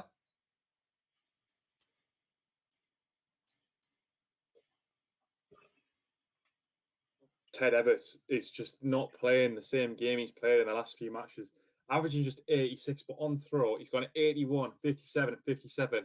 He is trying to leave this door for Michael Smith, but Smith does not want to go through that door, and himself cannot find a treble. He's managed it once over his leg, but he's struggling himself, so this is wide open. This leg's pretty much going to decide the match. Should Everts win this, it's not all over, but he's gone 59 again, so Smith's really got to start capitalising. Should he win this, this would be a breaker throw, and he then would be thrown for a 5-1 lead. But a ton 40 is huge. That gives Michael Smith a big advantage, and he's still in the darts. Just in this one, we've seen John Worsley 180. Damon Hetter has responded with a maximum as well. Worsley then a ton. So leaving 2-2-1 after 6, and puts himself in prime position to get this game wrapped up 6-3.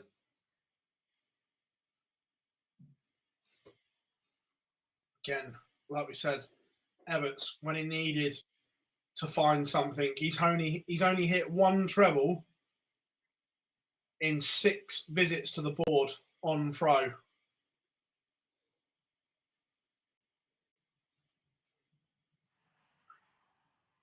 Oof. Smith's probably just missed a dot at top stage, left himself on 35 after 6 visits to the board, though. So it's definitely not where he needs to be either. But if Everts took out this 144, it'd be probably the most unexpected 144 checkout you'd ever seen. And he's gone 120. He may have missed a dart there. Don't know where that's come from, because as Phil said, he only hit 1 treble before that visit. But Michael Smith, with 35 left, he's missed darts. So Everts somehow could potentially take this leg out on throw outside 21 darts, which is just crazy.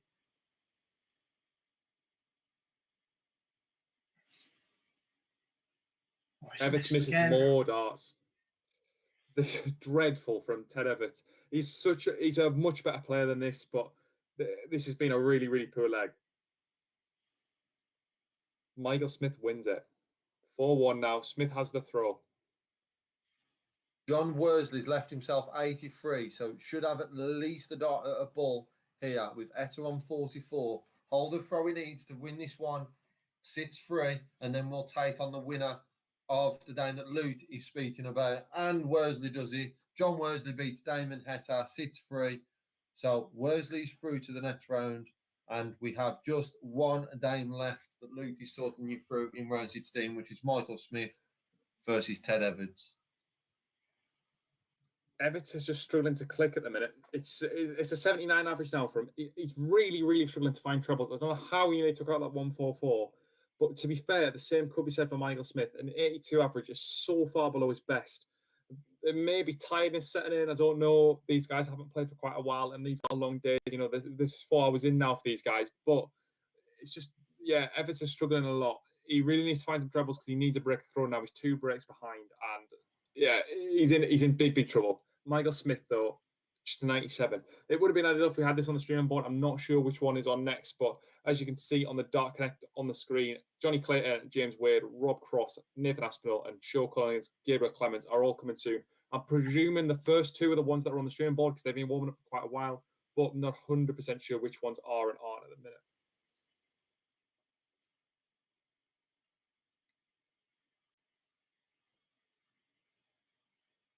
Everts with a good, strong 1-3-4 to get himself into this leg, but really needs to follow that up with another 2 treble visit. And he does do that as he hit 140, leaves himself at 76. Good chance now to break back.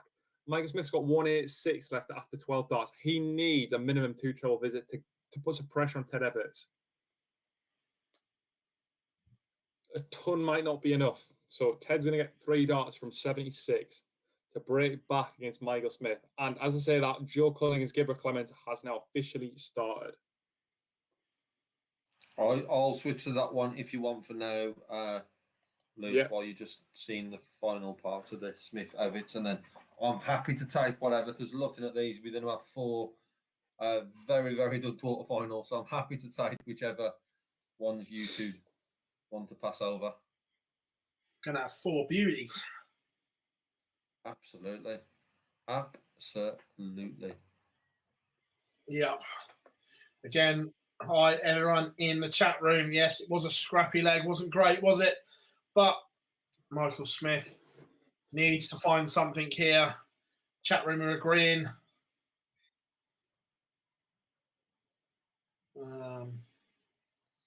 Yeah. Everts is starting to click now. Yeah, if Michael Smith can get through this, I still think I'm all right. But seeing the one I backed at the start of the tournament instead, and I can't change my mind yet.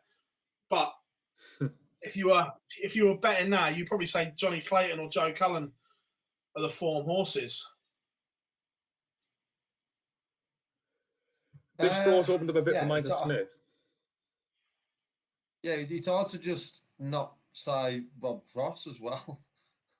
Obviously, Rob Cross is not wasn't many people's tips today I'm aware of, but then that performance putting against Darrell Durney, I didn't see, Phil, I know you was watching it, and I'm not sure if you was as well, Luke, but saying that his throws there, he seems a bit more confident, and that was the Rob Cross we've seen that won and win it before. So if I had to pick one now, I would probably go with Cross.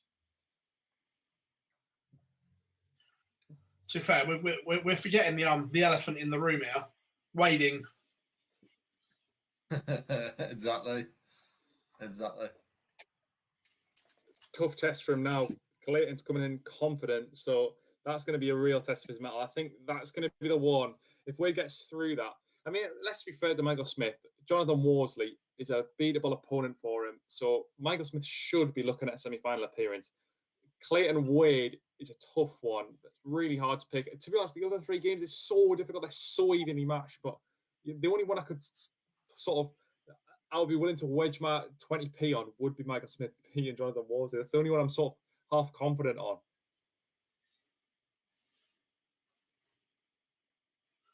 And Everts blows another opportunity and is punished this time, Luke. Yeah, Everts has too many mismatched darts. You know, he started that with so much better. The scoring was so much better there. did look like he was starting to play confidently again, but Michael Smith has punished him, and it's 5-2. Another break back and 82 average. If Smith gets through this, 55 starting the leg. This isn't the Smith that we've seen. Even the last game against Winter Banavort, he's just not playing the same as he was. He's struggling quite a bit, but probably going to do enough to get through.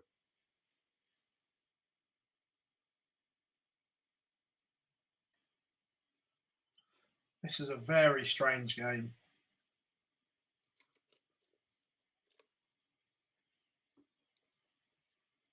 Very strange indeed.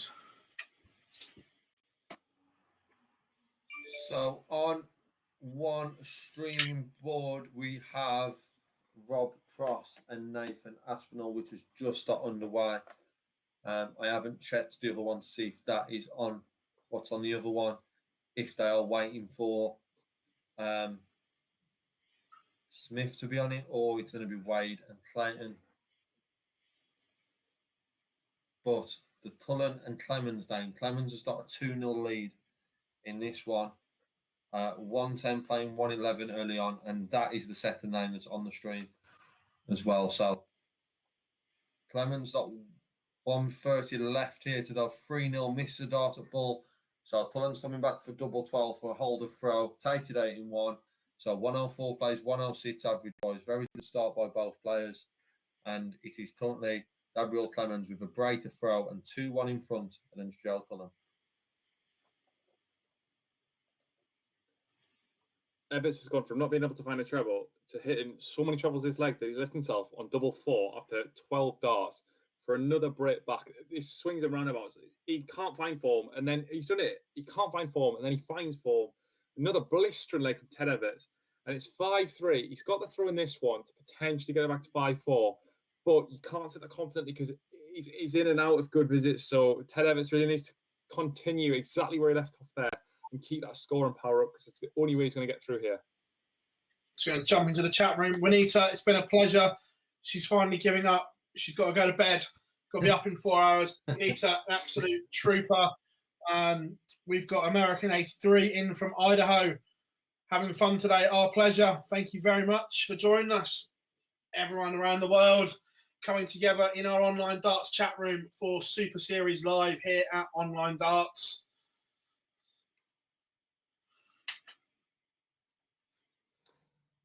Oof, Smith looks like you might finally kill the game off here. A good start against throw, 1-2-5, and then a 140. We have a break opportunity potentially. Clemens has got 1-1-2 here. Can't take it. Missed the dart at 16. Joe Cullen, 47. If you can take out 47, we'll level this one up at 2 apiece. Steady back on throw. And he does. So Joe Cullen, Gabriel Clemens, 2 apiece. Both over that 100 average mark. Very good start to this game. Back to you, Luke, with Smith and Evans. Yeah, we're at the closing phase, I think. Michael Smith's like 96 after 9 darts. So this is it. This is his first opportunity of match darts, and he might have missed a dart. He's hit 56. He's left himself tops. So Evans is going to get a chance at Shanghai. He's got 120 left. This is on throw. He needs to win this to stay in the match. Otherwise, Michael Smith will have 3 clear darts at tops. Still averaging 85. He's got the higher average Evans, but that doesn't tell the full story. He's been in and out of form. He has missed. So Michael Smith, 3 darts at tops to complete our quarterfinal lineup and play Jonathan Worsley in the next round. He's done it in 3 darts. Michael Smith's through 6-3 against Ted Evans. Quarterfinal lineup is finished. Phil's pick is still in, and he's looking very happy with himself now that he knows he might beat us both. Our picks are out, but there you go. Michael Smith's through. The dance is back out. Let's see what happens. Did Joe Cullen just do something special here? We've got a wow, and Joe's on fire in the chat room. Yeah, Joe is on fire. He's just broke with an 11 dart lead. Currently averaging 108. Gabriel Clemens is on 101. But Joe Cullen, what a performance. Well, just Joe Cullen, because Clemens is playing a big part in this game with a 139 start in this one. Cullen firing back with a 140. What a game we are seeing from these two. The best I've seen Clemens today. We started this one. Let's see if we can continue this But Joe Cullen, very, very impressive. 108 average currently. Against the throw here is on 140 and 121. Could potentially get himself another opportunity in this slate. Yeah. Again, watching along with us, Pricey and Rachel, home from work. Just checking in with us all. Hope you are well. But it's all kicking along nicely now. Oh, so yeah, Joe Cullen, 140, 121, 180. He's left 60 for a break to throw. After 9 darts, he's on 60. But Clemens is on 122 after 9. Can't take it. Only 77. Potentially had a dart there at ball and hit the 5. Not sure until it's come on the stream. But Joe Cullen, 60. Oh, can't take it. What a great opportunity he's given himself there. Leaving 60 after 9. But then can't finish it off. Gabriel Clemens coming back to then take this, and he misses darts. So what a fantastic game we've had so far by these two players. Finishing's been top draw, scoring's been top draw, but they are both missing now. Can Joe Cullen take a 4-2 lead after being 2-0 behind? Yes, he can. 107 average, 4-2 in front. So I'd be happy with the Joe Cullen as well. If he wins the event, Joe Cullen will be seated second in the Pro Tour. Order of merit should win this event.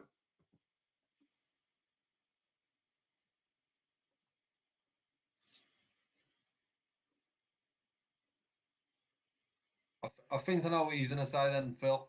Happy with a Cullen Smith final? Is that what was coming? Yep. I thought as much. I thought as much. Yeah, I'd be happy with that one.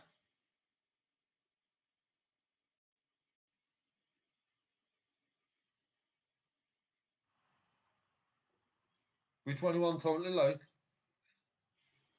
I was waiting for this Jonathan Worsley and Michael Smith match to start, but just checked in on Rob Cross against Nathan Aspinall.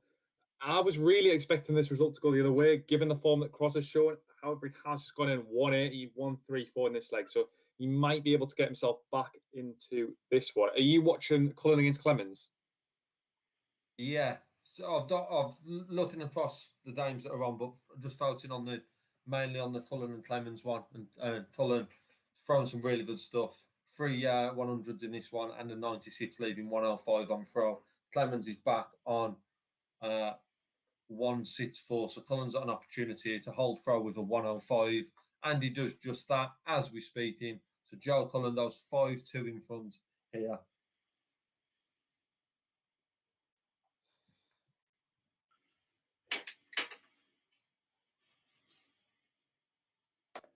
Rob Cross is now on the verge of leveling this up.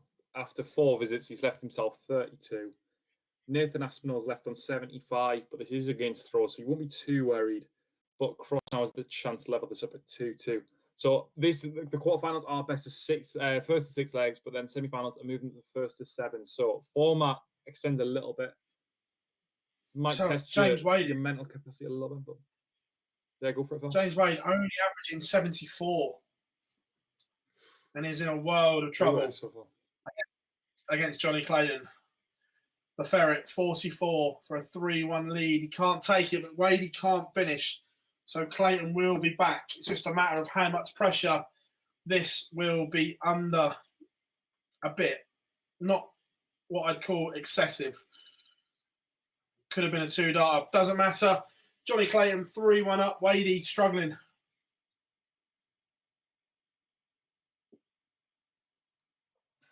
The Cullen's not been able to score in this one. 41, 42, 58. Throw 180 in there. He's threw quite a few in this, but the pure visits to the board around that 180 have meant that Clemens can take out, and he does take that out.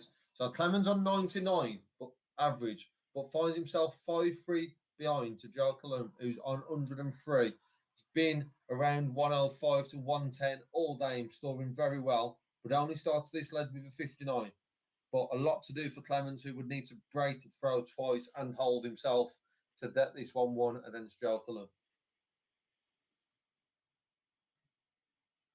Johnny Clayton has opened the door to a potential double break of the Wade throw. Wade 201, Clayton 261, but has this visit to come off. Ton. So Clayton has got first stab at 161. Wadey on 201.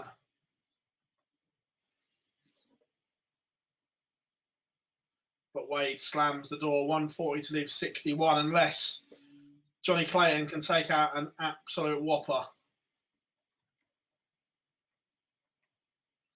No. So 61 apiece, but James Wade gets first go. I'm expecting treble 7 to leave tops. Wadey's missed. Johnny Clayton, can you take out what James Wade's just missed? Yes, Johnny Clayton can. We have a double break of throw. 4-1 to the ferret and is in complete control. 101 average plays 84. I'm not sure what is happening to Joe Cullen. So he's 5-3 up in this one, but his storing visit is 59, 96, 57, 41, 48, and then he's just put a ton in. But Clemens is now coming for double 18 for a break to throw. Tate it last start in hand.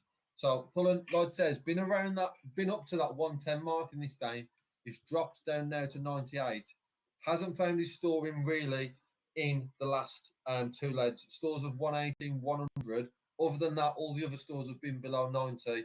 And last lead, there was 4 visits where there was no treble at all. So Clemens has started 100. Cullen here has responded with 100. But we could find ourselves going all the way with a down where Joe Cullen has been in complete control.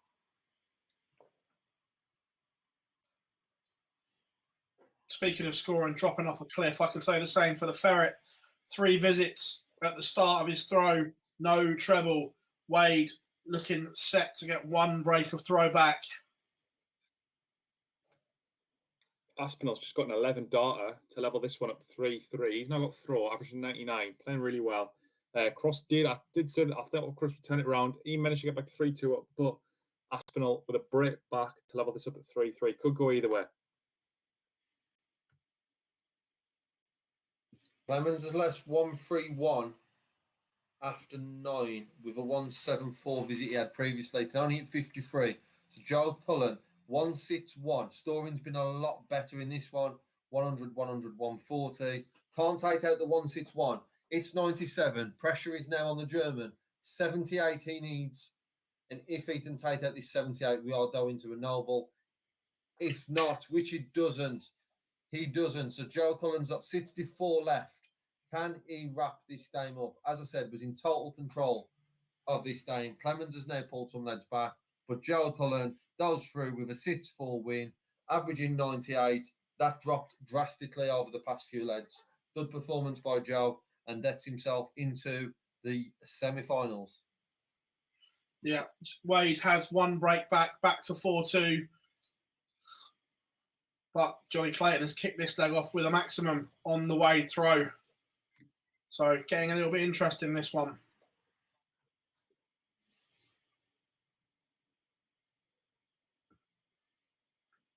I'll tell you what, the ferret, 180, 140 after being broke. How much confidence is that win at the Masters given Johnny Clayton? Changed his whole MO, hasn't it? He just looks so much stronger now. Mentally, it has changed him. And the likes of Wade would have beaten him in these situations before when it's nip and tuck. And if both of them are averaged roughly the same, Wade somehow would find a way. But Johnny Clayton seems to be developing that skill, which is absolutely critical if you're going to make it to the top of professional darts. Yeah. So, Wade's missed the dart at the ball for 167. Johnny Clayton is coming back for 50 and takes it in 2. Johnny Clayton breaks straight back, so the double break is back in play. Clayton now throwing for 6-2.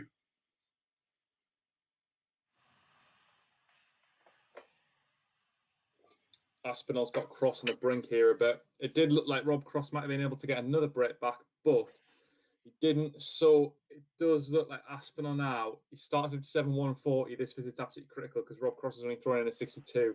He's only left 2-8-3 after 9 darts, but Aspinall's missed an opportunity there. So Still all hangs in the balance, but Nathan Aspinall may be edging slightly favourite here.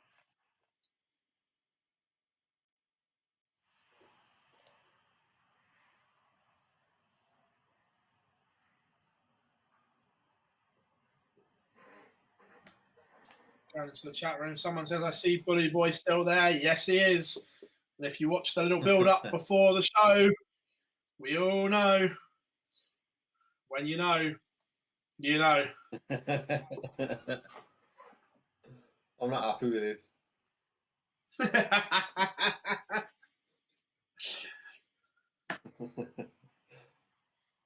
So, potential closing stages. Johnny Clayton has 6 starts to get rid of 222. And 140 to leave 82. Wadey 206. Nothing he can do about it. Johnny Clayton should get at least 1 match start on the 82. But how much pressure can James Wade put that under?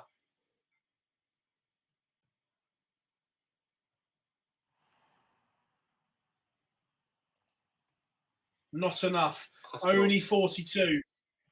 Wadey has left a whopper, but Johnny Clayton should get at least 1 match start here. 82 for the victory over the machine. Missed the dart at tops by the look of it. So Wade, 164 to save his skin. Otherwise, Johnny Clayton has 3 in hand. No, Wade nowhere near. So Johnny Clayton stares at tops for a 6-2 win over James Wade. Only needs 1 dart. 99 average from the Ferret. 6-2 over the machine. And we're going to go to you, Luke. What's going on with Aspinall Cross? Yeah, Aspinall's just taken a 5-3 lead. It does look as though the writing is on the wall for Rob Cross. Aspinall has the throw in this leg now. He's got him 43, but then he's at a 1-3-4. Cross only started with a 60, so he needs a huge visit here. All right on key, Rob Cross goes with a 180, but he is going to have to break twice if he's going to win this match. So you would say the odds are stacked in Nathan Aspinall's favour. Yeah, and Lee, there's one for you in the chat room from Peter saying, guessing Lee is local to Wolves, ? Good news that the old Rileys is being taken over.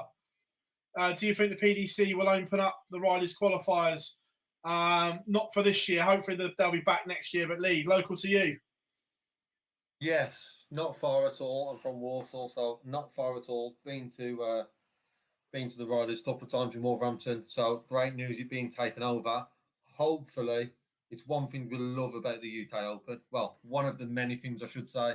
There's so many we like, but hopefully we will have the Riders qualifiers back for 2022, if not 2023. Yeah, look, I think there'll be some kind of amateurs back. There's still a question mark whether Rileys will survive this pandemic. While you listen to certain things, because they've shut so many of them down. They've already said won't reopen, so there's question marks. But there will certainly be some form of amateur qualifying for the UK Open. I'm sure of it. Yeah, well, there's 2 competitions that really come to mind when it's from that. It's obviously the Grand Slam. What will we do with the Grand Slam moving forward? Will that just be solely a PDC event? Will they look at it differently to start including potentially adding more women into it, or qualifiers, or will they then go to MAD or any of those different organisations that are looking to take that amateur game forward? With the UK Open, it has always been Riley, so it'll be good to see if we can let that back to being the qualifier. But I think the PDC have done the right thing this year without that being there, by giving opportunities to people who've just missed out on tour cards, giving people who've done well on the Challenge Tour and the Development Tour, the top people there. It'll be really good to see them in the early rounds of the UK Open, seeing if a few of them can push on. Yeah, 100%. Good game, this one, between Jonathan Worsley and Michael Smith. The first couple of legs, Worsley taking the first one. Michael Smith looking on course to level up at 1-1.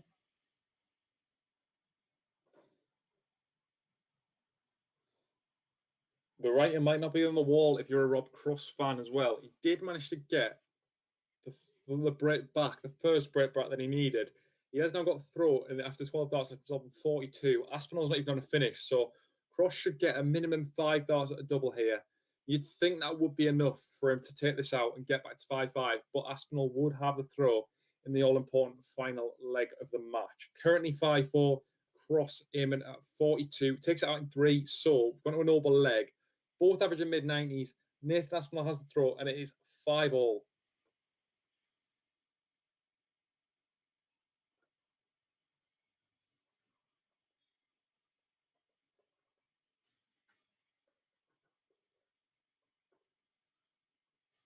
It's all ticking along nicely.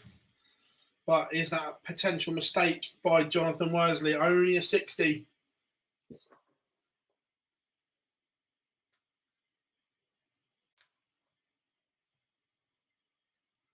Again, the chat room absolutely loving it all.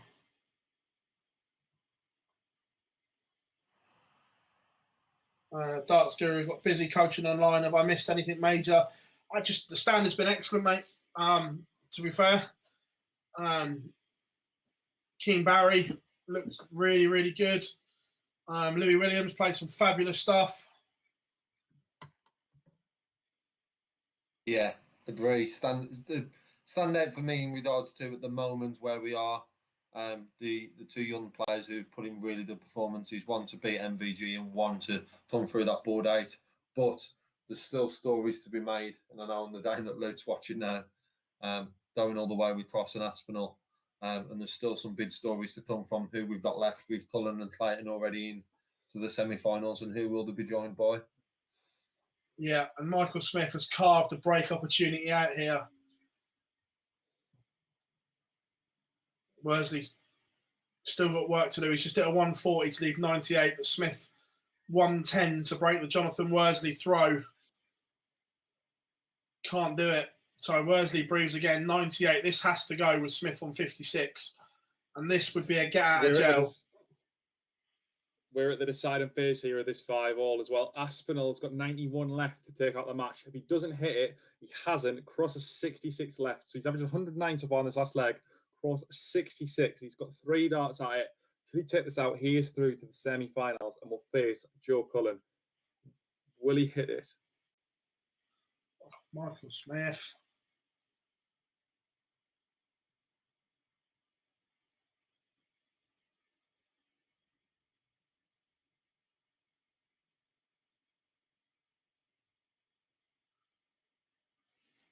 This is taking an absolute age. Cross misses darts. So Aspinall's got 3 darts at double 8 to take this leg.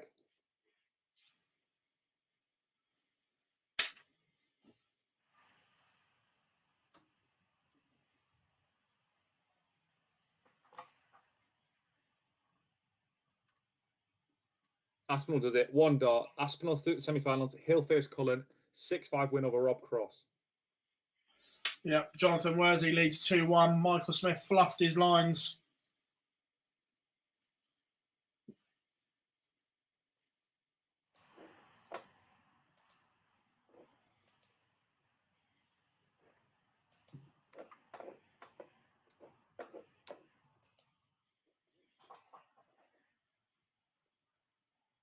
It's all getting rather nervous. Obviously, the semi-finals will start at the same time, so people like Cullen and Clayton are going to be kicking their heels. Yeah.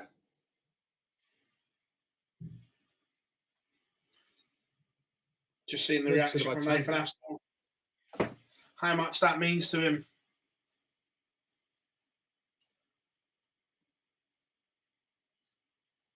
Yeah, just seeing it as well. Yeah. Good win for Asp. Obviously, Cross coming back into the game, but Aspinall able to see it through in 16. So a good win, and Michael Smith leaving here. Double 11. Weird one to leave, Lee. Yeah. But take it. No problem. Took it in 2, so potentially split it. I would assume so. Yeah, or one outside, one in. But, yeah. Just seen Smith before, I would assume he would have split it, but his level up is storing well. As you were saying, missed opportunities in was it the second or the third leg? If he was tight, then would have a 3-1 lead here. but Worsley not started well in this one, so Smith potentially will get an opportunity in this leg to Smith, get that break he needs. Yeah, Smith should be 3-1 up. Worsley's riding his luck here. TK Shot says it sounds like Phil's got 20p on Bully Boy. Gamble responsibly.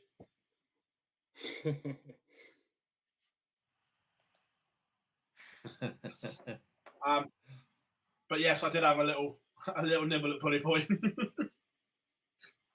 So we might not have the Barney button today, but we might have the bars dance move if that Michael Smith goes all the way to the final. We might see a few more of these.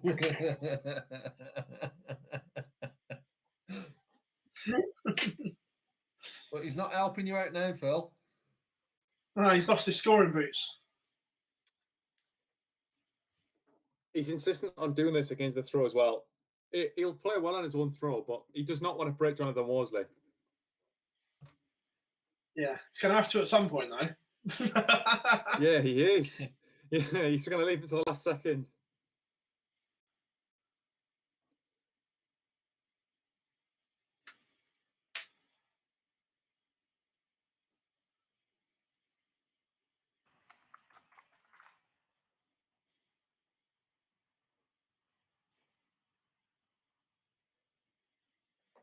Opportunity here.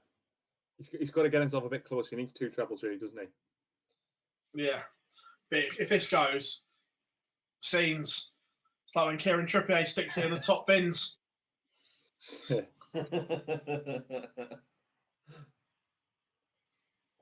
might get some more of that this year. I quite. did see on Twitter earlier that they reckon all of the Euros are going to be hosted in England. So who knows? Maybe we get it at the Euros this year.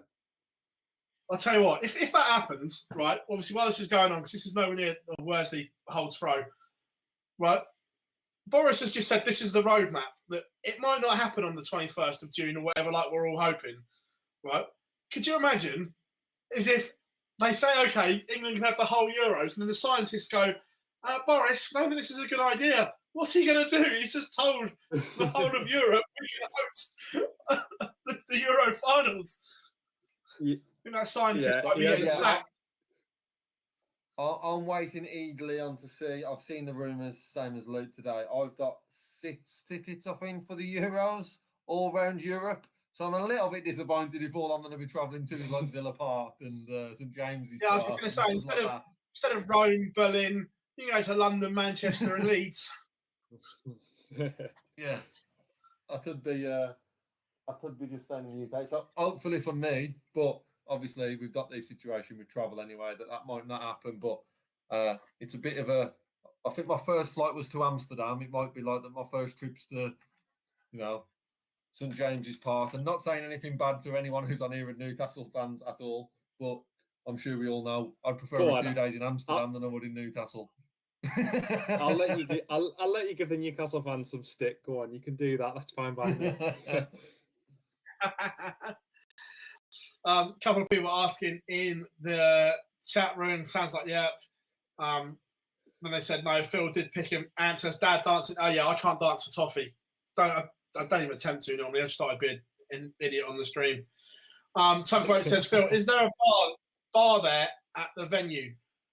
I'm led to believe the rules are the same as it was at Q School because it's illegal to sell alcohol at the moment, is it? Like all pubs and restaurants are closed and hotels. However, if you go to Tesco's and buy it yourself and put it in your room, not that I could possibly comment that goes on. The bar in the venue might be shut, but if you've got a mini bar in your room, it's fine.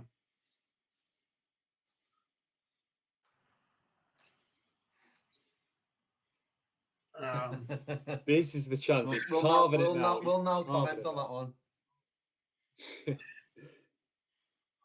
Well, to be fair, some of the stories from Q School that are on broadcast are hilarious.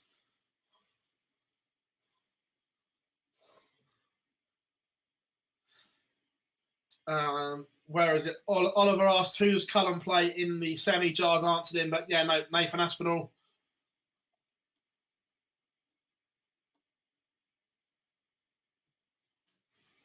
surely Smith's going to break this now.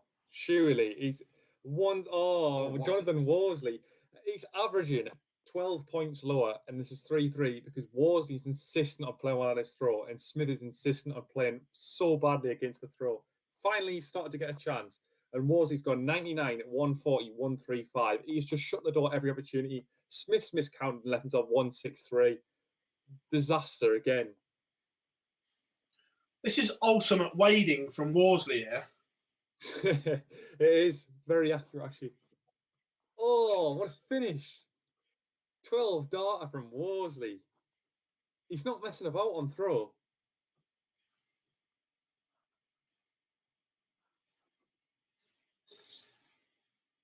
Come on, Phil, you can tell us. No, but believe me, I can't. But there's some great stories that I'm sure will come out in the wash one day when someone writes a book. Jar says, anyone wants to see PB dance, come to Pop World in Blackpool and you'll see what he means. Oh, yeah. Can't dance. However, Jaeger bombs deep. You certainly have a go.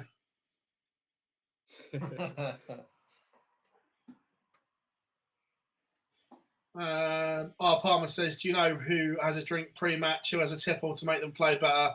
You must see a few having a pint. Yeah, look, it's a very taboo subject. And look, the PDC do a great job of hiding it, out of sight, out of mind. Most people know that where darts come from, it's a pub.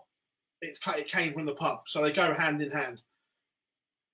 I'm not going to name names because I wouldn't do that, but it's safe to say most of the older generation do. But the younger ones and everything coming through, this is their job. They've grown up playing in academies from a young age.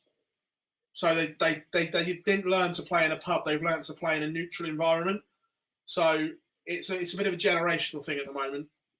5-6 years' time, I think we'll genuinely see it'll be the minority that do.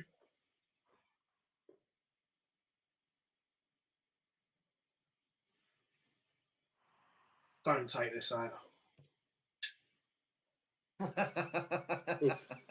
You've been saved. Smith starts already, though. Left himself 5-5 after 12, but he has definitely missed. Oh my God. He's determined to lose this match. Jonathan Worsley is doing a prime James Wade. Prime. Have you ever seen anyone so disappointed at potentially losing 20 pence?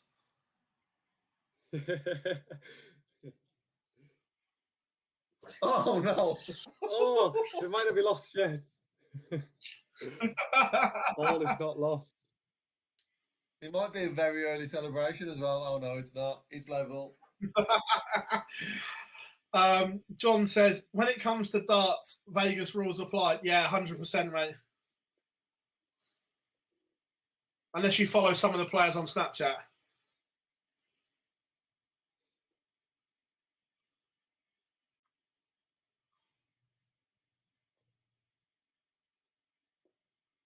Oh, is this finally the opportunity? He starts with a 180 against throw. He has to break in one of these last 3 legs. Obviously, he's going to have the throw in the next leg, but he's got to break. Finally, is he going to get that opportunity? Oh, Worsley opens the door with a 41. Right, Michael Smith, you have to jump all over this if you want to win this match. Come on, follow it with another one. Good enough. Cam says, so unbiased bars. Yeah, everyone knows that I tipped Michael Smith to win them. I like Jonathan Worsley, but everyone knows that I tipped and may have backed Michael Smith this morning. It was there in black and white on the stream. I told you what was going on. Mark, to your one, I'll take the 5th.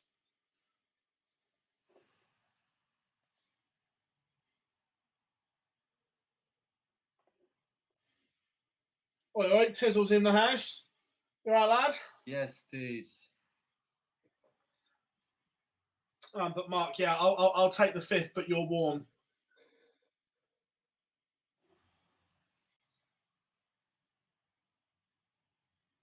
Smith, 12 dart from Smith against the throw. He's finally broken throw against Jonathan Worsley, averaging 103. You can see Phil's reaction. It's done. The throw has been broken. Now it's about holding on. Smith he scored so well throughout the match.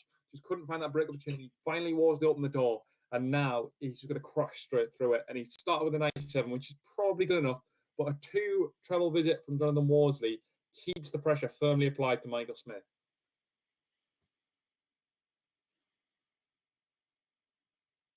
And a 3 treble visit puts the pressure firmly on Michael Smith. 180 from Worsley to start, leaves this game. Ooh, Smith with a 1-2-1, but this is finally poised. Who knows where this is going to go? Worsley is, as Phil said, he is adopting his best James Wade impression, and he's going for this. He is. Are you sure it's not James Wade in disguise? The 42 is a killer, though. Surely now Smith has the darts. Oh, Smith has only hit 60. It's wide open. It's wide open. Jonathan Worsley lost the This is throw why we love in this the last sport. leg. This is why we love I'm it, already Jack. watching that on Dart Connect. It's going to our last leg, isn't it? It's going to, isn't it? Oh, it is going to. It's going to go to last leg. Well, anyway, whilst Worsley does his best Wade impression, Tiz says, all right, fellas, not rocking the 1912 slip back on the stream today, Phil. No, it's not like flattened it out. However, I'll post the pictures of the 1912 look later.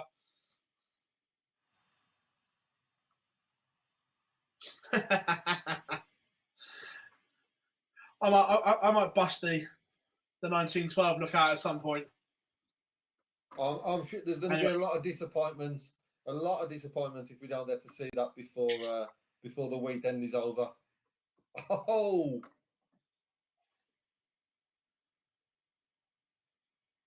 we're going to the Noble.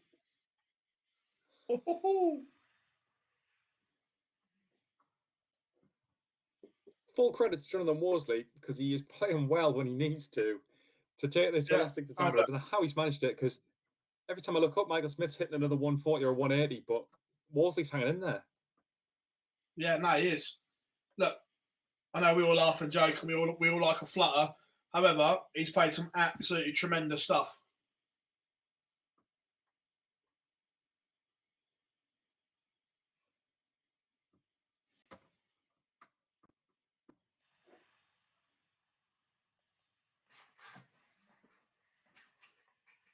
Oh, huge visit that from Worsley.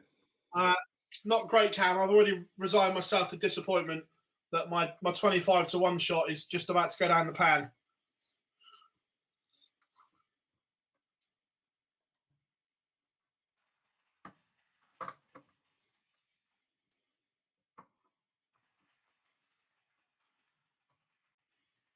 If ever you need a maximum, Michael Smith. If ever you need a maximum.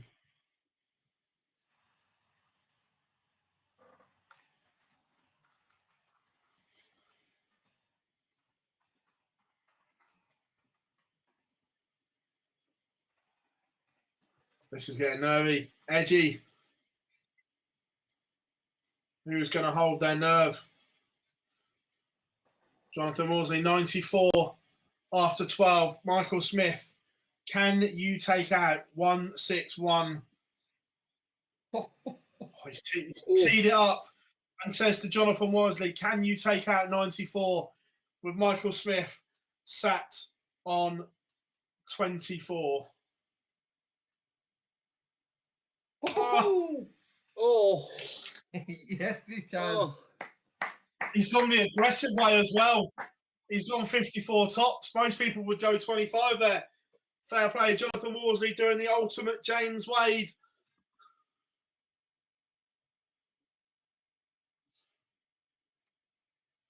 There we have it, ladies and gentlemen. We now have a semi-final lineup.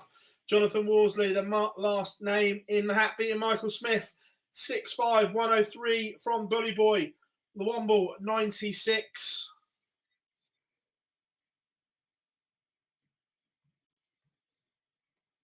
That's an all-Welsh affair. So we'll definitely see a Welshman against an Englishman in the final as well. Yeah.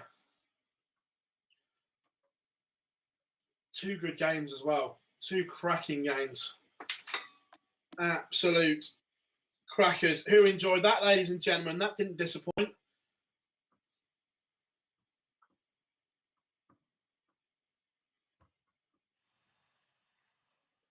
Yeah, chat room, all Welsh, Sammy, yeah.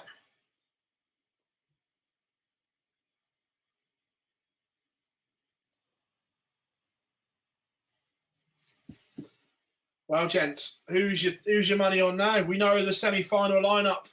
Who are you going for? Cullen.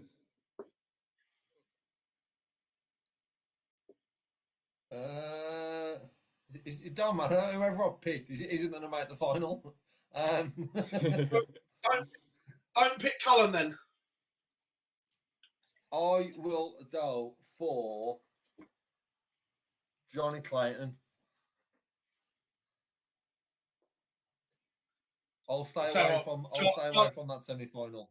Although Johnny Clayton. Charles done some expert analysis on the live blog. I'm going for an England-Wales final. #analysis.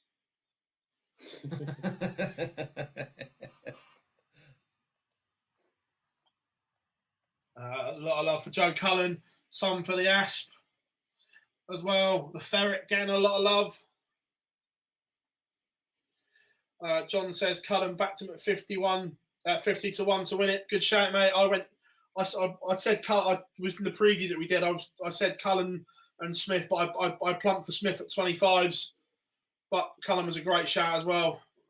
Ended the year with some good stuff, and of course was slightly unlucky in the Worlds. Played in a half decent game. Chris has gone Aspinall Clayton final, I think. No, I think the first semi-final is tough to call, but you'd have Clayton as the marginal or the favourite against John Worsley. Guys, do you agree? Yeah, yeah, you would, but I guess from what John Worsley's done across the day, his last two. If you just look at last two wins, he's beaten Damon Hector and Michael Smith. He would have been underdog in both of those, considerably underdog in both of those. It's going to be the same against Johnny Clayton. So I expect Clayton to come through it, but like I said, I expected Smith and Hector to come through previously against him. So good day for John Worsley. Yeah, definitely. Like you say, just getting his tour card back as well. It's cash on the board, early doors, or as Ronnie O'Sullivan said, get some ranking points, mate. The impressions don't any better, unfortunately. Don't know. It's what we're here for. But again, chat room all going off. It's all great.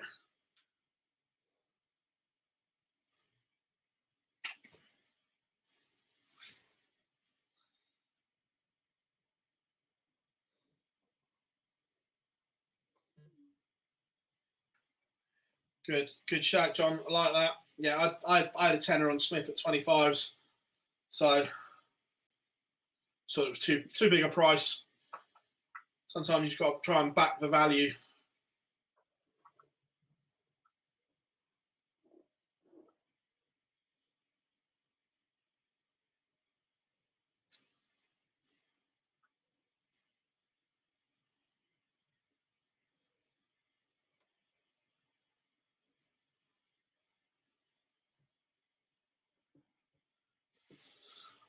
So here we go. Tugboat says, Phil, can you say hi to my son? Yeah, I hope I pronounced it right. Hi, Rian. Hope you're well, mate. He's watching along. My apologies if I butchered your name, but glad you like the show. Glad you're watching along with us, mate. Pleasure to have you on board.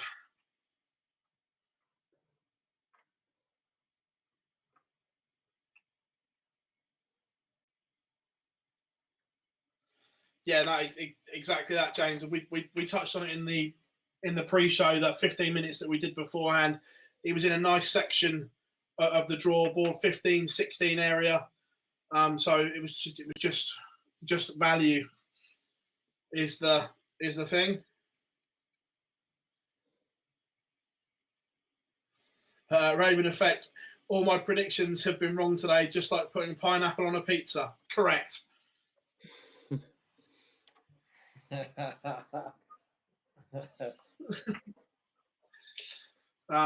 No games warming up at the moment, so we'll just keep waffling to you all. Welcome along, everyone. If you're new to Online Darts, please hit that subscribe button and drop us a like. We have some great stuff coming up for you, especially now that Boris has given us some dates where we might be able to mingle and be nice to each other. Got some great content ideas and everything like that. So make sure you subscribe so you don't miss any of them here at Online Darts. But until then, we've got your back whilst we still can't go out and mingle. We've got you covered here. Super Series, UK Open. It's what we do.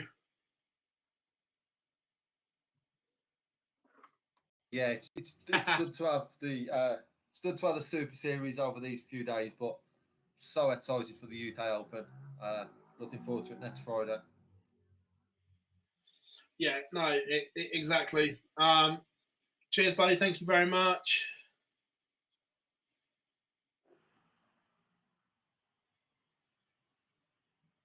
Zach says, I think Wolseley has won more games today than he did the whole last year on tour. You're probably not wrong there. Marlon, yo guys, how are you all doing? James says, none of the betting firms change their prices when the draw's released. Like 100%, mate. They just fix prices and they just leave them up there until play starts. Rachel, Chinese or pizza? Oh, only one winner, Rach. Only one winner. Chinese all day long. And twice on Saturdays. Yep. I'll second that.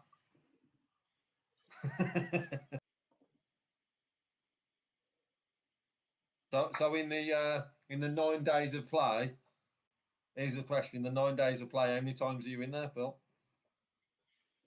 I'll probably alternate it with Wagamama with Nando's because again, gutted. There's no Wagamamas in Blackpool. Devastated.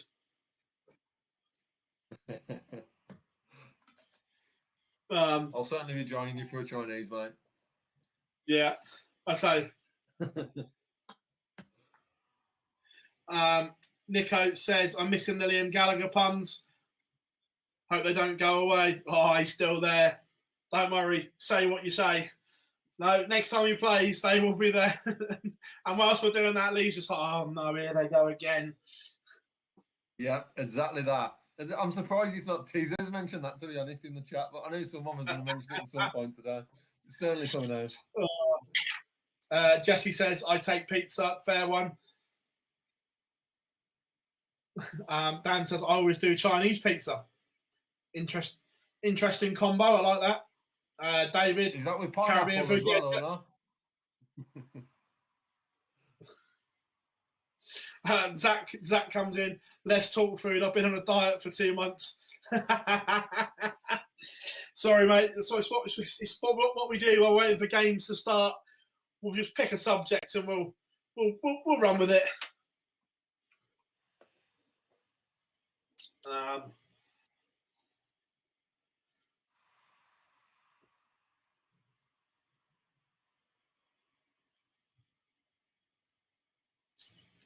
Talk about Phil. What's your favourite boozy tipple? Love a Jaeger bomb. Not going to lie. Gin and tonic or rum and coke. Not a beer man at all.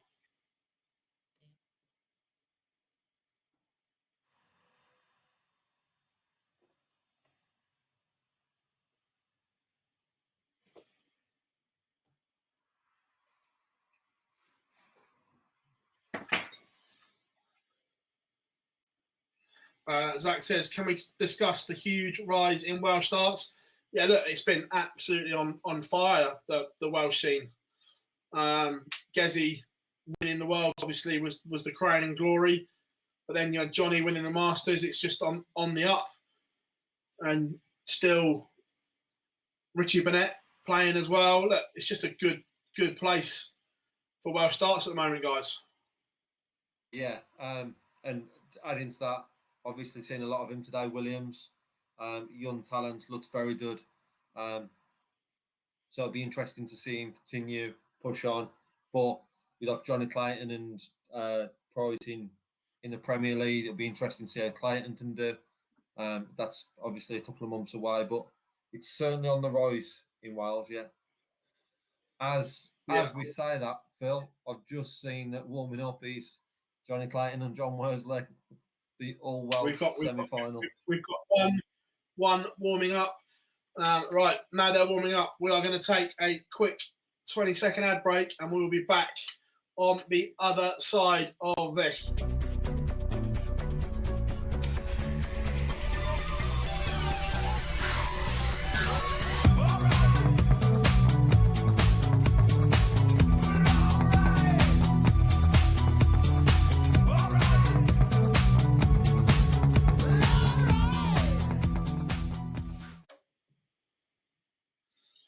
Welcome back, everyone, to Online Darts. Here we are, down to the final four on the Super Series Live, the first Pro Tour action of 2021, coming from the Reebok in Bolton.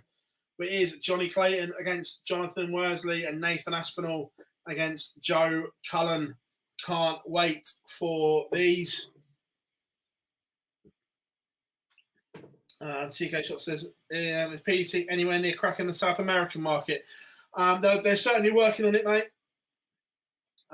Barry wants global domination, and he doesn't normally fall short of what he wants. So, yeah, both games warming up. Just waiting for them to flick. Looking forward to this, gents. This is where it gets exciting. Semi-final stage. Yeah, and remember, semi-finals, 1st to 7. It goes up a leg. Cam says, I'm a champagne man. Remember, someday you will find him in a champagne supernova in the sky, just for you, Lee.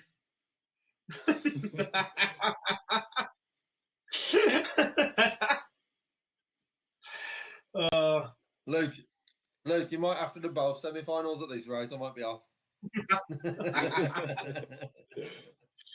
Of course, just waiting for them to flick my matches live, and we are now live, ladies and gentlemen. Right, well, you two take the early sections of this. I'm going for a quick toilet break, but that is it. Semi-final action is underway. The final four for the last time in the chat room. Tell us who you think will win both of these ties with your score predictions.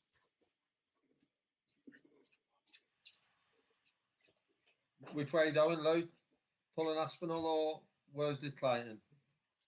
I think it'll be Cullen and Clayton that come through this. They're my two, you said. I think Clayton will come through. Other one's going to be close. Aspinall just to pinch it. But I've just seen them both coming on the stream as well. Which one do you want to take, mate? I'll take the other one. I'll take the All English affair then, if that's all right. Yeah, that's fine. Yeah, I'll take the other one. What are we saying? Are we going to watch the streams or have it up on Dark Connect? I'll have it on Dark Connect. I've got the streams up as well. Obviously, we can reflect back on anything big that happens on the stream and see them on there. But I'll keep an eye over Clayton and Worsley. And in this one, John Worsley won the ball. So has the throw in this one. As said earlier, this is 1st to 7. Clayton's out in the first leg already on throw. Cullen out, rather, not Clayton. Already on the throw, 15 darter, first leg, holds throw. Good start from Cullen. And he needs another 6 legs. It's 1st to 7 in this round, but good start for him. Yeah, and in this one, John Worsley won the ball, so has got the throw. But after 12 darts, Johnny Clayton's got 28 left. Just hit the first 180 of this semi-final. Johnny Clayton coming back to 28, tated in 2. So Johnny Clayton is 1-0 up in the All Welsh affair, and as Luke is looking over the Cullen Aspinall one, Joe Cullen is 1-0 up in the All English affair. Yeah, good start from Aspinall on this leg. He's left himself 2-1 after 9, which is solid enough. You know, that's 100 average. It's good enough to get him through on throw. If you throw 15 darters, then you're pretty much going to hold through most legs. So yeah, Aspinall, a good start to this one. You need to hold throw and get this back level at 1-1.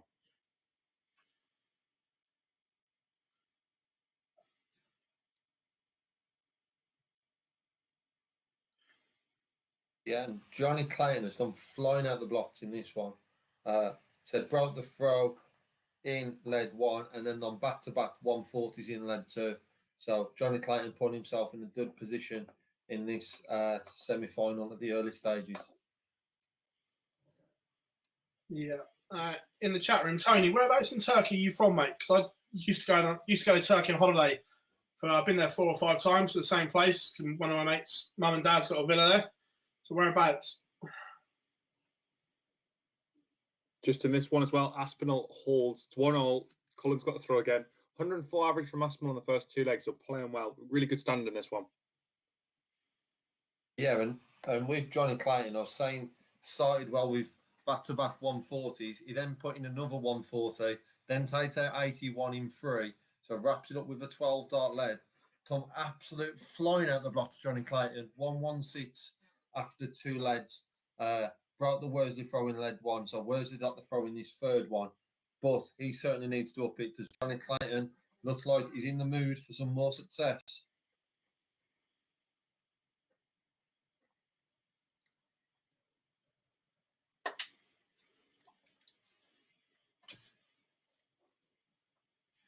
That's the boys.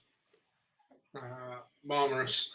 Where's that in relation to Ola Denise, mate? Because that's where we go, around Ola Denise to Saranu way.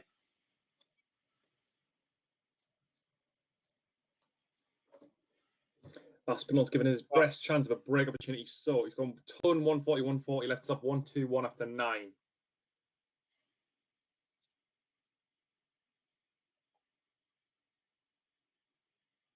But in the All Welsh one, Clayton in control. Yeah, massive lean control. Just put in his 2nd 180. Put one in lead 1, lead 3. Just put in a, as I said, in the 2nd lead 3 back-to-back 140s and then took out the 81.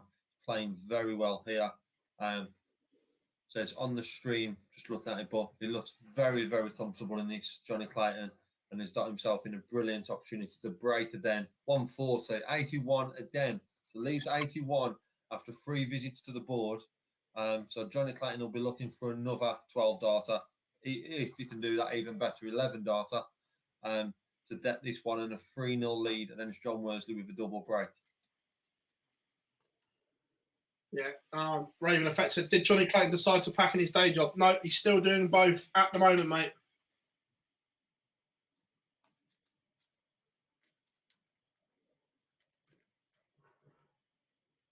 I know a lot of people are really on in the camp that he should give up this day job, but look at the form he's showing at the minute. The fact he won the Masters and has gone straight into this tournament and made the semi-finals, looking like he could make the final. Like, there's no reason to change what isn't broken. That clearly works for him. So if he doesn't want to become a full-time professional, and he doesn't clearly need to, he's playing well enough now that he's going in and winning titles without doing it. So I don't think he should be pushed to do anything that he doesn't need to do. Yeah, this is some top stuff by him as well at the moment. He's certainly proving your point there, Lou. 119 he's averaging. Only 3 leads in, but carries on at this rate. Wins this one and holds throw. That's half right to what he needs. I'm just seeing how he took out that 81. Treble 12, then double 13. So it's back-to-back 12 darters. Just seeing how he'd done that. We knew he was 3-0 up. But started this one with a 1-3-7 as well. Great performance by Johnny Clayton so far, but still in the early stages. Yeah, just touching on the Johnny Clayton work thing, I think the fact the Premier League, especially the first half, and it's not a proper tour, as in what we normally expect, has done him a huge favour because he can probably juggle both. But if it's a normal tour, so Premier League, you have to be in the hotel Wednesday, play Thursday, Friday, you're off to either a Euro Tour or a Pro Tour. So you've got Friday, Saturday, Sunday out of commission, travel home Monday morning. So you've only got half day Monday, Tuesday, back on the road Wednesday. But the fact that it's in blocks and clumps is actually doing him a favour, I think. Yeah, it's fair point. Yeah, it's something to potentially review again if he gets to the latter stage of the Premier League, and he'll probably know by that stage as well, if he does get to the latter stage of the Premier League, how his season's going, to see if he'll be chosen again for future years and if it's just a one-off pick. But just back to his performance in this, not a 12 this time, but a 14 dart led, 4-0 up on John Worsley. So as we are first to 7, just past the halfway mark here, averaging 116, playing some top stuff. But yeah, it'll be interesting to see what he does in the Premier League over these opening days, these consecutive days of Premier League action, to then see what decision he makes in the future if he has to make one. Oh yeah, 100%. Look, whilst you can still do it, juggle them.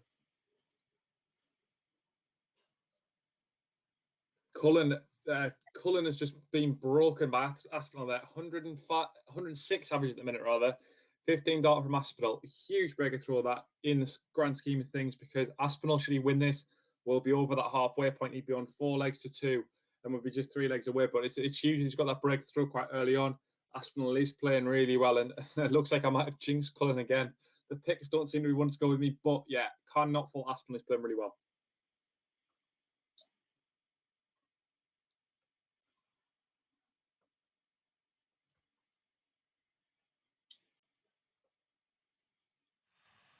Yes, just in this one, Clayton's scoring has dropped off a little bit. As I say, that puts in a 140, but 44, 100, 140 on 217 after 9. As I've spoken about, he's been around that 81 mark a couple of times. He's been on finish in another lead after 9 darts, so his scoring's dropped slightly in this. However, John Worsley can only leave 188 after 12 with visits to 61, 57, and 55.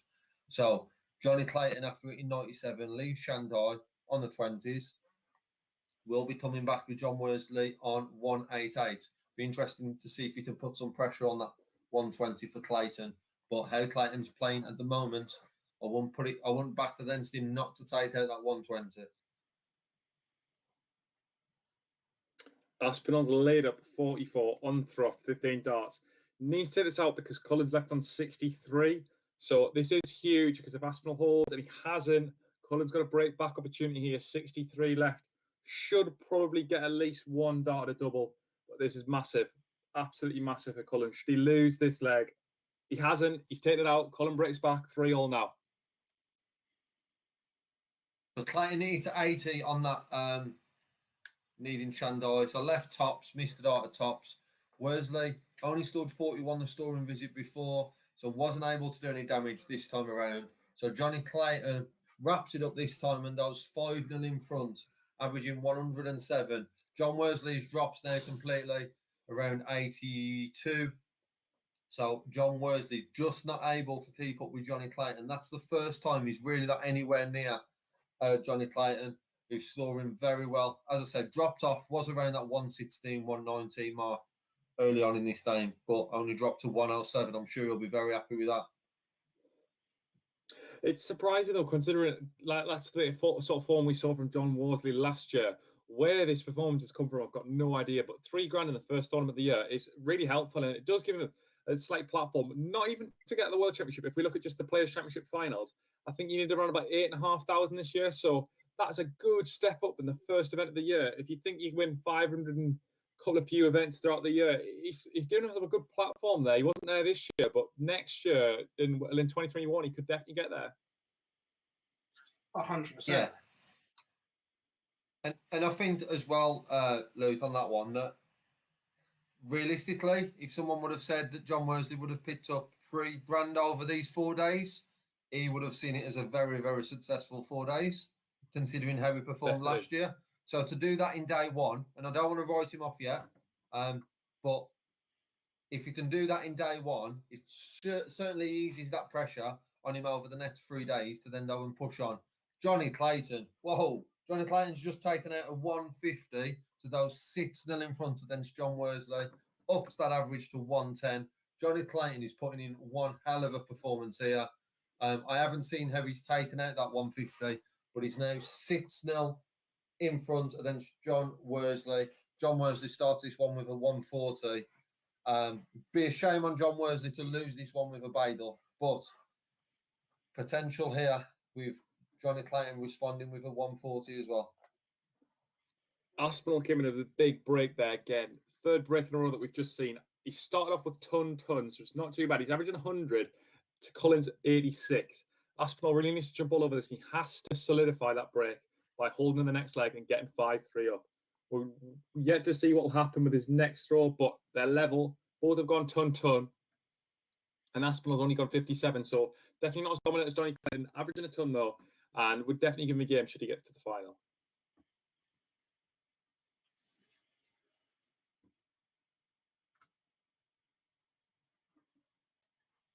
Yeah, all plodding along nicely. Johnny Clayton, one away. Cullen and Aspinall finally poised. So I'm not ignoring everyone. I'm just getting some graphics ready. Well, trying to preload something and get something built. As always. So Johnny Clayton, and this is a Dempster throw. Obviously, 6-0 up. Worsley's done 140, 85, 60. Johnny Clayton 140, 60, 180. Left 1-2-1. He's coming back to the board now. Worsley can only score 30. Johnny Clayton 1-2-1. Wrap it up by another 12 dart leg. Misses Fourth the ball. consecutive break we've seen. Miss is the ball. So Worsley coming back for 186. Clayton's on 25. Yes, Lou. Fourth consecutive break we've seen. Joe Cullen has broken back again. It's 4-all now. So, as Phil said, finally poised. Cullen started off the 1-3-4. He's only averaging 89, 7 points lower than the averages. But this is, as MVG always says, about doing the right things at the right moments. And Joe Cullen, so far, seems to be doing that. And I've just seen that result pop up on screen. Lee, go for it. Yeah, so missed the ball to win the game. Come back 25. Tighted out in 2. Just seen for the final figure to come through. But I believe it was around 110 average for Johnny Clayton against John Worsley's 85 to win that game 7-0. What a performance by Johnny Clayton. Certainly got this one wrapped up nice and early. So all with you now, Luke. Yeah, so Cullen, a 12 dart from Cullen to hold throw. He'd been broken on the last 2 times he'd thrown first. So that's a huge visit. Yeah, a 1-away checkout as well. So really, really good from Cullen. Needed to start well, but the one thing that these players can't do is so far they've been able to get the break. They haven't been able to hold on the next leg. So this is huge for Cullen. Really needs to kick off well, and he's gone over the 1-2-3. So it is a big opportunity for him. Now up to a 92 average as well. Cullen and Clayton, remember, didn't they do battle in the Masters? I feel like, or they were doing battle somewhere, but it was the World Championship, wasn't it? And it was a close match there, really close run affair. So not just there, they met about 3 times on TV, I think, in a short space of time. I think it's a huge, huge opportunity if these two meet the final once again for either of them to stay their claim. I mean, the thing is now that Cullen's lost his position. He isn't in the Premier League. That was what he was fighting for. Johnny Clayton's already there. But this is another chance for Cullen to pick up another PDC title, which he'll definitely take if he can get there. Kicked off really well against the throw as well. Aspinall under huge pressure. 2-6-3 left after 9, which isn't really good enough, especially when Cullen's piled in some huge 2 treble visits. And the darts have been stolen. Also, Joe Cullen. On about Cullen and Luke, did Cullen win the last? Am I right in thinking Cullen won the last Pro Tour that we had? Day 5 of the Winter Series? Yeah. Correct. Yeah. And I'm sure he won that one as well. That was the one where he came back from 5-1 down, wasn't it? And he ended up winning 6-5 in the first game against Pipe and then just reeled off loads of legs. So if that's one way, when we say players continued in the form that they left off last year, now obviously we've had some major tournaments on the television since then, but Joe Cullen, and as I say that, checks a 14 darter to take a 6-4 lead, but he's picking him exactly where he left off on the floor. Did win the last event. Could he win the next event of the first of this year? The first event of this year could be a huge opportunity. 2 good mates as well, which will make it even harder to play each other because they're used to it, but intriguing how you approach it. Yeah, so I think some people, the people that believe they should win the games deal with it a lot better. You can't think of them as a friend. You've got to think that no one owes you anything. You've got to think that it's your tournament. You have to win it. You've got to go out there and just do the business. So who knows? They've played each other enough times now, and they've got enough experience on the big stage that it shouldn't affect them too much. So in a floor tournament, they should be absolutely fine. And the thing is as well, from what I hear, a lot of these guys are very good friends as it is. So you're probably playing your friends, a few of your friends every day. So it's just another game for Joe Cullen, but he is now right on the brink of taking this match. 84 left. Nathan Aspinall's nowhere near, so it's looking like Joe Cullen will get through the final to play it. Johnny Clayton. Ooh, not great. He's left until 52, so I don't think he got a dart. Well, he wouldn't have got a dart there.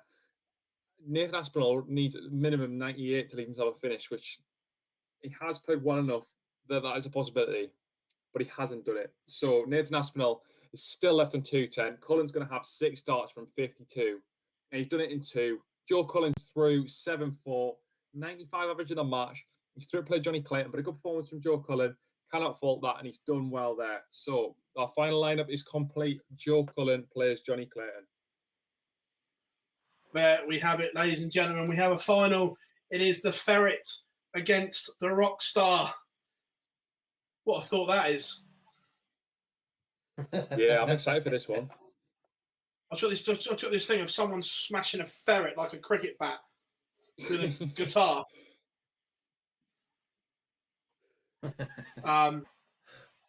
But there we have it, the final, ladies and gentlemen. Again, same printer was applied to the chat room. Now we know who is going to come out on top. Is it going to be Never Underestimate the Ferret, or is the Rockstar going to slide into another winner's position?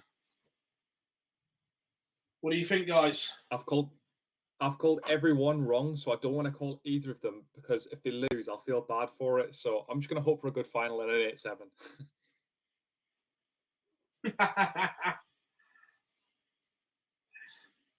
I went with Clayton before the semi-final, so I'm going to stick with Clayton, especially after that performance, because that was just 109.6. Played some very good stuff, beating Wade as well in the quarters. I'm gonna stick with Clayton. Phil?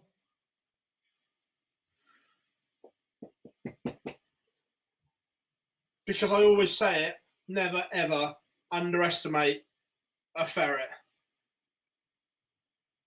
I'm going Clayton.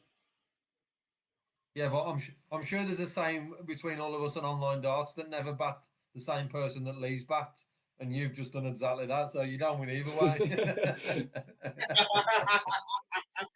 Again, let us know in the chat room. Well, Tiz has gone for the ferret. Rach is gone for the Rockstar. Got to be the Rockstars then. I'll have to go against you too.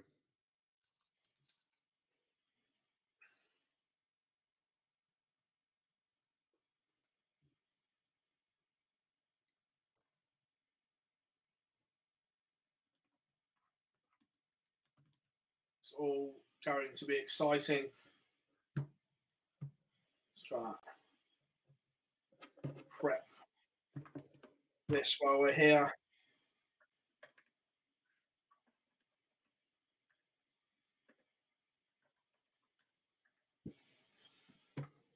So what else is the chat room? We've got Tony says Clayton. The Rockstar. It's quite split in the chat room. Jamie, welcome along, mate. He's gone for Cullen. I'll tell you what, it's going to be hard to split them. It's a bit of a 50-50 split going on at the moment. These are 2 very even players, though, aren't they? Yeah. Oh, 100%.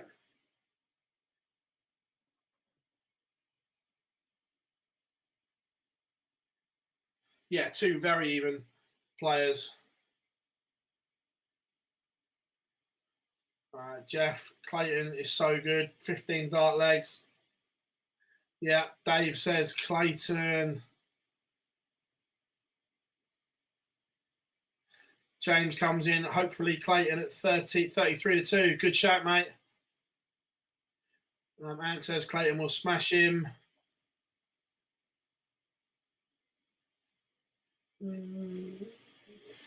Where are we? Yeah, Andy says, yeah, both superb. Great guys, superb professionals, going to be epic. Yeah, look, I think this will be a great final. Scott says, Head says the Ferret, Hart says the Rockstar.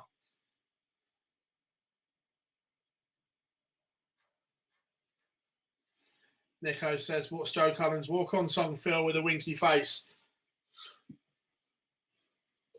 What are you saying, Lee? Don't look back in anger. I heard you say.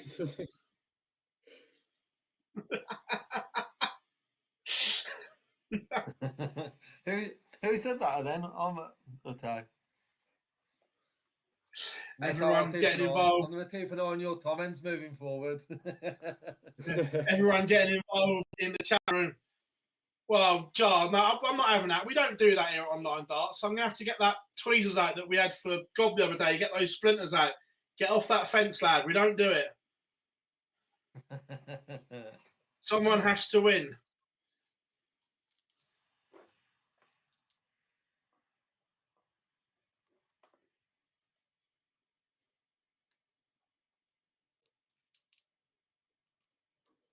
Someone has to win. There's a winner, and there will be a loser. But who will it be?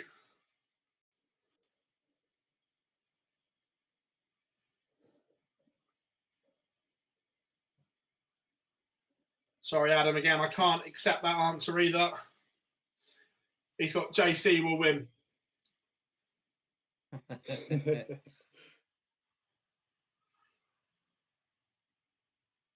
When you look at their routes to the final, Clayton's played unbelievably well, averaging, I think, over a ton for the day, which that's a dominant performance. But he's beaten Kyvan Oven, Gavlas, Suter, Lewis Williams, who knocked out Van Gerwen, James Wade, and John Worsley. So some good names in there, mainly Wade. But you look at Cullen, and he's knocked out Meikle, Murray, Waits, Dobie, Clemens, and Aspinall. Now, other than Aspinall, I don't think any of them players are defined as being in the top 16. So, to be honest, Cullen's probably the easier route. Again, averaging high 90s, just under a ton for the day, but both more than deserved to have been here. And I think we've got a really, really good final. It's nice to see two players who've played so well throughout the day have earned their spot here. But to be honest, when you look at the averages wise, they've been the standout players of the day. So it's deserving that they've got here. And I am really excited for this one. Oh, yeah, no, look, it's going to be a great game. No question about that. Yeah, I'm with you totally on that. I've seen, obviously, when we'd split out the board we was having today, I've seen a lot more of Clayton from the start. And some of those games, there was close early on, but then he's pushed on. He missed, can't remember which game it was, but missed double 12 for a 9 as well at one stage. So he's played very well. Seen the Williams game on stream, and he looked very confident. Obviously, we've just seen Worsley as well on stream. So it's always hard to pick one of these two, especially when you've seen more of one than you have the other, or been watching more of one than you have the other. But very impressive by both players, and it's good to see. And obviously, we had the top three leave fairly early today from what we expected. So it's good to see Cullen and Clayton in the final. Yeah, definitely.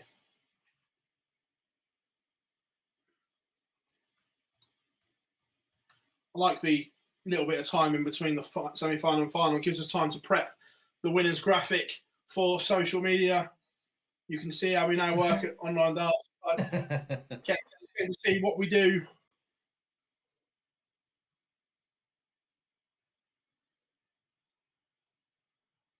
Going through my emails to find suitable pictures to incorporate.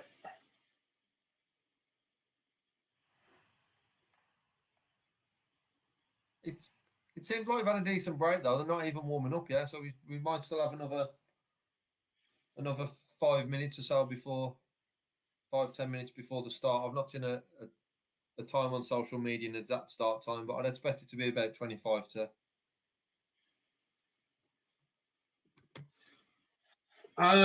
Guys asking what time are we starting tomorrow? I believe Or looking at the PDPA website, it was 2 o'clock start every day, gents, wasn't it? Or if someone knows different in the comments, let us know. But judging by the PDPA website, it looked as if 2 o'clock start every day. Yeah, that's check. what I've seen as well, but I haven't seen it. I haven't seen it confirmed on the PDC website. I know we had the issue with starting later in the UK when it was Tuesday, but yeah, I believe it's 2 o'clock every day. But you having a look, did you say, Lou? Yeah. Or if anyone in the comments Yeah, is... Yeah, PDPA website does say there's no difference every day. It'll be starting at 2 o'clock. So it says in the PC. I don't know about the PDC website. I'll have a look at that as well. But yeah, it looks like 2 p.m. Yeah, so if that's the case, we will be on air about 1:45. So we've got 15 minutes of chat with you all about how we think the day is going to go.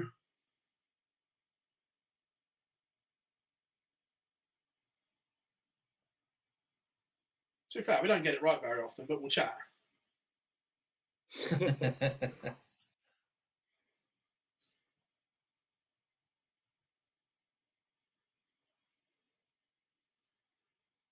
Scott says, whereas next Friday the UK Open is starting at 11. Correct. So we will be on air about 10:45.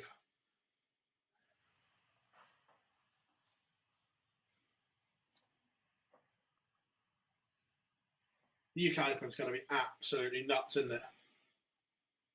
Yeah. Can't wait. Just can't wait for the draw. And then obviously the fun that unfolds on day one with so many games, so many boards. And I'm sure I heard on the live lounge Monday when you was having the discussion that it's all in one room. Is that right? For Correct. the UK Open this year. Yeah. That's what we are led to believe. Yeah, I've had the pleasure of being at the Rebot when the UK Open was there before, and for me, it's such. And obviously, it's different because we've not got the fans in there, but the players' reactions, everyone will hear everything, so it'll be very interesting and will be a good watch. Oh yeah, I've been to Bolton numerous times, and it was mint. Yeah. Scott, don't worry, we've got plenty of bodies for the UK Open. Don't worry about that.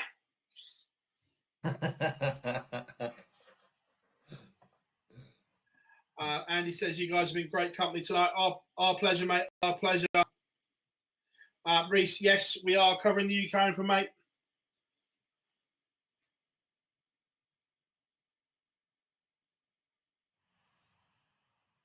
We certainly are.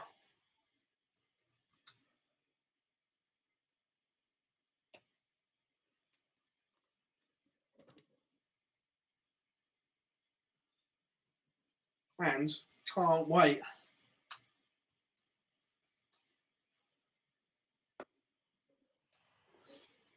So, who's going to be along for the UK Open with us? We're coming to Tugboat says, what's my favourite venue? Right, so my favourite venue will always be the Winter Gardens, end of, no further question. But in terms of a venue for a one-off night, the 3 Arena at Dublin is absolutely insane for a Premier League night as well.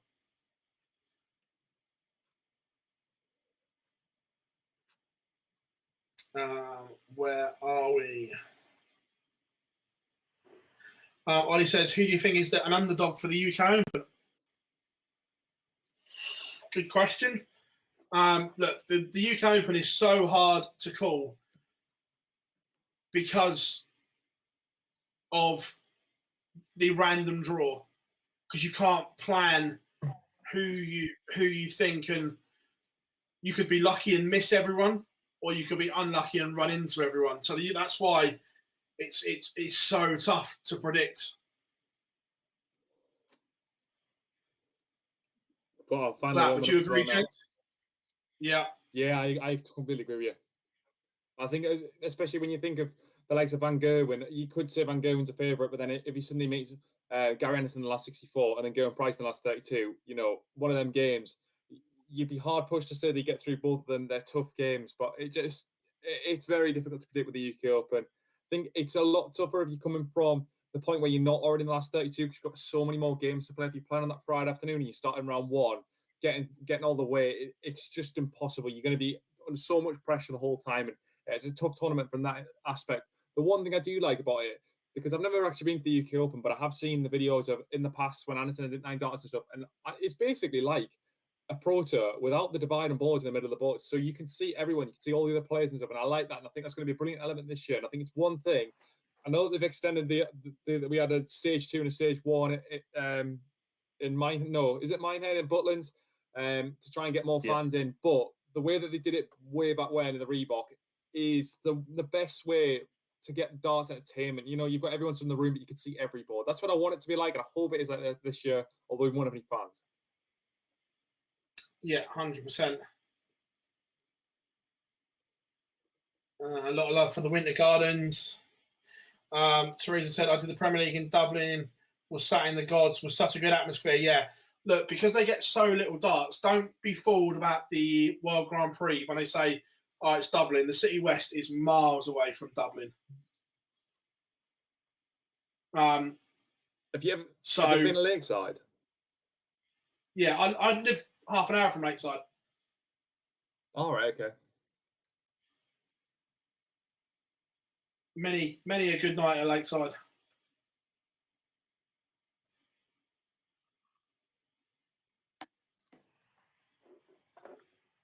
I want to see the PDC use Lakeside as a venue. If the BDO/WDF, if it's not getting used for the WDF, I'd like to see a big midge tournament back at the Lakeside. It's got to happen. It won't happen, mate. Lakeside's falling apart. Do you think? We did an exhibition there, obviously not last year, but the year before. Right. The place is falling apart. Bob Potter's now old and senile, losing his marbles, and I believe there's planning permission to build luxury cabins around that lake once he departs. Okay.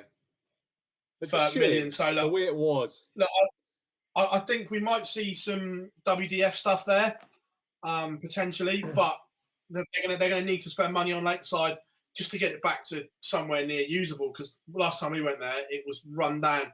But gentlemen, as Martin Tyler once said, we are live. And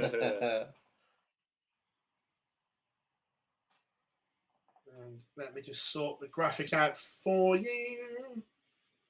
And there we have it. We have a final. Joe Cullen and Johnny Clayton are underway. Clayton with it all to do with Cullen winning the ball.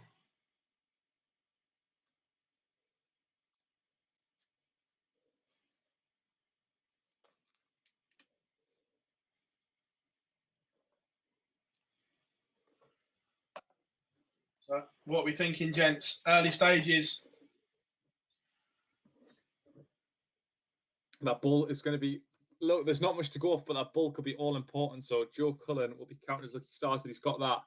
Good start for the leg from him, but Johnny Clayton's 180 really does change things. Let's see. Good break opportunity actually for Clayton now. Yeah, the door is open.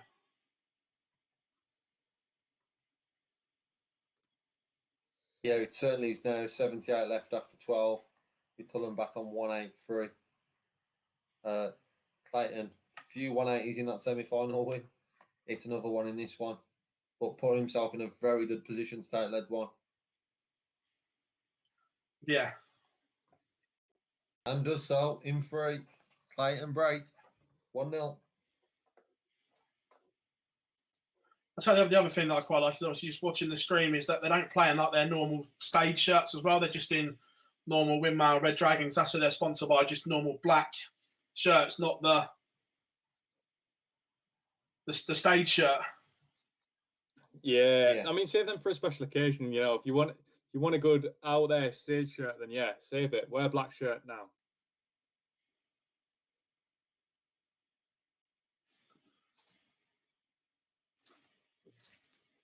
Oof, Clayton's continuing exactly where he left off, isn't he, Lee? Yeah, very good story. Like you said in the last one, it wasn't. I think it was around 4 180s in that semi-final win. so many 140s, and here we see 2 in this lead. 140, 134, 140, 87 left after 9. Playing some brilliant stuff today, Johnny Clayton. Yeah.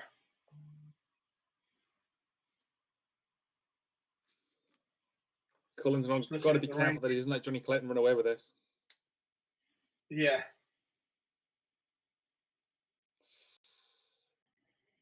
Two 0. Johnny Clayton win would put him above Simon Whitlock in the order of merit as well. Big moves. What position would he be up to? Johnny's in 19th at the moment, so that would put him up to 18th. And then he's only 13 grand off bunting. I say 13 as if it's like 13 grand's nothing, but in terms of dart prize money, it isn't anything. Yeah, especially with the UK Open next week. That can change very, very quickly. Yeah, well, massively. It'd take a lot to go in front of him after this weekend. But yeah, after the UK Open, certainly. What darts they are? 100, 140, 180. He's playing phenomenal. Left after 9. This is what I saw in the semi-final. So consistent scoring-wise. literally, Joe Cullen is throwing the kitchen sink at him here, and Johnny Clayton is swatting him away and keeps smiling at him.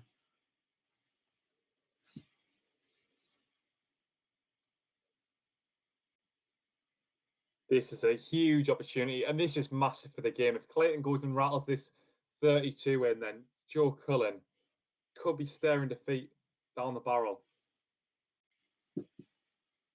Yeah. Big miss. Ooh, how much control has been in? That's a big miss. I'll tell you what, that's a lifeline for Joe Cullen. It should be 3-0. Should be 3-0. I like the pace of this match, though. They both suit each other's styles really well, but it is a very quick match. Oh, definitely. So it's just interesting looking at this ranking, because Nathan Aspinall has got 100 grand coming off next week. Yeah, he's got to defend. He's going to drop far, isn't he? Yeah. That instantly takes him down, takes him out of the top 10. Well, no, because he'll obviously win, but that's saying he obviously wins something. But just to take it off, if he lost early, would take him out of the top 10. I'm not sure what the prize money is. Yeah, I'm just having a look now what the prize money is for just being in the last 64.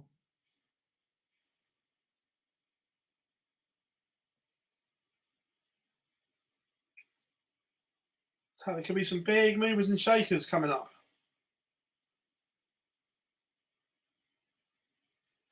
Yeah, so he'd get 2 grand just for qualifying, but if he doesn't win a match, then he's in a little bit of danger because he will fall quite far down the order of merit.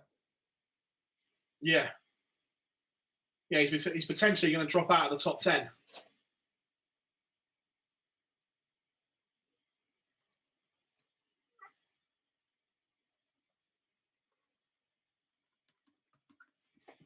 Interesting times. Clayton left 150. Did take this out in the semi-final. Went 2 treble 20s, double 15. Doesn't take it this time though. So for me, very surprising if Joe Cullen can level this up. As you said, let off in lead 3. If it can break here, which he does, we are all level in this semi-final, and a 10-point difference on the average. Yeah.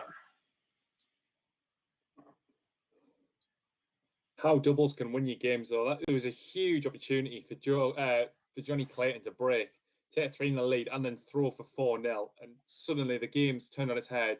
Remember, Joe Cullen won the bull. So if everything stood on throw from here, Joe Cullen would win this match. It's probably not going to, but really, really big 2 legs there from Joe Cullen.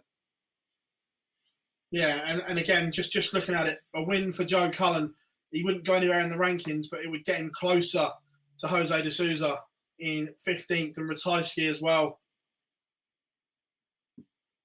It's the Pro Tour ranking, I think, that's big for Joe Cullen here, because should he win this, up to second ahead of Michael van Gerwen, and because he's not, I mean, we say about the order of merit, yeah, the gaps are quite big, but Pro Tour wise, he'd be on 71 grand. He'd need 3.25 to overtake Gerwen Price and take the #1 spot. Now, it's not hugely important because the draw, realistically, whether you rank 1 or rank 2, it puts you in the other section of the draw, but you know, you're still going to draw roughly the play 31, 32, but it's huge for confidence if you're coming into a Pro Tour as the #1 seed, and he could do that. That's achievable. He got 71 grand. He could earn 3.25 in the next 3 days, so huge opportunity for him to take the #1 spot in the Pro Tour order of merit.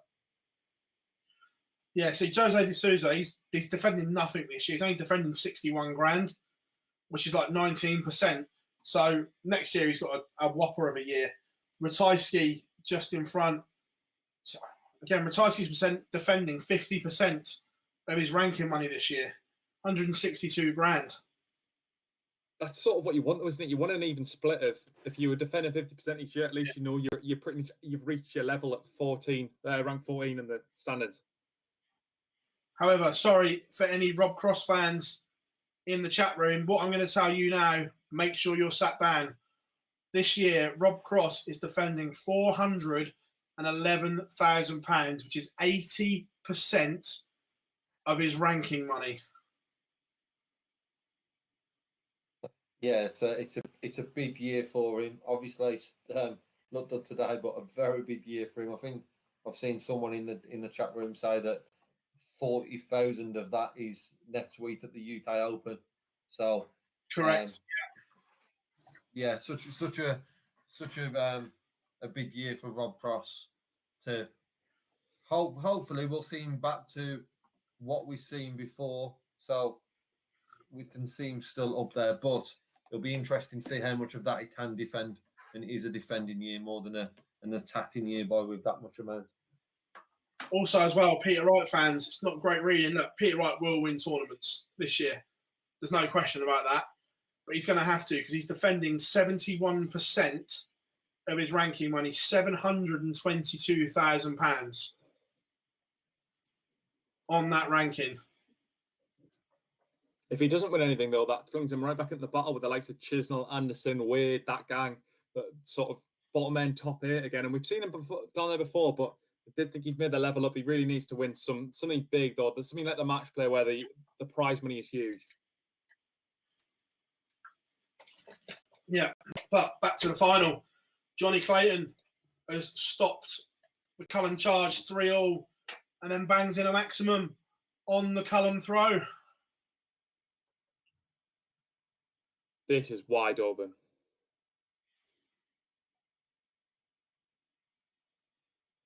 Yeah, it was going to be. I know we've seen it in this led for Clayton, but it was going to be very difficult for him to maintain the levels he hit in this semi-final. It wasn't pressured as much as what he has been with Joe Cullen, but stepping it back up here now, winning the last leg, great opportunity here, and be interesting to see if he can then push on and hit those big numbers that he was hitting in the semi-final and at the start of this. 100%.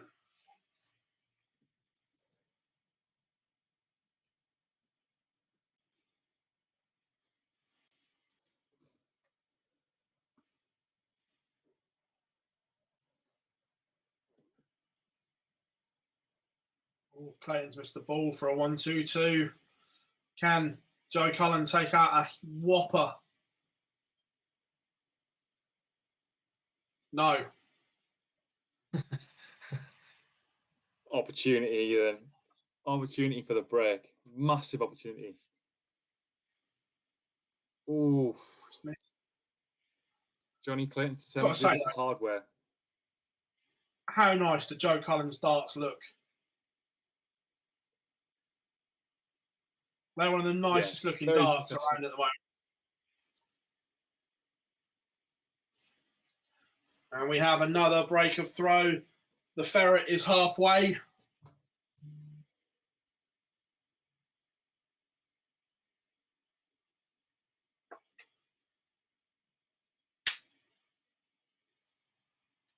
Kicks off with a 97. Not bad. Not bad.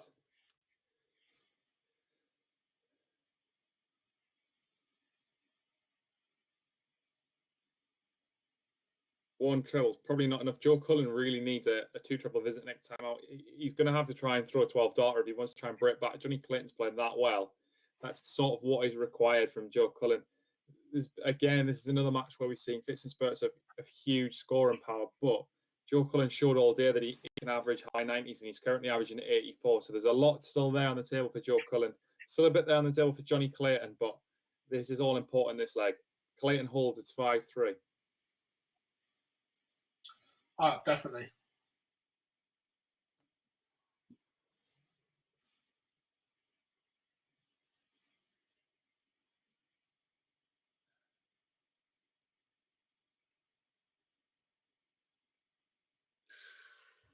$104 left after 12.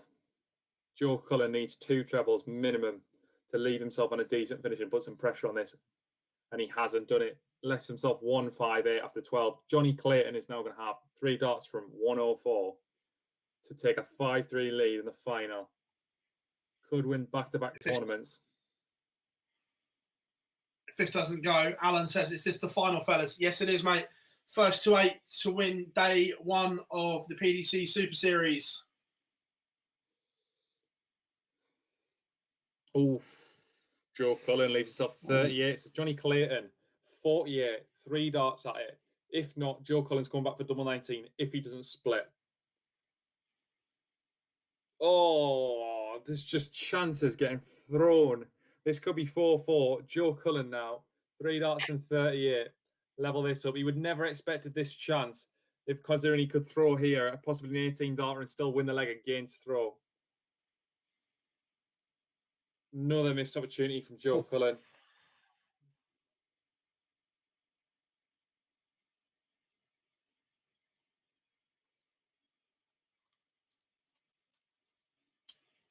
Oh my God.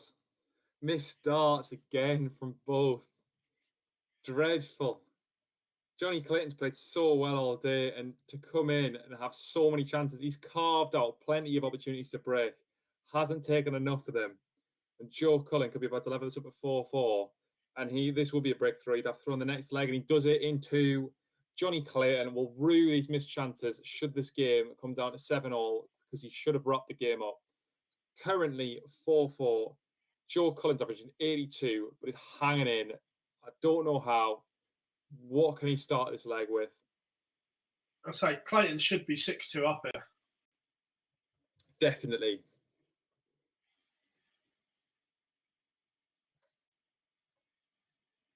He just keeps flinging Joe Cullen lifelines, but an 82 average. Considering what he's averaged all day, I can't believe the performance has dropped so much.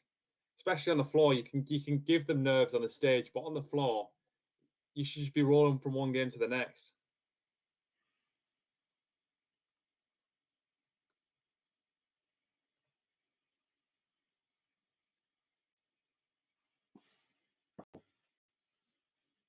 So Cullen's going to go in front here.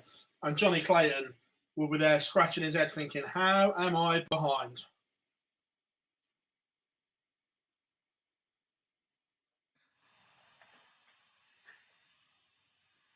He's come out all guns blazing on his throw, hasn't he? Though what a start!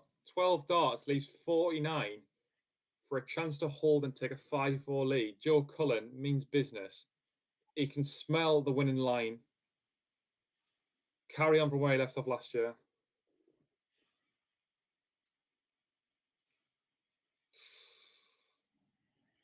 This should be a roof raiser. It will be. Is he going to go 25 bull?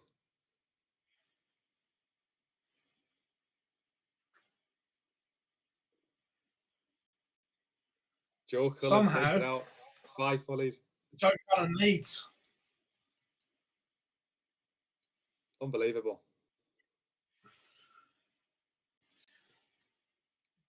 Darting drama at its highest. He's not. Clayton's not finished yet.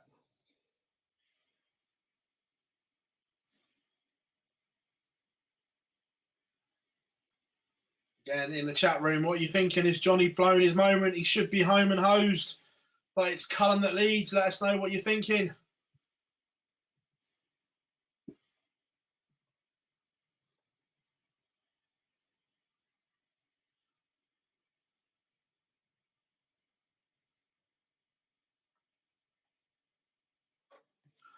Clayton down to a finish lead.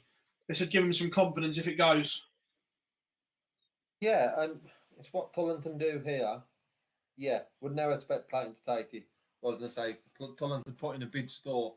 What we've seen with the pressure on both players is missed doubles. But what setup play there by Johnny Clayton to level this up now at 5 apiece. But I expect it now, from what we've seen so far, to carry on the way it's done. Missed opportunities. Be interesting to see now who can hold their nerve. Let's see if Clayton can take this out to level this up at 5 apiece. Yes, he can. Last start in hand, 5-all. He needed that as well, just to settle himself down again. Yeah. Yeah, but we've seen that when he pulled it back to 3 apiece, and then it was a bit like that Clayton was then going to push on. Did take a 4-3 lead, but then we've seen pulling it back-to-back lead. So it'll be interesting now to see if Clayton can push on and break, or if Cullen will start storing. As I say that, 180. Topsy-turvy. Here we have the new George Noble with his calling. Chris says, just remembered Cullen won the last Players' Championship tournament. Yeah, he did. Yes, he did, mate. Yeah. Never write the rock star off as he backs up the 180 with a 171.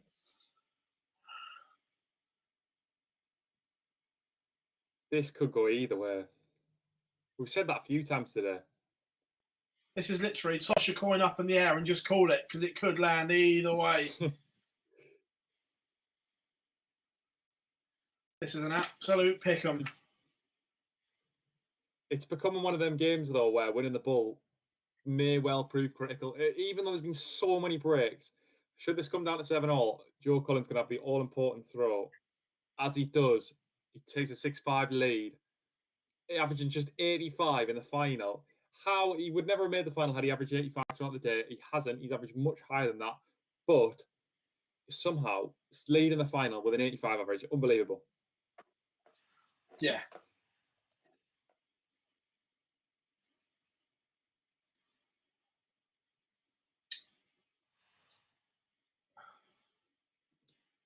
I'll tell you what, Clayton just blinked, gentlemen. Yeah, question I've just seen in the chat room about winner and loser in this. It's 10. Correct me if I'm on, £10,000 for the winner and 6,000 for the runner-up. Yeah. 10 bags if you win it. Not a bad start to 4 days in Bolton, is it? It's all right. that mini bar in your hotel room might have a few more drinks taken out of it. I'm not saying that Joe Cullen or Johnny Clayton would do that, obviously. I'm just saying it. You certainly would want to if it was 10 rand that was won on day one. To be fair, knowing both like I do, as soon as they come off the board, the food apps will be getting abused. Because we're a political program, we won't name the names. Just Eat, Uber Eats, Deliveroo. Other brands are available, but they'll be getting an absolute pasting. There'll certainly be one round here that'll get an order shortly from myself. So it's been a good day, but I'm very hungry. Pineapple on pizza. Pineapple on pizza. So what? Oh, Johnny. Missed chance. Oh, punished. Joe Cullen is on the brink. Joe Cullen on the brink of victory.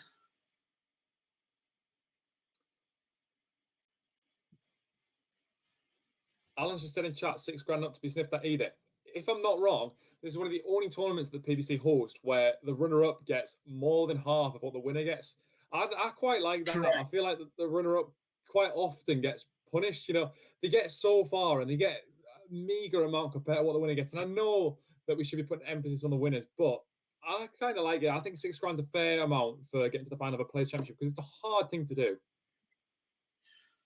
Yeah, look, I think for me, not just in darts, but in any sport, the runner-up should always be minimum half of what the winner gets. Yeah, I agree. Yeah. That's not just that's in all sport, whether it's snooker, tennis, or whatever. That the runner-up should be minimum is half of what.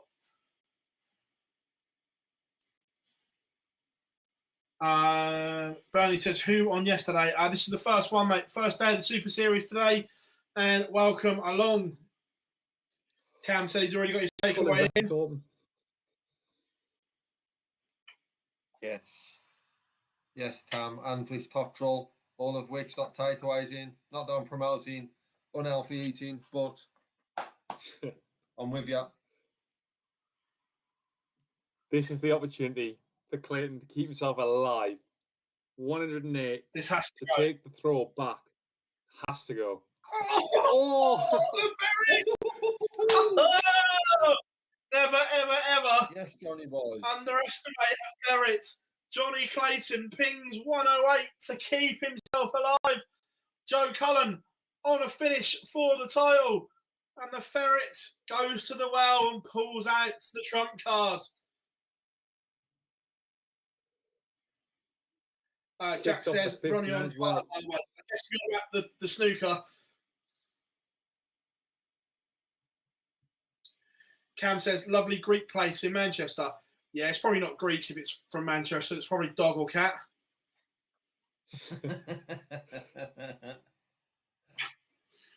Now, to be fair, there's some fine eating establishments in Manchester, mate. I agree. Well recovered there, Phil. To be fair, I've been to Curry Mile. I've been to Curry Mile a few times in Manchester.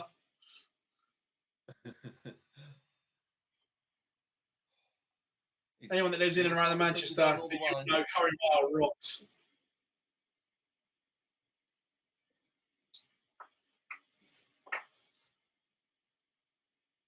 Oh, I'll tell you what. Must have missed a dart there.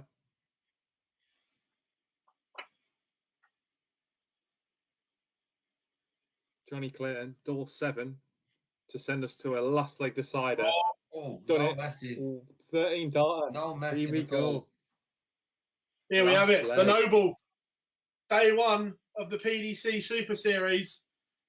And we've got a Noble. Yep, see, Tiz is agreeing about Curry Mile. I had some good curries up there, 100%, mate. There are some absolute belting curries in Curry Mile. Johnny, just a 60 start with Cullen, 140. And here we go. Oh. Everyone in the chat room has called in the Noble. The Noble's here. Here we go. How is your nerve? This is it. Joe Cullen, under the pressure. 7-all, 140, 131, 140. If he sees this out, kudos, Joe Cullen. He's learned from his mistakes against Van Gerwen, hasn't he? The bottle's there this time round. Yeah.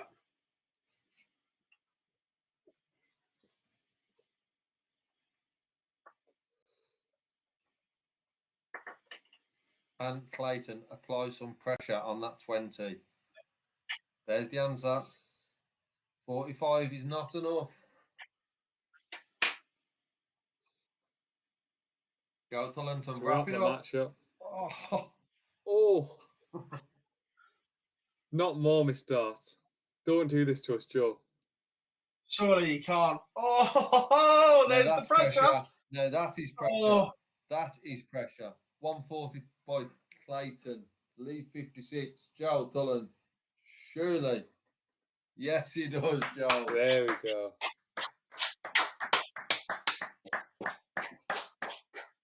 There we have it, ladies and gentlemen. day one of the PDC Super Series. The Rockstar Joe Cullen beat Johnny Clayton by 8 legs to 7. What a day of darts, gentlemen. The first one of 4, and it set the bar high.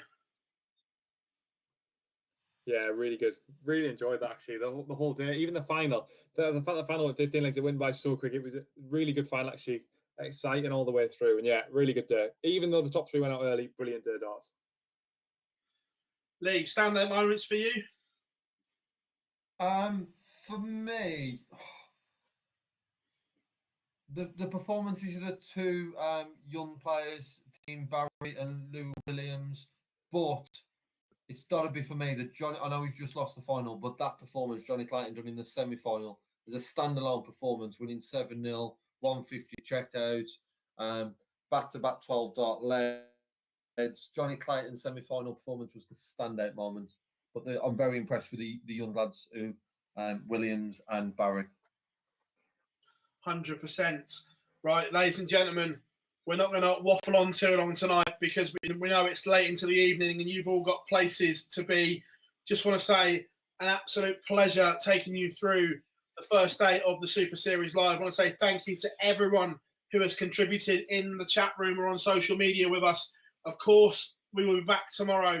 Make sure you hit that subscribe button, turn notifications on so you know when we go live. But we have another 3 days of this. Everyone thanking us. Don't thank us. Thank you for being here. Because if you weren't, we wouldn't do it. It's as simple as that. It's because you enjoy what we do. It's why we keep doing it. Gentlemen, it's been absolutely amazing on day one. I've been Phil Bars. I've been joined by Lee Boyce and Luke Pickering. As always, gentlemen, it's been emotional. We'll be back 1:45 tomorrow here at Online Darts for day 2 of the Super Series Live.